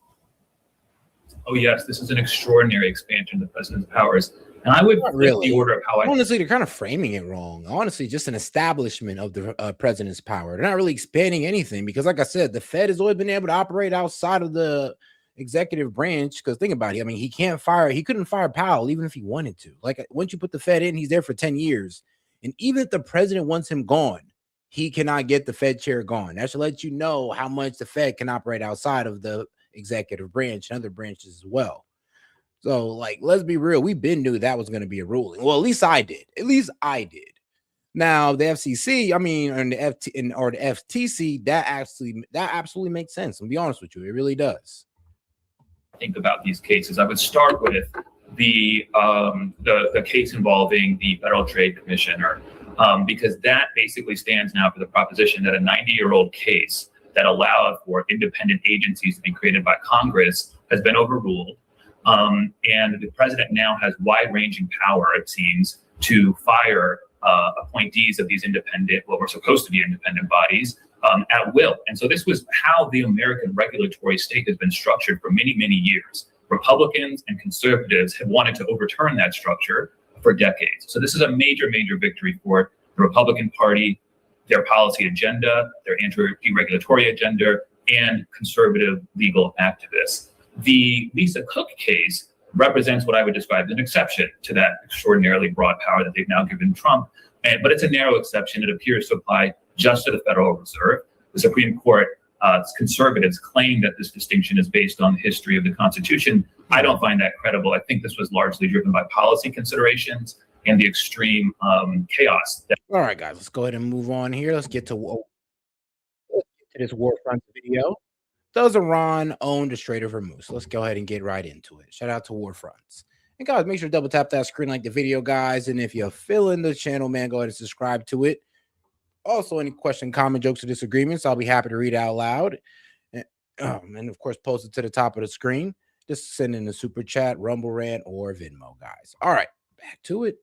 The tricky thing about agreements and ceasefires in the Middle East is that they're not exactly known for their shelf life. So when the 14-point Memorandum of Understanding was signed between the United States and Iran a few weeks ago, we weren't exactly holding our breath on how long it was going to last. As it turns out, didn't last long at all, at least in terms of keeping the two sides from launching strikes on each other. As a kind gesture to ensure that the War Fronts team had a working weekend, the latest rounds of attacks kicked off on Thursday, firing at a civilian ship transiting through the Strait of Hormuz. That happened to set off an American response, which of course led to an Iranian response to that, and it was downhill from there, wasn't it? By late Sunday, the two sides had agreed to stop shooting at each other, at least for now, pending further talks on Tuesday in Qatar. But 2 weeks into this supposed ceasefire, the agreement that was supposed to end the Iran war is showing some serious strain, and it's anyone's guess just how much more it can take before it gives way completely. New management. Okay, so what went wrong here? Well, the agreement reached between the United States and Iran included unprecedented US concessions to Iran, particularly in regard to a sum of $300 billion that would make its way to Tehran as part of a broader internationally funded reconstruction package. That package included sanctions relief, the unlocking of over $100 billion additional dollars in frozen Iranian assets, and then some. So you'd think it would be all celebrations in Tehran, right? Well, not quite. We have 2 full episodes here on War Fronts breaking down what exactly is in the US-Iran agreement. But today's story instead focuses on what wasn't in the deal and how that's come right back to bite the wider world as the Strait of Hormuz remains more or less closed. So when Iran began to fire on cargo vessels last week, hitting the bridge of a ship called the Ever Lovely name, it was just too much for the US. Remember, the entire reason that America had signed the MOU with Iran in the first place was to get Hormuz back open. Making all of these concessions and still having to deal with Iranian fireworks flying through the strait afterwards wasn't in the cards. The US struck limited targets along the Iranian coast, including 4 missile and drone storage facilities along the strait on Qasem Island. Tehran, of course, couldn't take this lying down, so they fired back, this time targeting US positions in Bahrain the following day. Once the dust settled, things were beginning to look like they might smooth over until Saturday, when Iran did it again. That time, they struck a Panamanian-flagged vessel, the Kiku, and another round of back and forth went off in the same order. The US struck Iran, harder this time, and Iran hit back on regional targets, harder this time too. The whole MOU framework was starting to look like it was spiraling out of control until late Sunday night when the two sides reportedly agreed to call the shooting quits and engage in more talks on Tuesday in Qatar. The subject of these talks was originally supposed to be the whole nuclear question, ostensibly the reason that Washington launched their war against the Islamic Republic in the first place. The MOU gives that process a 60-day time frame, though it does include the ability to extend it indefinitely if both sides agree. Now, given that we're 2 weeks into this deal and still stuck on the basics of the MOU itself, we'll take the over on that 60-day extension. Right now, the two sides are stuck on a pair of intractable issues: Israel's operation inside of Lebanon and the status of the strait. We'll revisit the Lebanon front in just a moment, but when it comes to Hormuz, it's the lack of clarity in the MOU that's been haunting the two sides. The MOU is only 14 points, and when you compare it to the length of the original Iran deal, the J.C. Power's 159 pages of details, the daylight between the two sides starts to become more clear. While the original Iran deal did have the nuclear components taking up the majority of that space, this MOU remains short, to say the least. Ever since Tehran closed the Strait of Hormuz back on the 2nd of March, they've made it clear that the status quo of years gone by, where the body of water was treated as an international waterway, was over. And while Hormuz is an international waterway, according to globally recognized maritime law, Iran has long understood on paper that under the right circumstances it could be closed down. Then, throughout the course of the recent war, Tehran discovered just how easy it was to actually close this thing and learned all about the leverage that Iran could exert. Control of that waterway is a hell of a drug, and we don't expect Iran to give it up anytime soon. The regime has since been trying to exert maximum control over Hormuz, primarily by advertising their intentions at charge tolls, which they're calling service fees, which means, of course, that they're totally different from tolls, right? The service that they would be providing, by the way. And yeah, that's what I'm saying. They changed it to service fee because they're saying, oh, yeah, we're going to service you through the strait and you're going to give us, compensation for that. So, yeah, pretty much, we're going to serve you by helping you go through the strait and not shooting at you.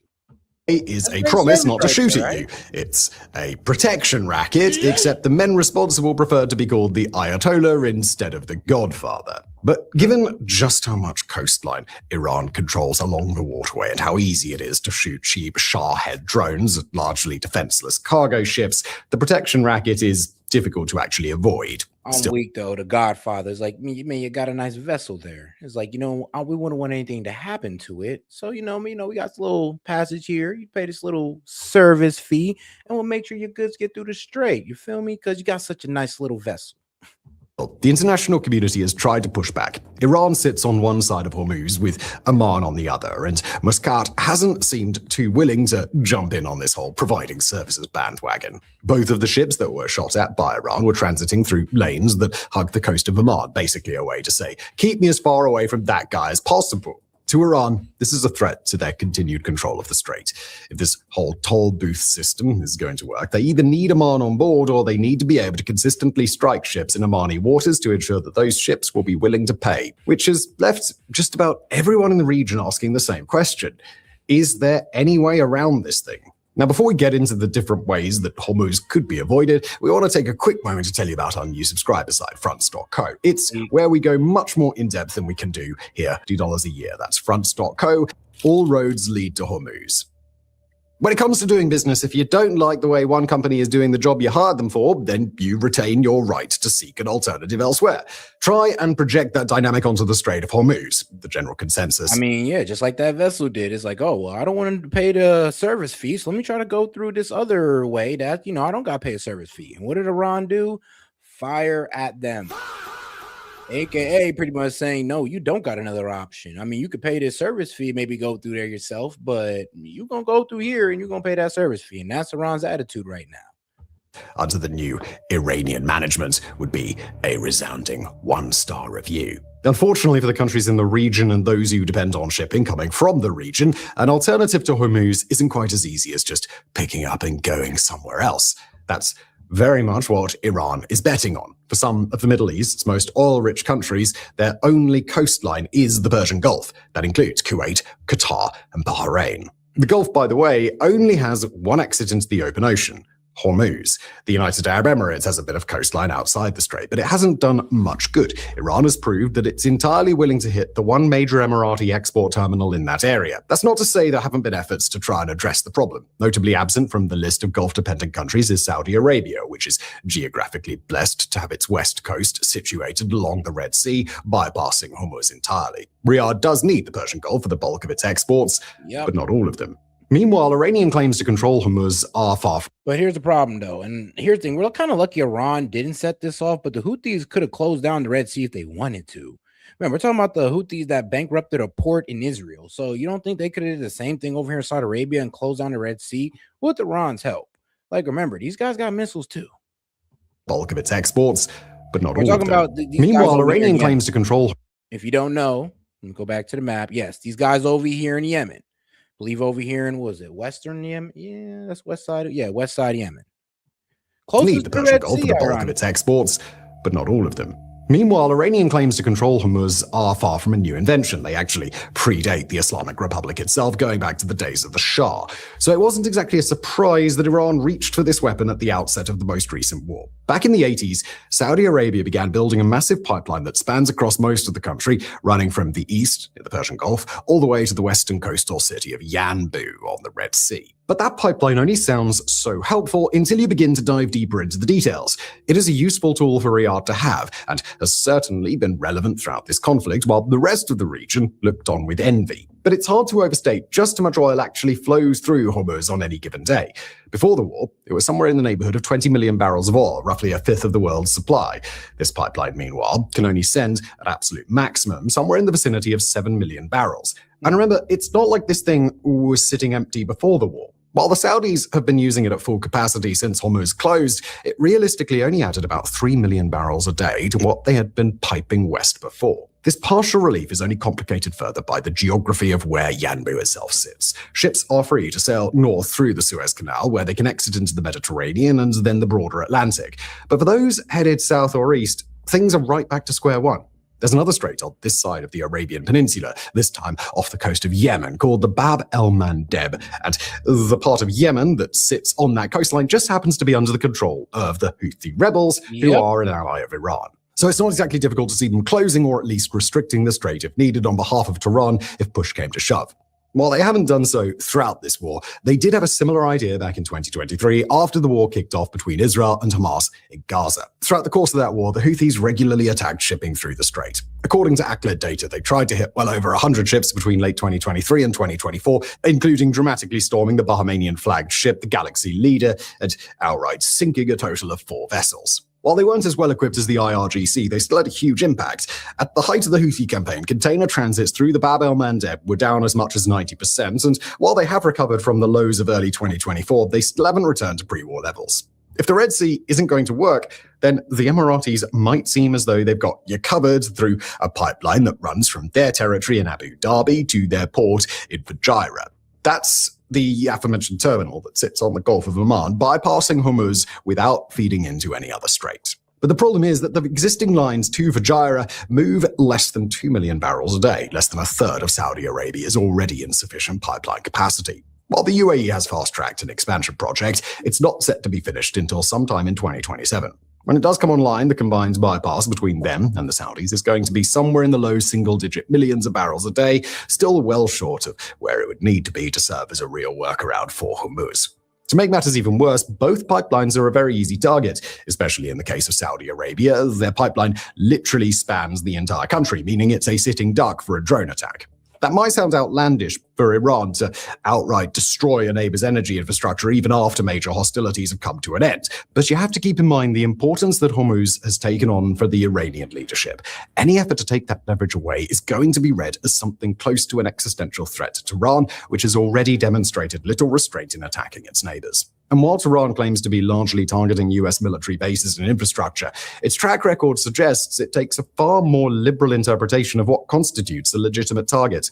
From hotels in Dubai to apartment high-rises in Bahrain to energy infrastructure in Qatar, they really were not holding back. It shouldn't be taken as a given. Bro, their explanation for striking those high-rise hotels, they're trying to say that, oh, well, CIA assets in the USA live over there. I was like, come on, bro, really? Really? You sure you're just saying send a drone at that high-rise because if y'all felt like it? You sure? And that Tehran would destroy the pipelines, but it can't be ruled out either. After the Russia-Europe pipeline Nord Stream 2 was blown up a few years ago, Polish Prime Minister Donald Tusk famously weighed in that the problem with the pipeline wasn't that it was blown up, but that it existed in the first place. Applied to... I mean, is anybody else laughing at the fact that the Prime Minister of Poland name is Donald Tusk? Like, come on, that is kind of funny. To this situation, it's not hard to imagine the Islamic Republic thinking that Tusk might have been onto something. But while Tehran was busy tightening its grip on Hormuz, it might just have lost ground somewhere else entirely. A new deal. While Hormuz was dominating headlines over the weekend, Iran suffered its first strategic setback in some time. In Lebanon, Tehran has consistently expressed that nothing short of a full Israeli withdrawal from the country, which hosts Iran's paramilitary ally Hezbollah, would be sufficient in terms of complying with the Memorandum of Understanding. Israel, meanwhile, occupies a large and growing share of southern Lebanon, where Hezbollah is historically at its strongest. The Lebanese government has been tried to avoid a situation where Iran would be negotiating on its behalf. Instead, Beirut has been engaged in its own negotiations with Israel, much to the chagrin of both Hezbollah and Iran.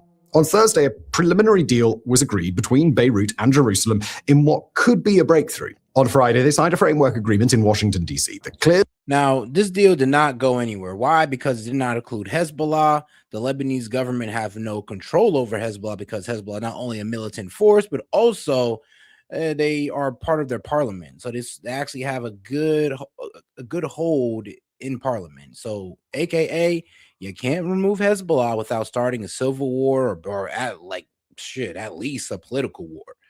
And here's a problem too. The Lebanese army can't disarm Hezbollah. Why? Because Hezbollah is more formidable than the Lebanese army. I mean, it wasn't the Lebanese army that beat the IDF 2 times. It was Hezbollah. Is the way for a very gradual phasing out of the IDF in Lebanon's south, replacing them with the Lebanese Armed Forces, or LAF. The first phase of this deal will see Israeli forces leaving 2 so-called pilot zones, into which the LAF would take over and finish clearing out any leftover Hezbollah fighters or weapon stashes. Lebanese media reported that these 2 initial zones comprise areas north and south of the Litani River. Upon further inspection and verification by the United States, these areas would gradually expand until Israel is fully withdrawn from the country. The US has also committed funds to help rebuild the country, which has seen some $20 billion or more in damages since the start of this war in early March. The US will also take on a more active role in training the Lebanese armed forces. Before anyone calls this a success and decides that peace has now been established, there are still some concerns that have yet to be addressed. One of the biggest issues, much like with Hormuz, is that the path from point A to point B hasn't actually been worked out, and there are a lot of open questions around what, if anything, is supposed to happen now. There is no timeline provided in this deal, essentially letting Israel maintain its occupation in the Lebanese south for as long as it would like to stay. That, in particular, has proven to be a massive issue for Hezbollah's political allies, namely the Speaker of Lebanese Parliament, Nabir Berri, who raised the concern that Israel could simply select areas they have struggled to capture or control, send in the LAF to do the job for them, and not really make any concession. On Sunday afternoon, Berry came out publicly, opposed the deal, saying that it is, quote, impossible to implement. While the deal does not... Yeah, it is. Like I said, he's saying, you guys want us to disarm Hezbollah? Like, yeah, we can't do that. It's like, bro, Hezbollah is the leading military force in Lebanon. I mean, yeah, not done. And it acts in, like I said, it has power inside the government as well. So that's even harder to do. I mean, like, bro, trying to disarm a militant group with political power that's celebrated by the people in Lebanon, not all of them, but a good amount of them. I mean, that's a bit hard, guys. That's a bit hard. I know I'm saying it's impossible, but damn near impossible. Need to go through parliament. Berry is the leader of the only other Shiite party in the country besides Hezbollah. The fact that he is opposed, while perhaps not entirely surprising, is nevertheless not encouraging for the deal's long-term chances of success. Indeed, protests broke out almost as soon as the deal was announced in Beirut, and a Hezbollah source reportedly said that the deal will lead to a civil war in Lebanon. The group is somewhat infamous for threatening civil war whenever the... Bro, I'm gonna be real. That's been the political analysis across the board. It's like, if you're gonna disarm Hezbollah, you're gonna cause a civil war. Because there's people in Hezbollah that don't want Hezbollah to disarm. And also considering how much charity Hezbollah do for the Lebanese people. Lebanese state moves against it, and there's a bit of a boy who cried wolf dynamic here. Still a terrorist group, by the way, but I mean, like I said, man, one man freedom fighter, well, one man terrorist, another man freedom fighter. It'd be like that. The duality in the world is crazy. Hezbollah are not afraid to flex their muscles when they believe that they need to, but the group is an absolute shell of its former self in terms of military readiness. That's after not 1, but 2 wars with Israel in the last 2 years, degrading the group sufficiently that large-scale nationwide mobilization seems ambitious. Regardless of how this new arrangement does or perhaps doesn't work out, it still flies completely in the face of the Iranian leadership and compromises Tehran's attempt to dictate Lebanese foreign policy in recent negotiations. What Beirut can't afford is for this whole process to be slow. The government has gone way out on a limb in signing a deal that Hezbollah is basically calling treason. They've already called for the prime minister's resignation, and the last PM who even thought about negotiating with Israel was assassinated by Hezbollah for that offense. Over 1 million Lebanese are still displaced from their homes in the south, so every week that this framework stalls on verification issues, withdrawals, or other hang-ups, is a week where the Lebanese government has precious little to show for the compromises they made. So literally, it's like, bro, the Lebanese government's in the worst position. It's like you can't really tell the Hezbollah to disarm when they're literally defending southern Lebanon. And they're defending the Lebanese people that you guys aren't defending, that you're letting Israel do whatever the F they want with. And you're over here trying to work a deal with these guys? Yeah, that's kind of why a lot of people in Lebanon are considered them traitors, not just Hezbollah. when we zoom all the way out, we're left with various deals that all seem to have their own problems. The one governing Iran hasn't stopped the shooting, hasn't opened the strait it was designed to, and is drawing serious questions about its underlying ambiguities, where problems are cropping up faster than either side seems able to address without striking one another. Tuesday's talks in Doha are set to tell us where things will go from here, but we're still left asking the biggest question of all. What's going to be the next thing to go wrong? Thank you for watching. And all right, guys, we're going to go ahead and call it a night on this one, man. I feel like I done covered almost everything. I guess we'll get into some of the other stuff tomorrow that I had lined up for the night, but we didn't hit that 4-hour mark, guys. And guys, make sure to double tap that screen on your way out. Appreciate the support. And make sure to subscribe to the channel as well. And hit that bell so you get all the notifications for when I drop a short video or the next time I go live. All right, guys, I'll catch you on the next one. Peace. Noah! Larry, what the hell are you doing? Larry! Larry, you can't just... Larry! Oh, are you all right? How did... Larry!